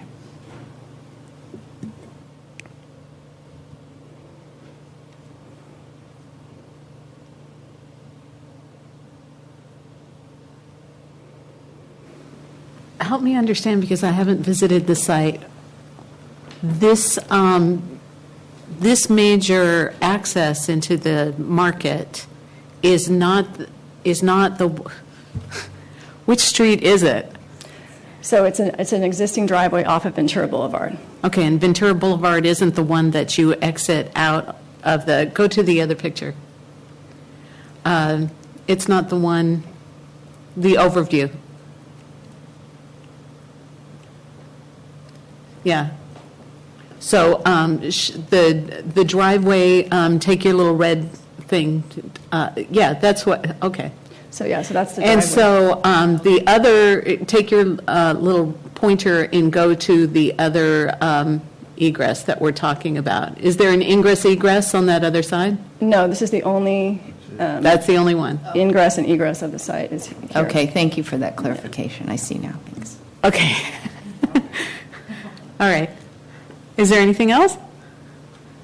Okay. So now we will have the appellant make their presentation.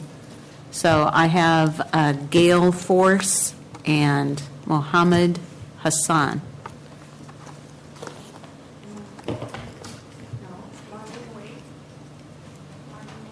Do we have Gail Force and Mohammed Hassan? Well, I'm Gail Force, but the appellant is my mom, Marlene Wade. I'm sorry, did I skip your card? Hold on just a second. No, I didn't do a card because I'm the appellant. Oh, I still need a card. Come on up and I'll get you a card.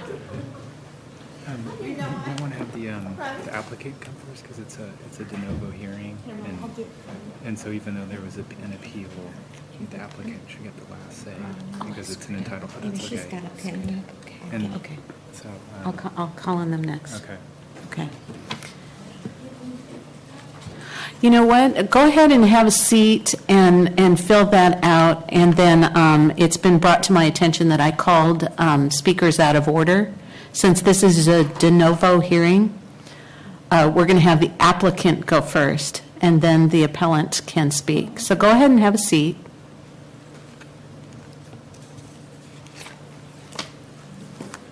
Now, I understand Mike Barber isn't here anymore.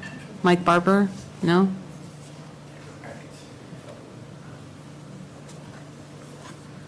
Maybe it'd be easier, instead of having me call these cards names, could you please state your name?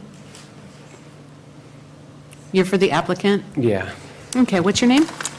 Good morning. Afternoon. Good afternoon.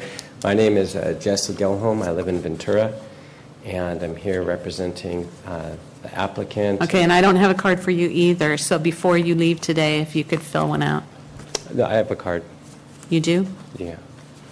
I can fill out another one if it's not there. There is, I believe, 4 speaker cards in favor. 3 Found it. Okay, perfect. thank you. No problem. Go ahead. Here today representing the applicant, Mr. Kanji, who's the owner of the property, and also the proposed operator of the market. I wanted to address, I did think the appellant was going to go first, so I thought I was going to address their concerns. So I would like the opportunity to address those concerns after she speaks. But I kind of have a couple main points. Wanted to convey who the applicant is, and that he's entrenched in the community. He's had a retail presence in the Nyland Acres community since the early 80s. I wanted to convey the project premises, which I think staff did a great job of, but want to further convey that. I want to talk about the revision to the condition, which is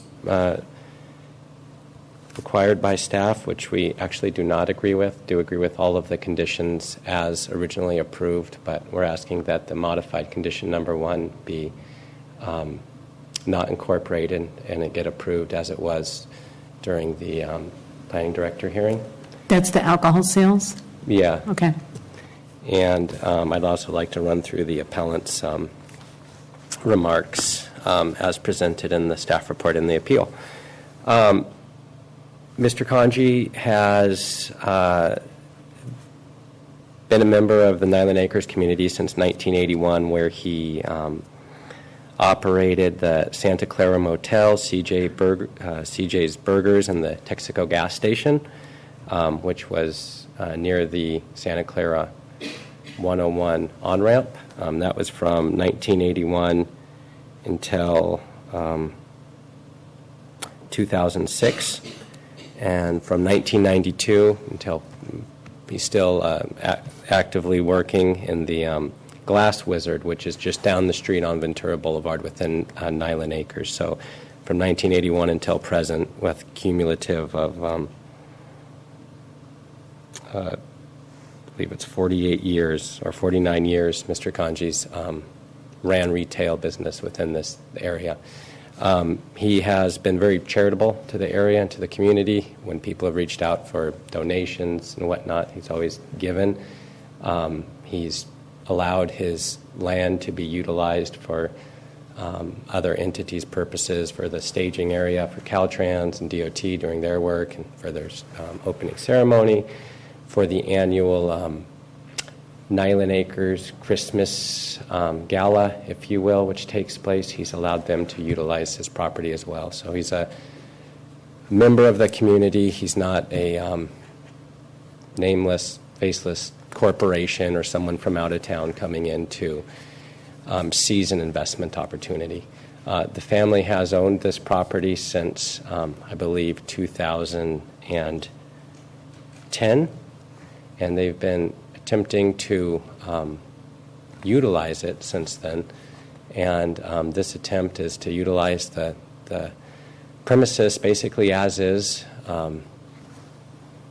doing a significant facelift, if you will, to the market and to the property, but for the most part using the premises as is, as a retail market as presented.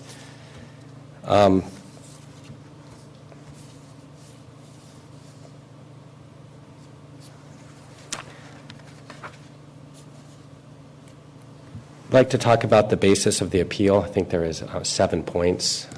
Most of them were about the incompatibility of the use as a commercial use, and specifically as a market, as being adjacent to residential. I think staff did a pretty good job conveying that that's normal and that this particular parcel having a frontage on the freeway off-ramp, Santa Clara, is really primed for commercial use. And also want to reiterate the point that for approximately 50 years that this premises was used in a commercial manner with the construction, a lumber yard, and the rental yard. So this isn't out of scope with the area, nor is it new use, although that there has been no use since 2008. There's been half a decade worth of commercial use here. Some of the other concerns were about from the appellant, or the basis of appeal was the concern for loiters and degradation, I guess, to the area. We have the opposing view. We share her sentiment that we want the community to be as best community as possible, and we feel that taking a vacant building, which is currently fenced off, and utilizing it as a neighborhood market, installing over 5,000 square feet of landscaping, incorporating all the conditions set forth by the sheriffs and recommended by Oxnard and the sheriffs with the security and the lighting and whatnot, is going to significantly decrease the amount of riffraff or people who shouldn't be there doing illicit activities, should that have been the case, as mentioned in the park and ride adjacent to the parcel. So again, to drive home that point, we think that this is a significant benefit to the community. There has been quite a bit of community support for this. We did go to Nyland Acres, or El Rio Mac, got unanimous support. There was community members present who wanted to voice their support for the project. They did have to leave, but I heard reference to a sentiment of neighborhood opposition to this project, and that absolutely has not been the case. The only opposition we've had has been from the appellant, and thus far in the staff report there was a list of a petition signed by various people to not have a liquor store, I think back in 2011, representing the timeline that we've been working. And the basis of that, or the premise, was this is going to significantly increase detrimental activity in our neighborhood, which I'm sure anyone would sign if they thought any activity would significantly be a detriment to their neighborhood. So kind of thought that was a little misleading. And we also had numerous community members, several dozen, sign a petition in support of the project, and I just wanted to convey that this project does have significant support. Some of the members from public, or from the Nyland Acre community, who are here today, I know some of the points that they brought up outside that they wanted to speak to before they had to leave, which I actually wasn't going to speak on. One is this market. A lot of the people who live in the Nyland Acre communities have one car, working class families. The husband normally will drive to work, leaving the wife or the mother and the kids without a car. They're on foot or taking the bus to go to the store to get the items they need. The WIC, the Women, Infant, and Children, I'm not sure what they're called, certificates that allow for the health assistance and foodstuffs aren't accepted anywhere in the neighborhood. Costco isn't somewhere you would want to go to by foot nor on bus, nor does it offer the same type of goods that this market will offer. So there's currently not a great solution. There's not any solution that will accept WIC certificates in the Nyland Acres community, nor is there a market which will offer the variety of goods that this will offer. There are 2 other markets in the area, but they're much smaller, much fewer parking spaces, much smaller footprint. They're not able to offer the same variety of goods that we plan to offer in this neighborhood market that will really service a community who has a need for a market to be able to have a one-stop shop and not have to drive. There isn't even a standard grocery store very close. You would have to go to Rose and then down, I think, by the Walmart, which would be quite a trek on foot and, again, a burden. So this is going to really serve a purpose to a lot of the community members in Nyland Acres and be a great benefit to them. Another point, again, brought up by the community members that I'm conveying on their behalf now, I think they did write written testimony because they had to leave on the pink cars opposed to the white ones, was that the current markets have very limited parking and kind of not a very safe atmosphere to take your kids out of the car and go walk in the market, and with people pulling in and out off of Ventura Boulevard right into a parking space. This market, again, with its larger size, larger parcel, offers an opportunity for a safe manner for people to come and not and park and walk as well, and not be have less danger of any vehicular issues.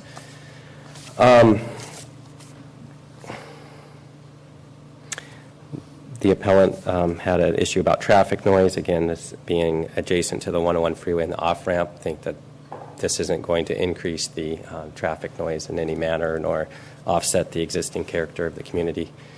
Obviously slightly different in Nyland Acres than the prior project you guys heard.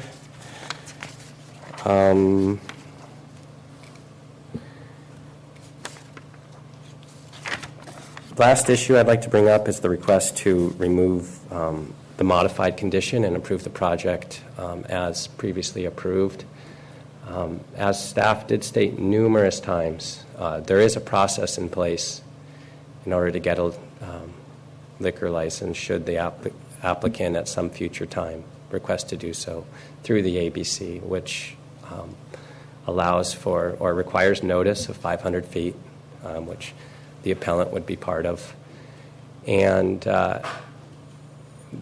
after notice, anyone can protest that liquor license. They can request a hearing. They can appeal that hearing, and that hearing. I think it's one step further than the county. They could appeal 4 times and go to the, I think it's the state Supreme Court. So there's definitely a process in place for anyone, or should the applicant ever apply for a liquor license, for anyone not in favor of it to voice their opinion in a public manner and appeal that up through the appropriate measures. The condition, as it states, requires a discretionary permit or modification with a hearing. I asked staff to confirm what that is. The applicant asked me, Jesse, what does this mean with this condition? Is it okay? I said, well, it basically means you're going to have to go through another process with the county should you ever request to want to do a license, and that I asked staff what the exact process would be, and they said they couldn't state minor mod, major mod. They weren't sure. They'd have to get an application, assess it, and so they left it vague for a discretionary modification, I believe it reads. This process has taken, I believe, 8 months so far and cost the applicant upwards of about $10,000. And it would be a similar process as this. Hopefully it wouldn't be as long because a lot of the work has been done with the analysis. But to be honest, this project in itself wasn't too, it was utilizing an existing building, in its current fashion, so it wasn't too complicated of a project. But it did take quite a long time. It has been appealed to Planning Commission, and it could get appealed, again, of course, and that process would happen again. So I told him, well, worst case, it's going to cost you another $10,000 and take you another 8 months. When there is this other process in place with ABC, which has virtually the same thing of a notice and a public hearing, or notice and a request for a public hearing, which can then be appealed numerous times. Would like the opportunity to answer any questions the Commission may have, and I would like to thank staff if I haven't done so. They've been great throughout this process, and would like the opportunity to speak to anyone else from the public or the appellant should any other issues arise. Are there any questions of the speaker? Madam Commissioner Chair, Wessner? If Commissioner Rodriguez does, it'd just be available. I know you've waited a long time, but in case we have questions after the appellant discusses. Oh, absolutely. Sure. Commissioner Rodriguez, did you have questions at this time? Yes. You mentioned that that location has always been used as a commercial retail site when it was a lumberyard. Is that correct? I'm not going to say always. I don't know what it was before the lumberyard, but I believe since the 60s, yeah. Okay, my recollection of that site before the off-ramp was put in and Santa Clara Avenue was widened was you could access that location right off of LA Avenue, directly off of LA Avenue. Mm-hmm. Correct. Is that correct? Yeah. And that's not the case anymore. That's correct.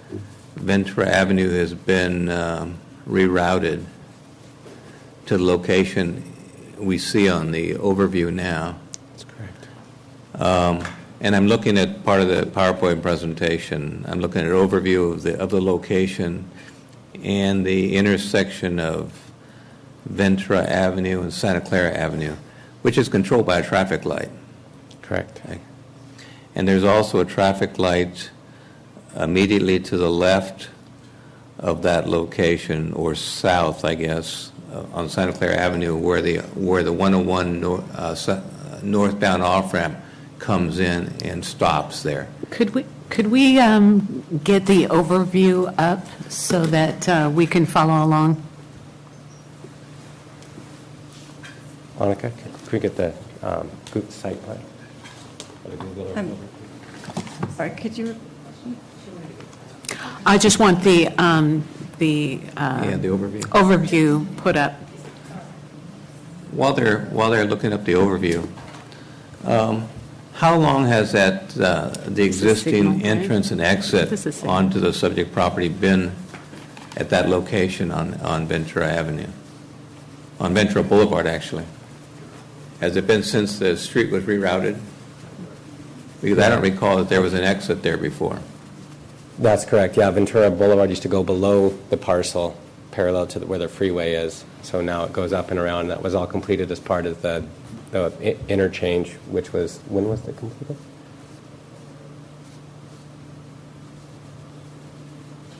Uh, 2013, Okay. maybe? That's my understanding, my recollection also. Yeah. So now the only egress is onto Ventura Boulevard. Correct.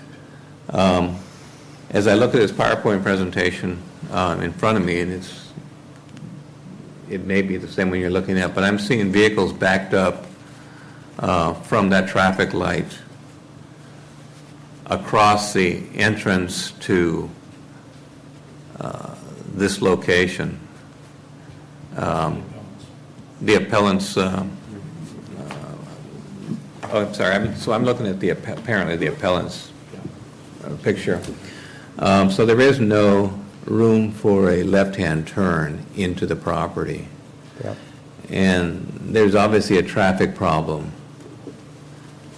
for anybody wanting to make a left-hand turn into the property if they're coming north or west on Ventura Boulevard into the property.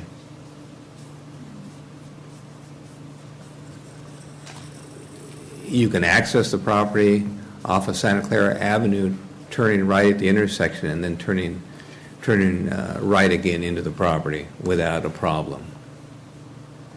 You're shaking your head. Are you Yeah, saying correct. yes? Mhm. Okay.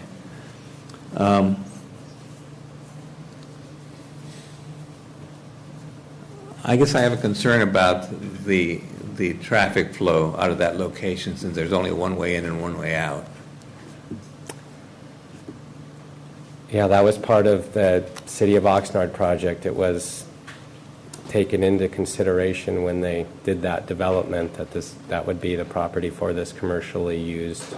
This is all county we're talking about. This is all county land we're talking about as far as this permit. Oh, yes. I understand, or I believe that the city of Oxnard and Caltrans joined together to create that off-ramp off the freeway that resulted in what we're looking at now. Yeah. But what we're dealing with, the parcel we're dealing with is county, it's not city. Correct. Okay. I was just referring to the traffic studies completed for the use of this. The other thing I have a question about is, since we're talking about, was it condition 2 or condition 5, that you contested or condition 1. Condition 1 relates to alcohol. You're opposed to that entirely? Well, and I understand there's ABC regulations in place. I understand that. Yeah, it's appeal $10,000 in 8 months. This isn't a, However, just beyond that vicinity map on the PowerPoint presentation is, I believe, what used to be an elementary school and is now being in transition to become a youth/community center. Are you aware of that? That's further down. Are you aware of that? The applicant could speak to that better than I. I'm not familiar with it. No. Okay, maybe we'll have the applicant come up and speak to it. But there is. Okay. And it seems to me that would be impacted by an ABC retail store within proximity to that. It may. Yeah. I mean, that's ABC's process to evaluate the vicinity and the... You agree that's part of their consideration? Absolutely. Proximity to various locations, okay. Yeah. Is that all? Yeah. I have a question.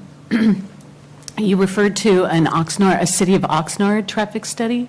Is that incorporated by reference in this?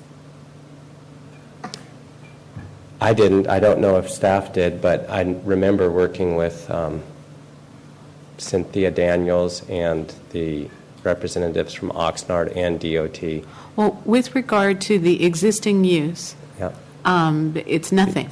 Existing use of nothing. Is nothing. There is no traffic, and there hasn't been for 8 years. Correct. Yeah. And prior to that, there's been a lot of work in this area, and I don't have the familiarity, the working familiarity that my colleague does, but there's been a lot of changes, have there not, in the past 8 years? With the interchange? Yes. Absolutely. Yeah. The whole area. So how is it that with a use that's nothing, that there's no traffic at all, I'm not really sure what traffic study we should be looking at. Because you have a categorical exemption from an existing facility, but the facility is empty, there's no traffic. So how do you explain that? The city of Oxnard has, in a unique manner, has actually assigned a zone to this parcel and has put thought into the future development of this parcel in more of a grand measure. And in the 101 interchange project, we were told that the ingress, egress, everything for this parcel was taken into consideration in the development of that, in the design and the development of the DOT process. I didn't see a traffic study. I might have misspoke with the word traffic study, but we were told by the DOT and Oxnard representatives that, and there was a lot of discussion, of course, on the ingress and egress, and they were taking it into account. Okay, and I'm getting the nods from planning staff that yes, that's incorporated in this, and we didn't miss something. Okay. Okay. So, any other questions, Commissioner Kelly? Yes, I'm looking at Exhibit B, which is a petition that was signed apparently back in 2011. And it refers to that this would be a second location. So has the owner then, does he have another market that is still in business, and does it sell beer and wine? The official answer is no. However, a family member of the applicant does have a market down the street, which does sell beer and wine, yeah. And it's part of the same family, but definitely different individuals. This petition clearly indicates that you intend to apply for such a permit. From 2011? That. I'm looking at this as signed by maybe 50 neighbors, and I'm not sure why it's included in my packet unless it's relevant. Yeah, it wasn't, I don't believe it was, and correct me if I'm wrong, included in the initial staff report when it went to planning director hearing? Correct. This is the petition that you provided that was for the previous liquor store proposal at this site. Oh, that's in favor for it. Oh, okay, sorry, I thought you said in opposition. Sorry about that. And I'm sorry to reiterate, that was for a prior project. We had seen in the staff report for the Planning Commission reference of a petition to deny or in opposition of the project. And I just said, well, if that's what's being included as information from 2011, I just wanted to provide that to show evidence that there was significant community support for that project at the time, which was for a liquor license, market with a liquor license. And this one's not. Okay, thank you for the clarification. Mm-hmm. That's all right now. Thank you. Okay, thank you. Another question. Sorry, sir. Yeah, before you Stay leave, put. Yep. the market you're referring to nearby, that's Wright's Market, isn't it? No. It's called Wright's Market on the frontage road, Ventura Boulevard. That's not the market owned by the... But there is a market approximately a block and a half, 2 blocks away maybe from this location, called Wright's Market. Correct. It's on the frontage road along the freeway? Yep. Okay. I just want to reiterate that there's 2 markets in the area, Wright's Market and Los Amigos, and they're substantially smaller. I'm sorry, what was it? I just wanted to reiterate the point that there are 2 markets in the area, but they're substantially smaller than what we're proposing, and we feel that this market will serve the Nyland Acres community in much of a different manner than the existing 2 markets. Okay. Thank you. Thank you. Now, I might have gotten my cards mixed up. Is Mike Barber here anymore? Okay, he has submitted a statement card. Tino Ramirez, no longer here. Jeannie Garcia, no longer here. Michelle Fatch. I'm here, but I prefer to wait till the end. Fair enough. Okay, now.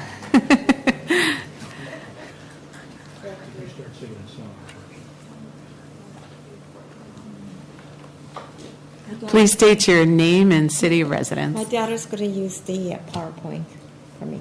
Okay. I'm Marlene White. I'm the owner at 3202 Santa Clara Avenue. First of all, I want you to know how much I appreciate the time and effort that the planning staff spent on addressing my issues regarding the permit for a neighborhood market.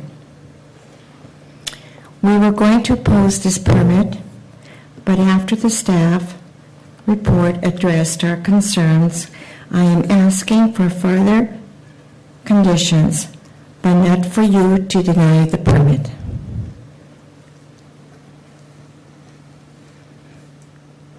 My first issue that I'd like to discuss this afternoon, is pedestrian and traffic safety, as you have addressed. It should be noted that this is the first time this entrance is being utilized by the public. There has not been a recent traffic survey or review of this entrance because for over 4 decades, the business entrance for this location was on Santa Clara Avenue. Please look at the slide. We can see from the slide that traffic from Ventura Boulevard turns left and right turn into the property. Entering and exiting vehicles turned in and out from the park and ride from 3202, my property, and 3170, the proposed market. All traffic funnels through this one driveway. What we can count on with this market is an increase in pedestrian traffic, with bicycles, motorcycles, delivery trucks, scooters. This one driveway presents a fundamental safety problem. Why? Because there is no traffic signal, there is no stop sign, there are no turn signs, there's no pedestrian crossing signs, or even a marked crosswalk at this section. Furthermore, there is no sidewalk leading into the proposed location. The ADA requires a sidewalk corridor with a minimum width of 5 to 6 feet so that pedestrians do not feel threatened by the traffic that's coming on them. Just think about kids that will walk to the market. Now they walk through oncoming traffic, posing a danger. All of these issues are magnified when you consider these issues will be happening in the dark because the market will be open until 10 p.m. The traffic volume on Ventura Boulevard in your staff report dates back to 2007-2008. Those numbers are outdated. The traffic has increased in 8 years. Now, how do I know that? Because I did my own traffic survey on February 24th, 25th, and March the 1st. I counted vehicles, buses, bicycles, children, 18-wheelers, transit and school buses, delivery trucks, and yes, even a drone overhead. I can tell you that Ventura Boulevard is a high-volume traffic site and a very congested road that often backs up.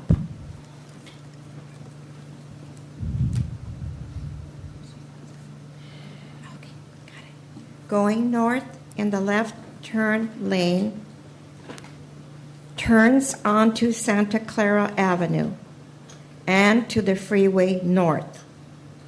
If you go south, you head toward Del Norte and freeway south, and so the traffic backs up, leading to traffic congestion. I'm sorry to interrupt. Is this, you've done such a good job with interposing the figures. I want to make sure, what's the source of this? Is this real traffic, or is this something that is for demonstration purposes? I can address that. I'm Marlene's daughter. I'm Gail Force. Okay. But I'm also Gail of Gail Force Design. I'm a brand strategist and a designer. So I wanted to help her to illustrate what she saw in her backed up, the times when she backed up, but she didn't get a photo. So I actually created the same situation. So this is a representation. It's a representation of what she saw. Thank you for that. Appreciate it.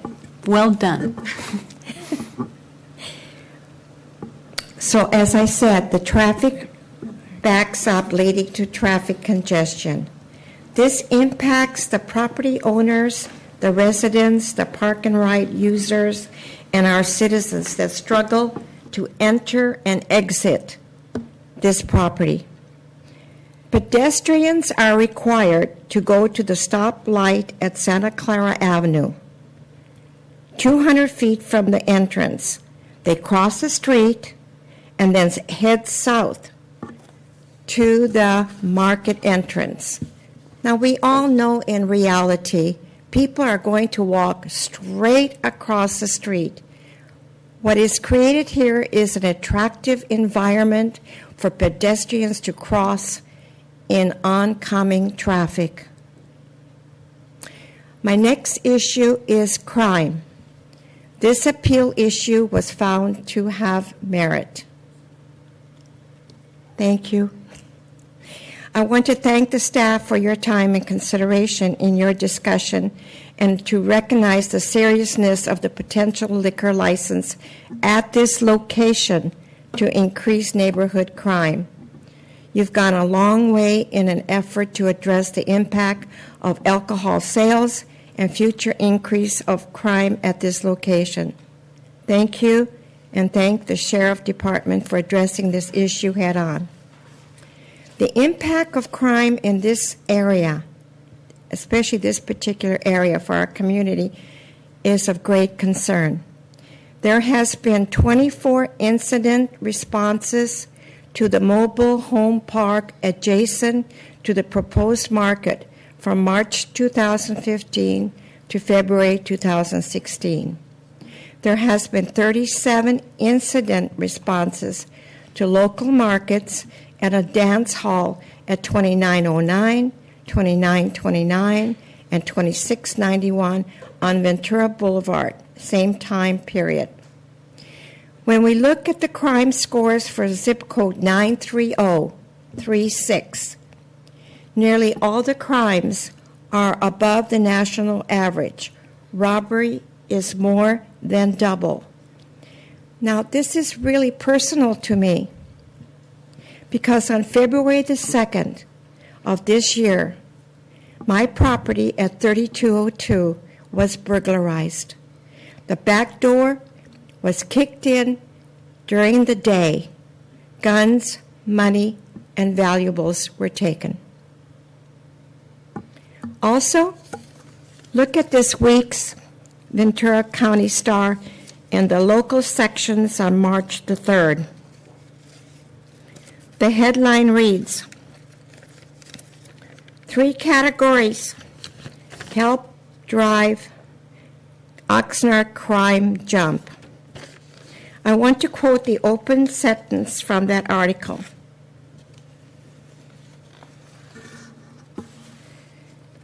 A 4.8% increase in serious crime last year in Oxnard was driven mainly by jumps in aggravated assaults in auto thefts and larceny. Police last week released 2015 statistics on certain violent and property crimes. According to the FBI, the violent crimes were defined as homicide, rape, robbery, aggravated assault, property crimes that included burglary, auto, larceny, and arson, unquote.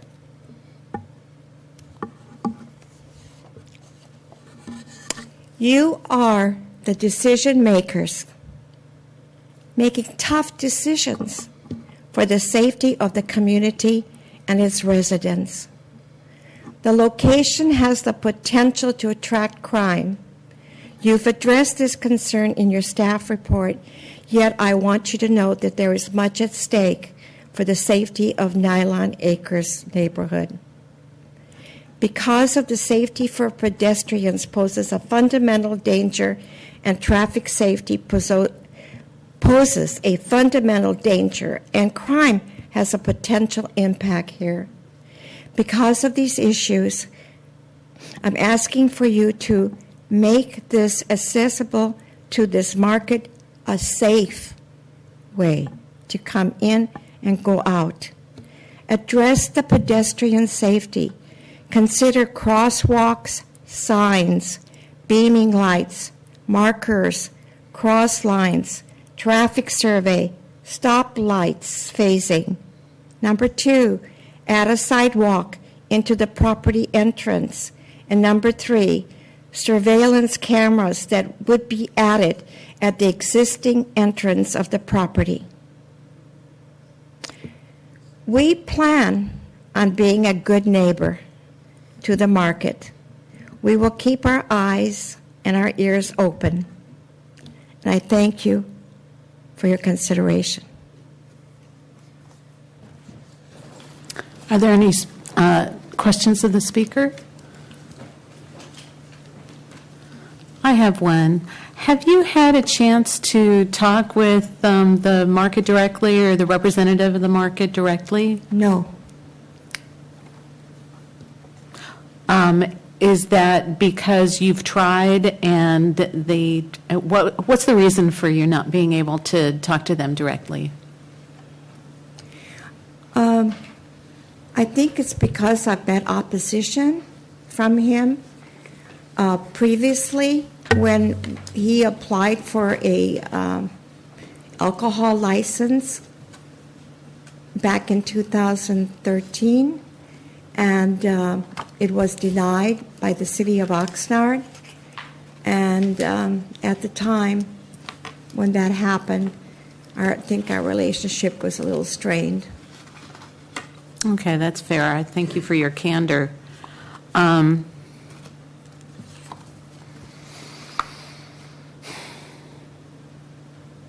you had a chance to talk with this level of depth to the planner for the project regarding your concerns about the ADA access, the driveway, sidewalks? Have you had a chance to talk directly to the planner? No. Okay. Thank you. Gail Force, do you wish to speak as well? I'd just like to add something that I did some research into what happens in a neighborhood when another liquor store is added in or alcohol sales are added. And the numbers are fairly frightening. I think the one thing that I took home personally from that was an increase of 3.4 assaults are added per year to a liquor store location. And that's one thing I wanted to mention. And the last thing was we did have an engineer here who was a traffic engineer who came to speak, but he just couldn't last through the whole thing. So he left, but one of the things he suggested was a beaming crosswalk across Ventura Boulevard, because we're fairly sure that people will cross that boulevard on foot. And even, I think today the speaker for the applicant made a good point, because he was saying that so many people from the area will be on foot. He made a pretty good point for that. And I believe they need the Wicks and the food there. I think it's a good thing for that. But we need to make sure that when those people from that area cross, that they're safe. And that would be it. Okay. Can I ask you, are the other markets in the area, are they more like liquor store convenience markets, or are they like a larger market? I would say they're smaller in size and scope, but they do offer Wright's Market, at least if I remember correctly. It offers meat and fresh meat and vegetables and things like that. It's just a smaller scale. Okay. Thank you for that. Are there any other questions of the speaker? Okay, and so Mohammed Hassan was your traffic engineer? Yes, that's correct. Yeah. All right. Michelle Fatet, did you want to speak, or?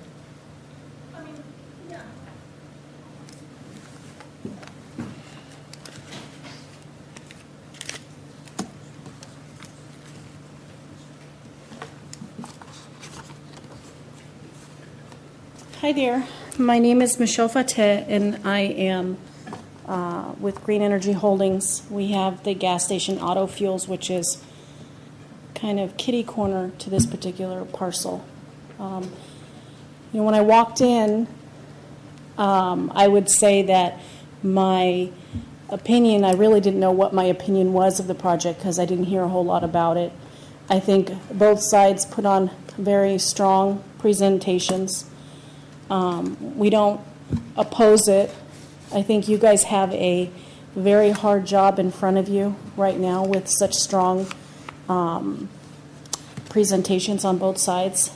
And unless you have any questions, I'll leave it in your hands. Thank you. Okay. I'm sorry, I have a question. Yes. You represent the property catty-corner to this location on Santa Clara Avenue? I'm Green Energy Holdings, yes. And what does that consist of? The gas station on the corner, the convenience store, the car wash. Okay. And do you sell alcoholic beverages? We do. Okay. That's what I thought. And that's been in place prior to the intersection being improved, as I recall. Is that correct? Correct. I also, historically, my parents owned the Latown Market, Cars for Causes, and all that all the retail that wound up being basically acquired through eminent domain by the city of Oxnard in order to do the street improvement. So I do have some historical knowledge of the area. Okay. And I mean, we're not opposed to the project. I think Marlene, brought a very detailed presentation, and there's nothing much more I can add to it, only to say that, if you have any questions on history or otherwise. Just to reaffirm, that lumberyard and the adjoining property that were there were accessed directly off of Santa Clara Avenue, correct? Prior to the realignment of Ventura Boulevard and the intersection that was put in place by Caltrans. Well, if you remember correctly, as you exited, there was Exited north. Exited Rice. It used to be Via Del Norte before they changed it to Rice Avenue. So it was Del Norte exit, Via Del Norte. When you exited Via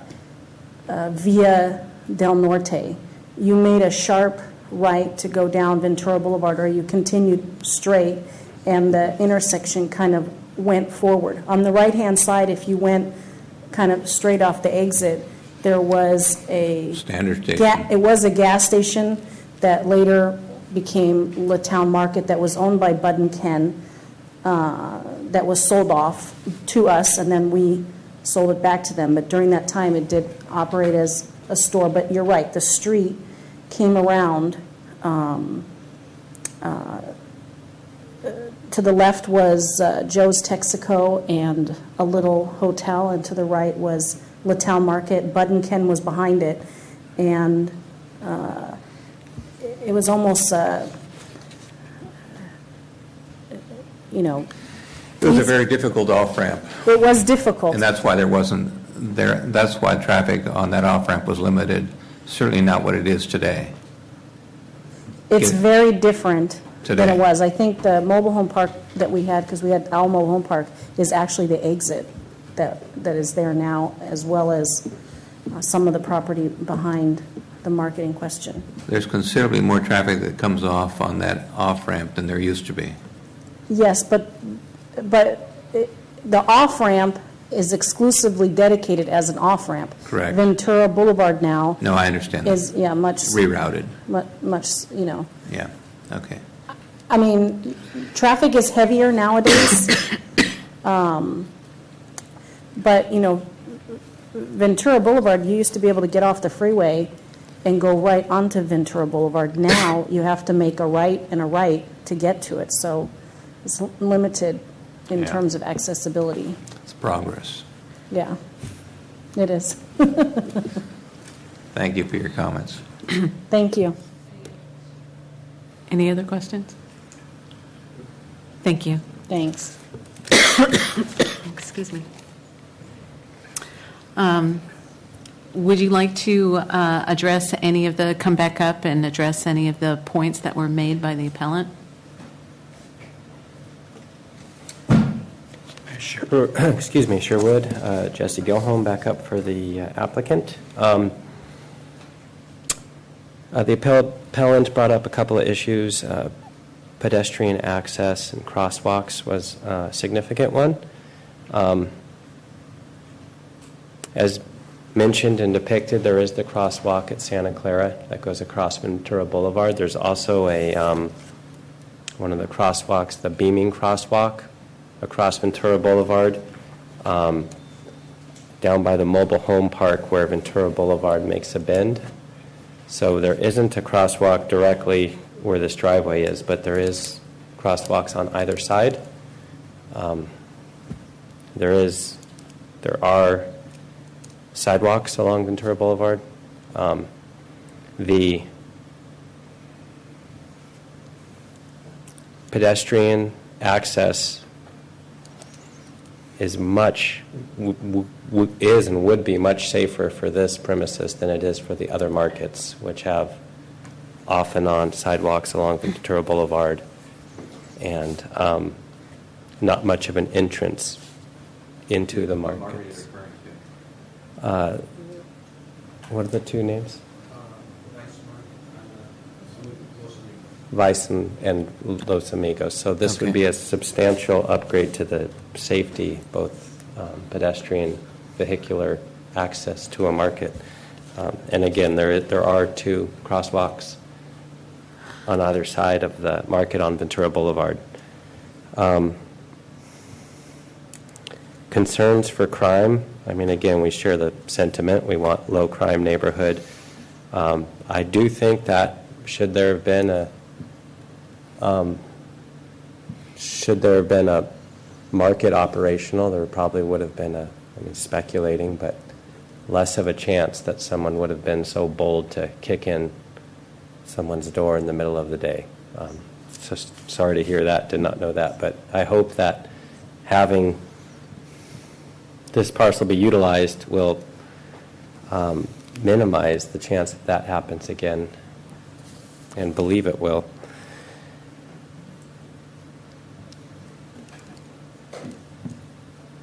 There was talk about the outreach or conversations from the applicant, myself, and the appellant, and we've not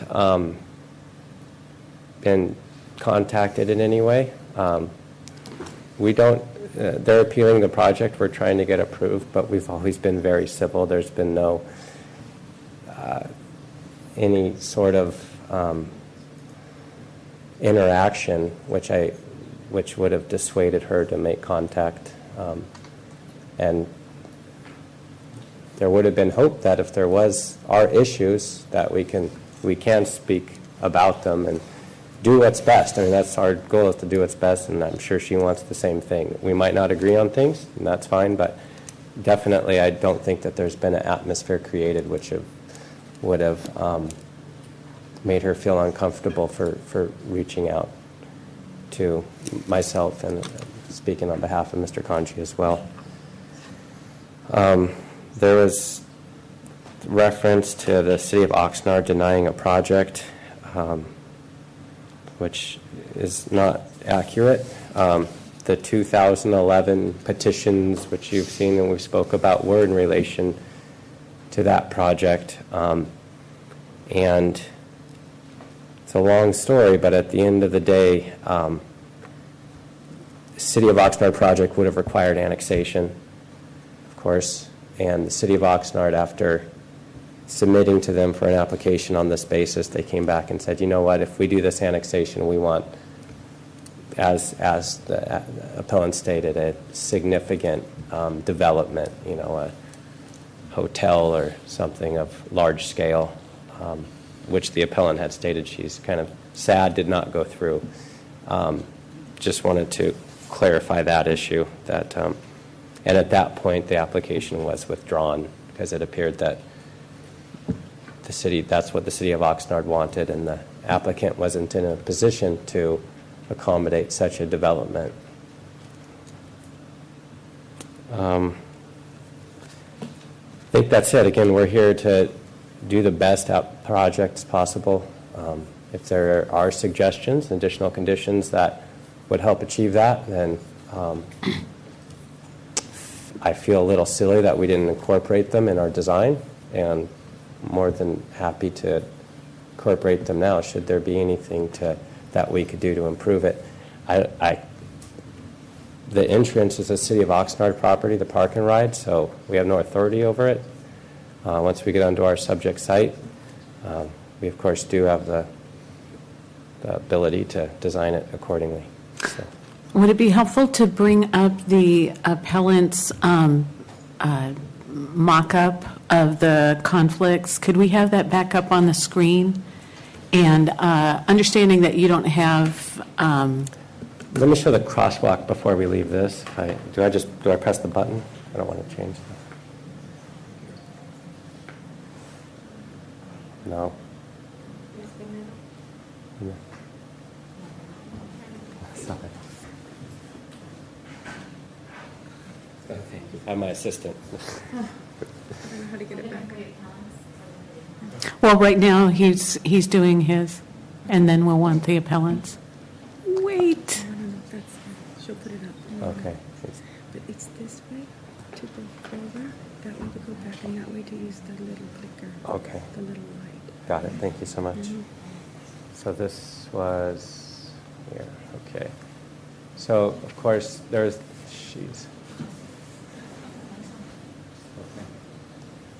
there is concern about the pedestrian access. I think this slide boat helps show the access here, which is a crosswalk. And then I believe it's right. Is it there? Yeah. Right there, right? Oh, jeez. This is a sensitive machine. Right here. So on both sides, there is a crosswalk. And then if you want to go back to the list, I can discuss it. Yeah, if we could get up the slide that showed the potential conflicts in that driveway. It's in the appellants. And if we could just walk through them and you tell me what you can do and what you can't do. Okay.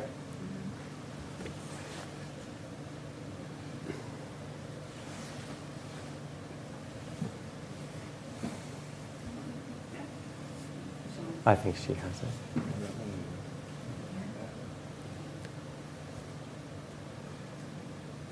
Fair, yeah. There we go. Perfect. That's the property line. Okay. Oxnard. No. And where there are conflicts, what can you do? Well, there are sidewalks again. There are crosswalks for. I mean, you do have cars and pedestrians and everything sharing this way in. What can you do to make that better? I don't believe we can do anything on this parcel. This is City of Oxnard, the park and ride. We do have, we do abide by the ADA standards. We do have the handicap parking.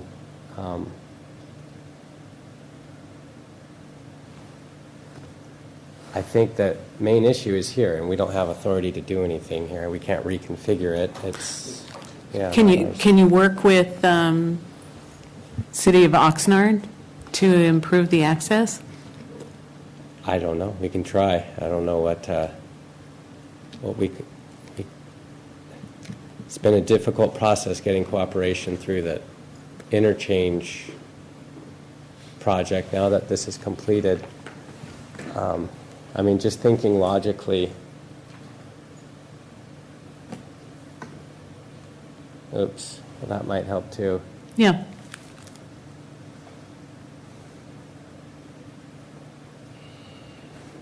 Even just striping. On both, yeah, you can use definitely, you can use the crosswalk paint, I would think, which would be a good idea. So it would be here. Jeez, this is a touchy. Here, I would ask to continue the crosswalk. Jeez, I can't use this. Continue the crosswalk to. You can throw it. We all want you to throw it. Yeah. I was wondering what the other person was up to in the last project. Now I understand. Just with paint, crosswalk paint along that area on both access points, and then something to show, and then in our entrance area, right where our gate would be as well, just so cars have a visible declaration that there might be pedestrians there. We could definitely do the one on the subject parcel right here, but again, we'd have to ask permission and do it in coordination with Oxnard to do anything there. And I guess there has to be warrants, and there's also a false sense of security that people have when they are in a crosswalk. So there's that to consider as well. It's tough. What about signage? Pedestrian crossing, stop. Watch out. Yeah, we can. We should definitely be able to do something on the private area, which will help for people leaving, I think. But for people coming, you would need the signage more so Ventura Boulevard and the City Oxnard parcel. Sure, there's something that could help, but again, we would need their approval to do it. I think the crosswalks, which light up when you press the button, of course, provide the best level of safety, but it's hard to speak on behalf of what we could or couldn't do in coordination with Oxnard on their parcel. Yeah. I have a question from Commissioner Rodriguez. Traffic is a problem at that intersection, ingress and egress. Why can't it be marked right turn only as you exit? What prevents you from doing that?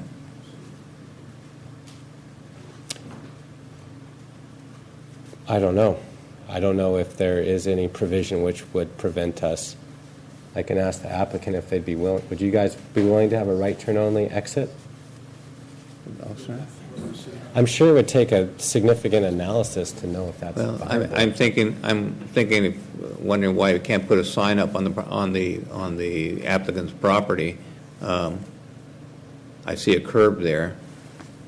That curb's not. That's City of Oxnard. City of Oxnard. Yeah. So it goes the property line is the fence line. Yeah. Seems to me like somebody's got some work to do to make this happen. Yeah, this isn't the first time where there's been a county and city boundary where you have to go to multiple agencies in order to get things done. But the suggestions that were made by the appellant seem pretty reasonable to me, and that we want to make it as safe as possible. I understand the basis of her points, but I didn't. Was there very specific things to do? The crosswalks, those are there, so I think those are addressed. Directional signage, I think, was one of the things that was suggested as well. Yeah, I think we're willing to accommodate that. Staff can try to give feedback as to what other departments would have review of that. Commissioner Dukas? Yes. I don't want it to be thought that we didn't heavily coordinate with the city of Oxnard. So we did, right? We reached out, we looked at them. They had just done this park and ride, so they had already done all of the traffics for the safe left-hand, right-hand turning, right? And when we went to them with this project, they were not concerned at all about the limited amount of traffic from this model, nor was the county, nor was Caltrans. So we have approached them about sidewalks. They weren't a fan of it. As you said, you really have to meet warrants. It does have some safety issues. You can't just throw a sidewalk anywhere. It's very, very specific. But we can see after this meeting if there's any further coordination, if any signage or anything else that could be done to address the issues that Ms. Waite brought up, right, to see if there's anything left to do, as well as her second issue of the surveillance cameras added to the entrance of the property. So there are surveillance cameras that are proposed as part of this, but none at the entrance to the property. So I'm not sure, if you want to take up that issue as well, because it only looked like there was 2 remaining issues to be talked about. Wait. In a settlement in lieu of condemnation or some proceeding where they took the access away from that property, there must have been something regarding their obligation, whoever took it, to provide access to this beach. And there must be something somewhere saying what they have to do or should do, I would think. I think you're looking at it, right? It's sidewalk, it's a very wide road, not just a driveway entrance, right? And they accommodated the egress for both the property owner and for the very large park and ride. They added sidewalks, they added crosswalks, and the city and Caltrans believes this is sufficient for the traffic for this particular market. So as far as those agencies are concerned, it's a done deal. It's safe and it's good to go. But if you want us to investigate further with the city, and it is the city's property, if there's anything else we could be or should be doing, right, to make sure that egress and ingress is safe, then we'd be happy to do that coordination. I was just wondering, in whatever proceeding that took place that took away their access and egress, whether there's some documentation to support what they have to do. The only suggestion that I would have is paint. You know, sharrows. I mean, there's all kinds of things that can be done to just alert the pedestrian and the drivers that this is a shared access. I agree that I don't like sharing that. We've got a situation in Thousand Oaks where the way to get to the main library that supposedly you should walk to, you share this long driveway, and there's constantly interactions between cars and pedestrians. And, you know, paint. I just would think that some kind of striping and instructions, you know, stop. This is the limit line. All of these things seem pretty low cost and effective and the best that you can do. That's what I'd like to see. Two other things. Do you have graffiti control on the wall that you will be constructing? Is that part of the conditions? And then the other thing is the health of the two trees that may be impacted by taking down the fence and putting up, you know, there's footings and things that be dug out. Do you have a guarantee that those trees won't be harmed, and if they are, they'll be replaced? No. We can add, we could add conditions to this project. Again, I haven't heard discussion and really would like to get that condition number 1 acknowledged as originally approved and keep the costs limited to the applicant for a process which is already in place with the ABC. But it sounds like what may be proposed conditions is, and I would, if applicant work with planning director to propose as best as feasible signage in the entry and exit, and whatever maximizing. You know, paint, traffic control is warranted and appropriate. Yeah, I mean, we're more than happy to do that. I would really like to get approved with the condition to work through that with staff and the approval of the planning director, possible. I mean, I'm sure it'll take some coordination. We're more than happy to do it. The tree, we can put a condition in place that what you just said, that There's two trees. Yeah, that's right. For the installation of the CMU wall, it shall be done in a manner to ensure the trees are not killed or hurt, and if so, then they will be replaced. That sounds good. Okay, is there anything further? I have a question about lighting. Yes. Question about lighting? Yeah. I seem to recall that the condition required lighting on the exterior of the building up until closing time, at which point I assume it would go dark. That's a rather large area we're talking about that's recessed from the street. It's a street that has no street lighting. I have a problem with that. Is there any reason why exterior lights can't remain on, at least on the front of the proposed store? Right at the So entrance of the store, or at the entrance of front. the property. I think I'm looking, that slide, I think I'm looking at the entrance. I think the park and ride has lights, which suffice, says I mean, they're we gonna get new lighting. would be willing, but I believe the park and ride has, Well, I don't know, and you don't either yet. no, the park and ride has lights, Stan. Okay, well, I'm concerned about security and lighting on that facility.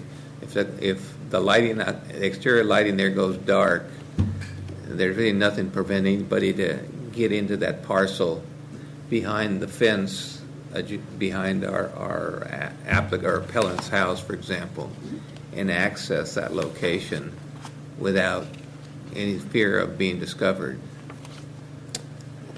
I mean, it's not my business. It would be the applicant's business. It just makes sense that you'd have exterior lighting on a timer or something to come on and off at dark. Yeah, it would be- Am I using too much common sense here? No, we'd be willing to, I would only, I mean, another condition, let's say, have the lights remain on unless we show evidence that the existing park and ride lights are sufficient. I mean, we're willing to do it, but I'm also concerned about the safety, I guess, the well-being of the appellant's yard, in that her house was burglarized from the rear, even though it was daytime. We're talking about nighttime now. It's going to have traffic in the back there. again, I think having the store and the lights and the security cameras, which is another condition, we can add security camera of the entryway, which was brought up. I think the utilization of the store is going to decrease the likelihood of a crime occurring there. I mean, it's going to occur much more when there's nothing happening and you have the people coming in and out and the store open. It's going to deter. Excuse me, sir. In the description of the project, it says new parking lot lighting. Yeah. Is that not going to take care of the problem? Oh, he was just saying it's going to stay on all night. No. Okay. Rather than I being think it turned talked off. about lighting on the outside of the structure. That as well. There's both. Well, I was specifically talking about the structure lighting. Okay. I thought you meant the entrance right there, but we can keep the light on the side of the structure through the night. Well, that's where, certainly that's where a burglary would occur if somebody wanted to pull a burglary or some other theft in the night. We can leave the lights on. Okay. Let me call you Mr. Kanji. State your name and city resident. My name is Santidas Kanji. I'm the owner of that land there. We plan to put a market there. And any question you have, I'm glad to answer it. Did you hear from the appellant? Did you see the concerns, and do you have any ideas about what you can do to alleviate those concerns? I don't know where she got all this information, but she does not live there. She has a rental there. Her son lives there, and I think that's a commercial, it's a residential zone. They are conducting a business from there, the front house. I think specifically we're talking about the traffic and the pedestrian traffic and what can be done to make the project We do better. have a traffic light there on Santa Clara where all the people or customer can cross safely on this side of the area. And also we have a zebra crossing, what they call a pedestrian crossing area in the corner of the trailer park. Has a flashing light there. They can safely cross from there. What about, are you opposed to having any kind of striping or signage in this area? No. You're not opposed? No. Okay. Is there anything else? Any other questions of the speaker? Thank you, sir. Do you want to say anything else? No, thank you. Okay, thank you so much. You're the appellant. You can go last. Please restate your name. Marlene Wade. Did I understand that the owner agreed to put lights on the fence, or was that not discussed? Any lighting on the fencing? Could staff respond to her questions rather than getting to a dialogue? No, there are no lights proposed for the fence. No. Well, I would like to propose that those lights would be put on by the gates. And the other thing, I absolutely do not want any alcohol licensing at this property. We heard that. Good. That's Is there all anything I have else? right now. Okay, thank you so much. Any other questions to the speaker? Okay. So any questions of staff at this time? Follow up with staff? Is there anything that you'd like to address that was brought up during the presentations? No, I think we're good. Okay, so I'll close the public hearing, and we can entertain a motion or have discussion. I'd like to discuss. Okay, Commissioner Onstadt. Well, I think they're absolutely correct about the requirement dealing with alcohol. It's not pending, it's not in front of us, and to force him to come in here would be, as he said, another unnecessary expense when you have ABC. So I think he's 100% correct on that one. Other than that, I'm ready to go. Any other discussion? Is there anything prevents the commission from recommending that if an application is made for ABC license, that county planning or that it be recommended, not recommended? I'm concerned about two things. I'm concerned about the traffic, and we've talked about the pedestrian issue aside, but we've also got a public use facility. It's not on that slide, on Santa Clara Avenue, just a short distance from there. And I realize that ABC ultimately has the final determination based on, I assume, input from whomever provides the input. Are we preempted from not recommending an ABC permit or license at that location? Commissioner Rodriguez, Jeff could probably answer as well, but from there is a process that has gone through with the county, and it's called public convenience and necessity, right? So ABC does come to the county.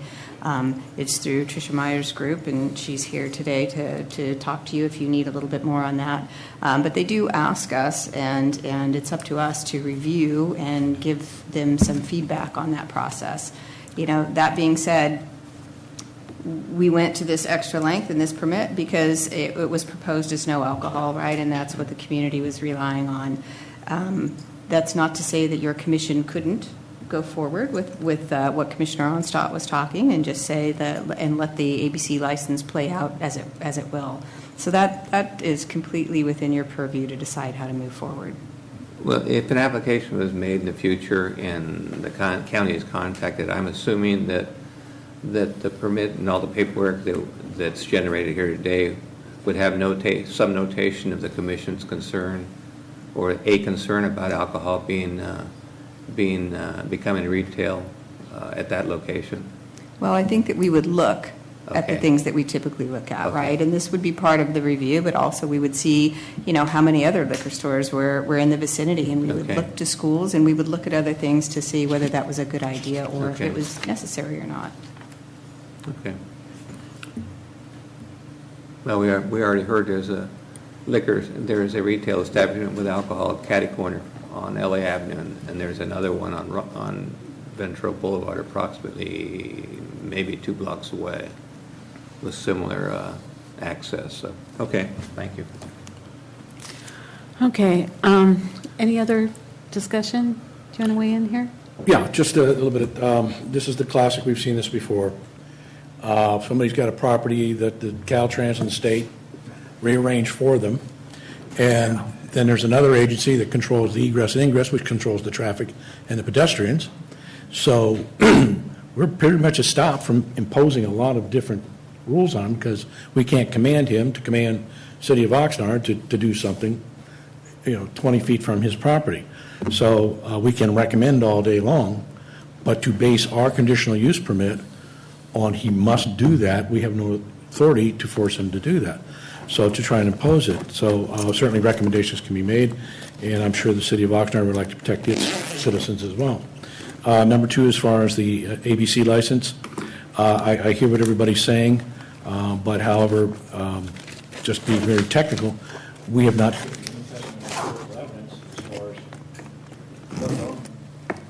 Normally would be required of us before to make a decision on that. And I also, Commissioner Rodriguez, I don't want to stray too far in the ABC regulatory area. That's what they exist for, and that's their purpose. So for us to sit here and say, absolutely not, you can't do it if you bring it forward, I don't think there's sufficient legal ground for us to make that position because we haven't taken that testimony, and I don't think that's really within our purview. So I'm with Commissioner Onsot that I cannot support the recommended change by staff. And I'm very sympathetic to what you're saying, but I think given like what we have seen over in the Saticoy,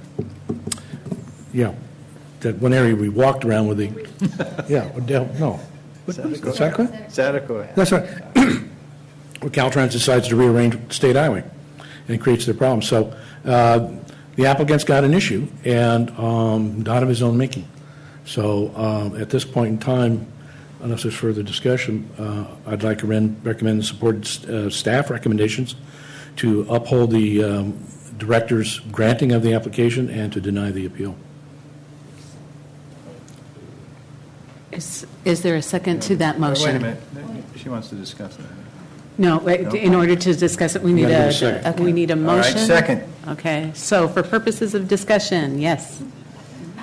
Okay, so the staff recommendation includes a change to require about the Condition 1. Condition 1. No, I did not include that. Okay, I just wanted to be clear. Okay. Well, there's also provision regarding reimbursement too. Well, that's based on the fact that if we had upheld that Okay, partial number all right, 5. all right. If we don't deny the total, All right. then there's no Motion reimbursement. and a second. Okay, is there any further discussion on the motion? I would just like to say thank you very much for bringing this forward. I can understand as an adjacent property owner who's just been burgled, I'd feel the same way that you do. And you brought these issues forward. We are limited to just what our purview is, and we can't demand that City of Oxnard do something else. I think the project, the way that it's conditioned right now, will be an improvement, and lighting and activity, more eyes will make it safer. Having it abandoned, in my mind, does not make it safer, so that's where I'm coming from. If it is possible in your motion to include that, as much as possible, the applicant work with staff to make the necessary, whatever necessary and appropriate improvements there are, if you could include that. I will include it, but I think it's necessary. I think they've discussed it. Plus, the Sheriff's Department has made the recommendations for security with the cameras and lights. But whatever additional staff and the applicant can come up with for the safety. If there's more that can be done that's warranted and that is safe, I'd like to see that, but I'd like it to be done expertly rather than us doing it on the fly. With a traffic engineer and making sure that things are done correctly. Okay, so we have a motion and a second. Seconder needs.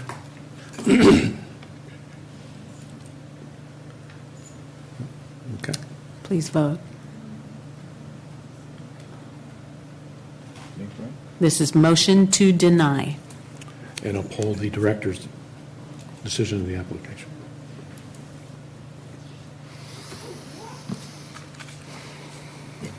Chair Adukas, can I just get a point of clarification on that for the vote? So it was to uphold everything, or did you not want them to come back for the permit to sell alcohol?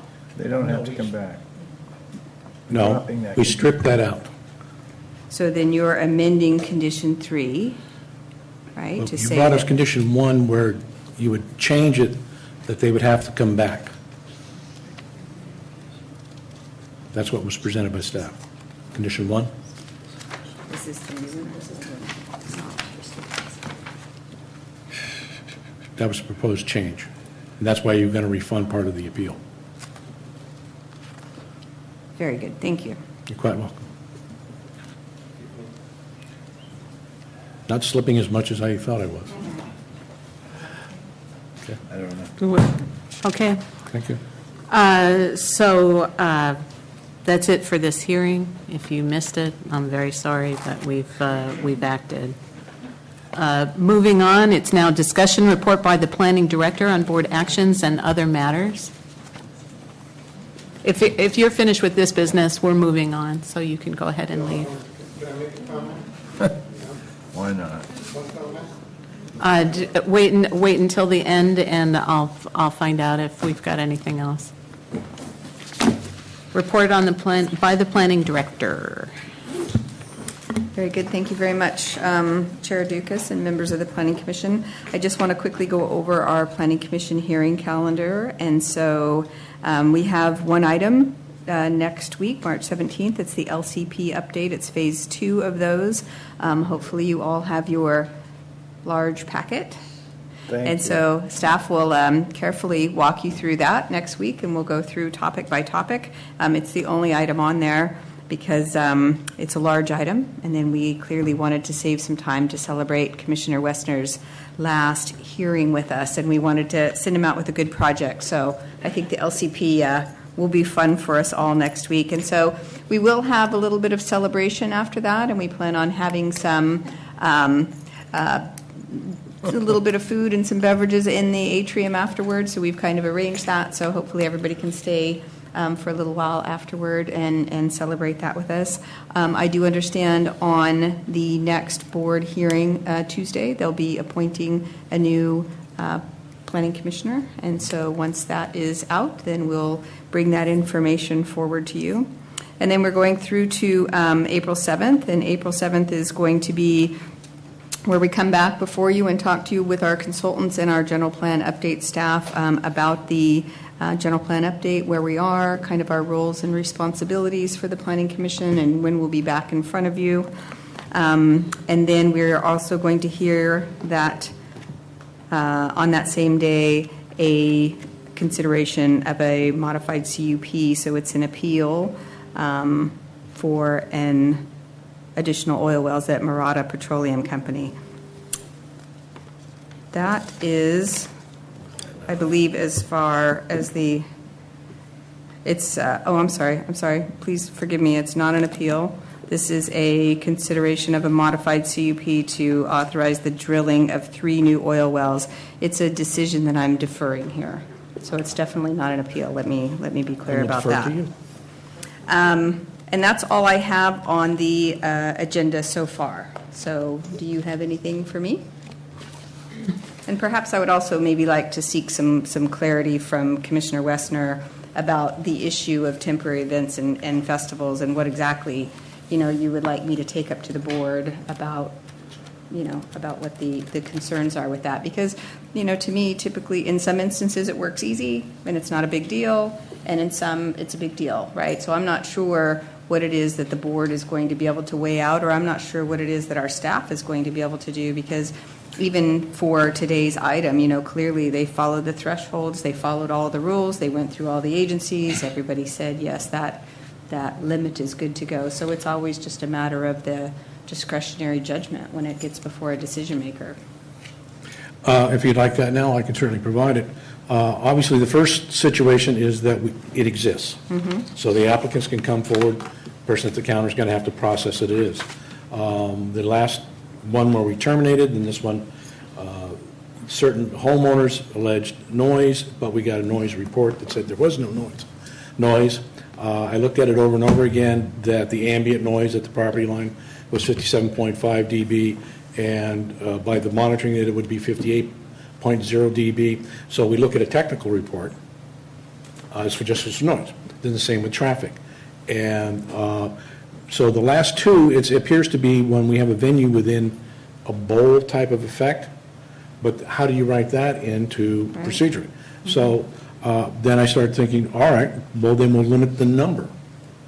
Instead of 60, which is an obvious multiplier, that's 5 times a month. So then we get into, well, is it 10, is it 20, is it 30, is it 40, kind of situation. Then the next thing is how many people. That obviously impacts noise, traffic, and the other issues that come up to us. So if the board would like to come back and say, fine, we can allow these venues under this proper zoning never to be more than 150 people, there can be no more than 25 events per year, then I think that would be something at the counter would be a filter. I would offer back to that, if the board were to set those certain standards, you'd have that same discussion today, because 100 events or 100 people and 25 events, you wouldn't have gotten any sort of different answer today. I mean, that is at the discretion. So that the 60 number, it depends on where it is. So clearly that number is good in a lot of places. A lot of times people apply for 60, but by the time we're finished with the environmental review, it's down to 20. And by the time the decision maker is done, it's afternoon events on Wednesdays only. I mean, so, it's very dependent on where it is in the county. And I think it would be very difficult for the board to try to set some standards to, that would be a wholesale set of standards. So that takes me back to my basic premise is you're basically going to spot zone. Depending on whether it's in Santa Paula or it's in Lake Sherwood. So the question would be to eliminate it from the zoning as a discretionary possibility. Yeah, I have a simple solution. No high-density urban use in open space and ag, period. There you go. So we got 2 of your commissioners, or one was retired on active duty, that's what we used to like to say, that they just take it out. Because to try to accordion it, even when we get scientific evidence to say that the sound's not there or the traffic's not there, we can put a trolley and the traffic's not there.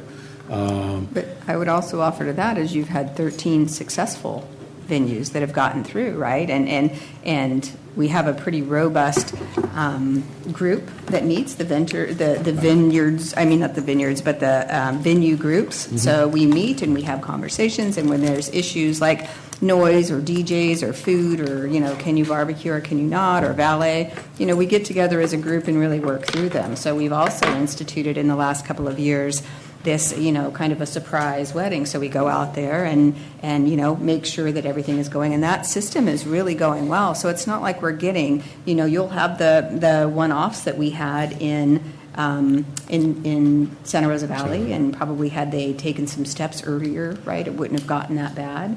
But I'm not sure we should throw the baby out with the bathwater on this, because there are a lot of venues that really do work well. And so that, it is part of the messy process of the discretionary process to see where it's going to, work. Okay, again, those are my recommendations. Okay. It's either take it totally out or understand that there's going to continue to be a messy process for people. Mm-hmm. Well, okay, wait, hold on a second. Is this something that the whole commission needs to agree on before you bring it forward to the board, or are we just discussing right now? Well, I think you're discussing it, but if you want me to bring it forward to the board saying that your planning commission would like to do away with a complete line item in the matrix, I think that we should really have a discussion and a vote on that, because that'd be a serious issue for the board to have to wrestle with, and a lot of time and staff time for us. Bring it back on April 7th, will you?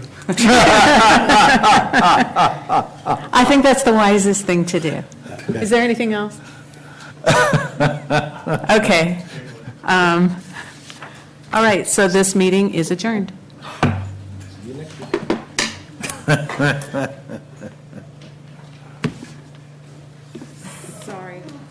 Sorry about going late. Next time, I want to eat lunch. You got it. Why didn't you share your lunch with him? He would have loved those.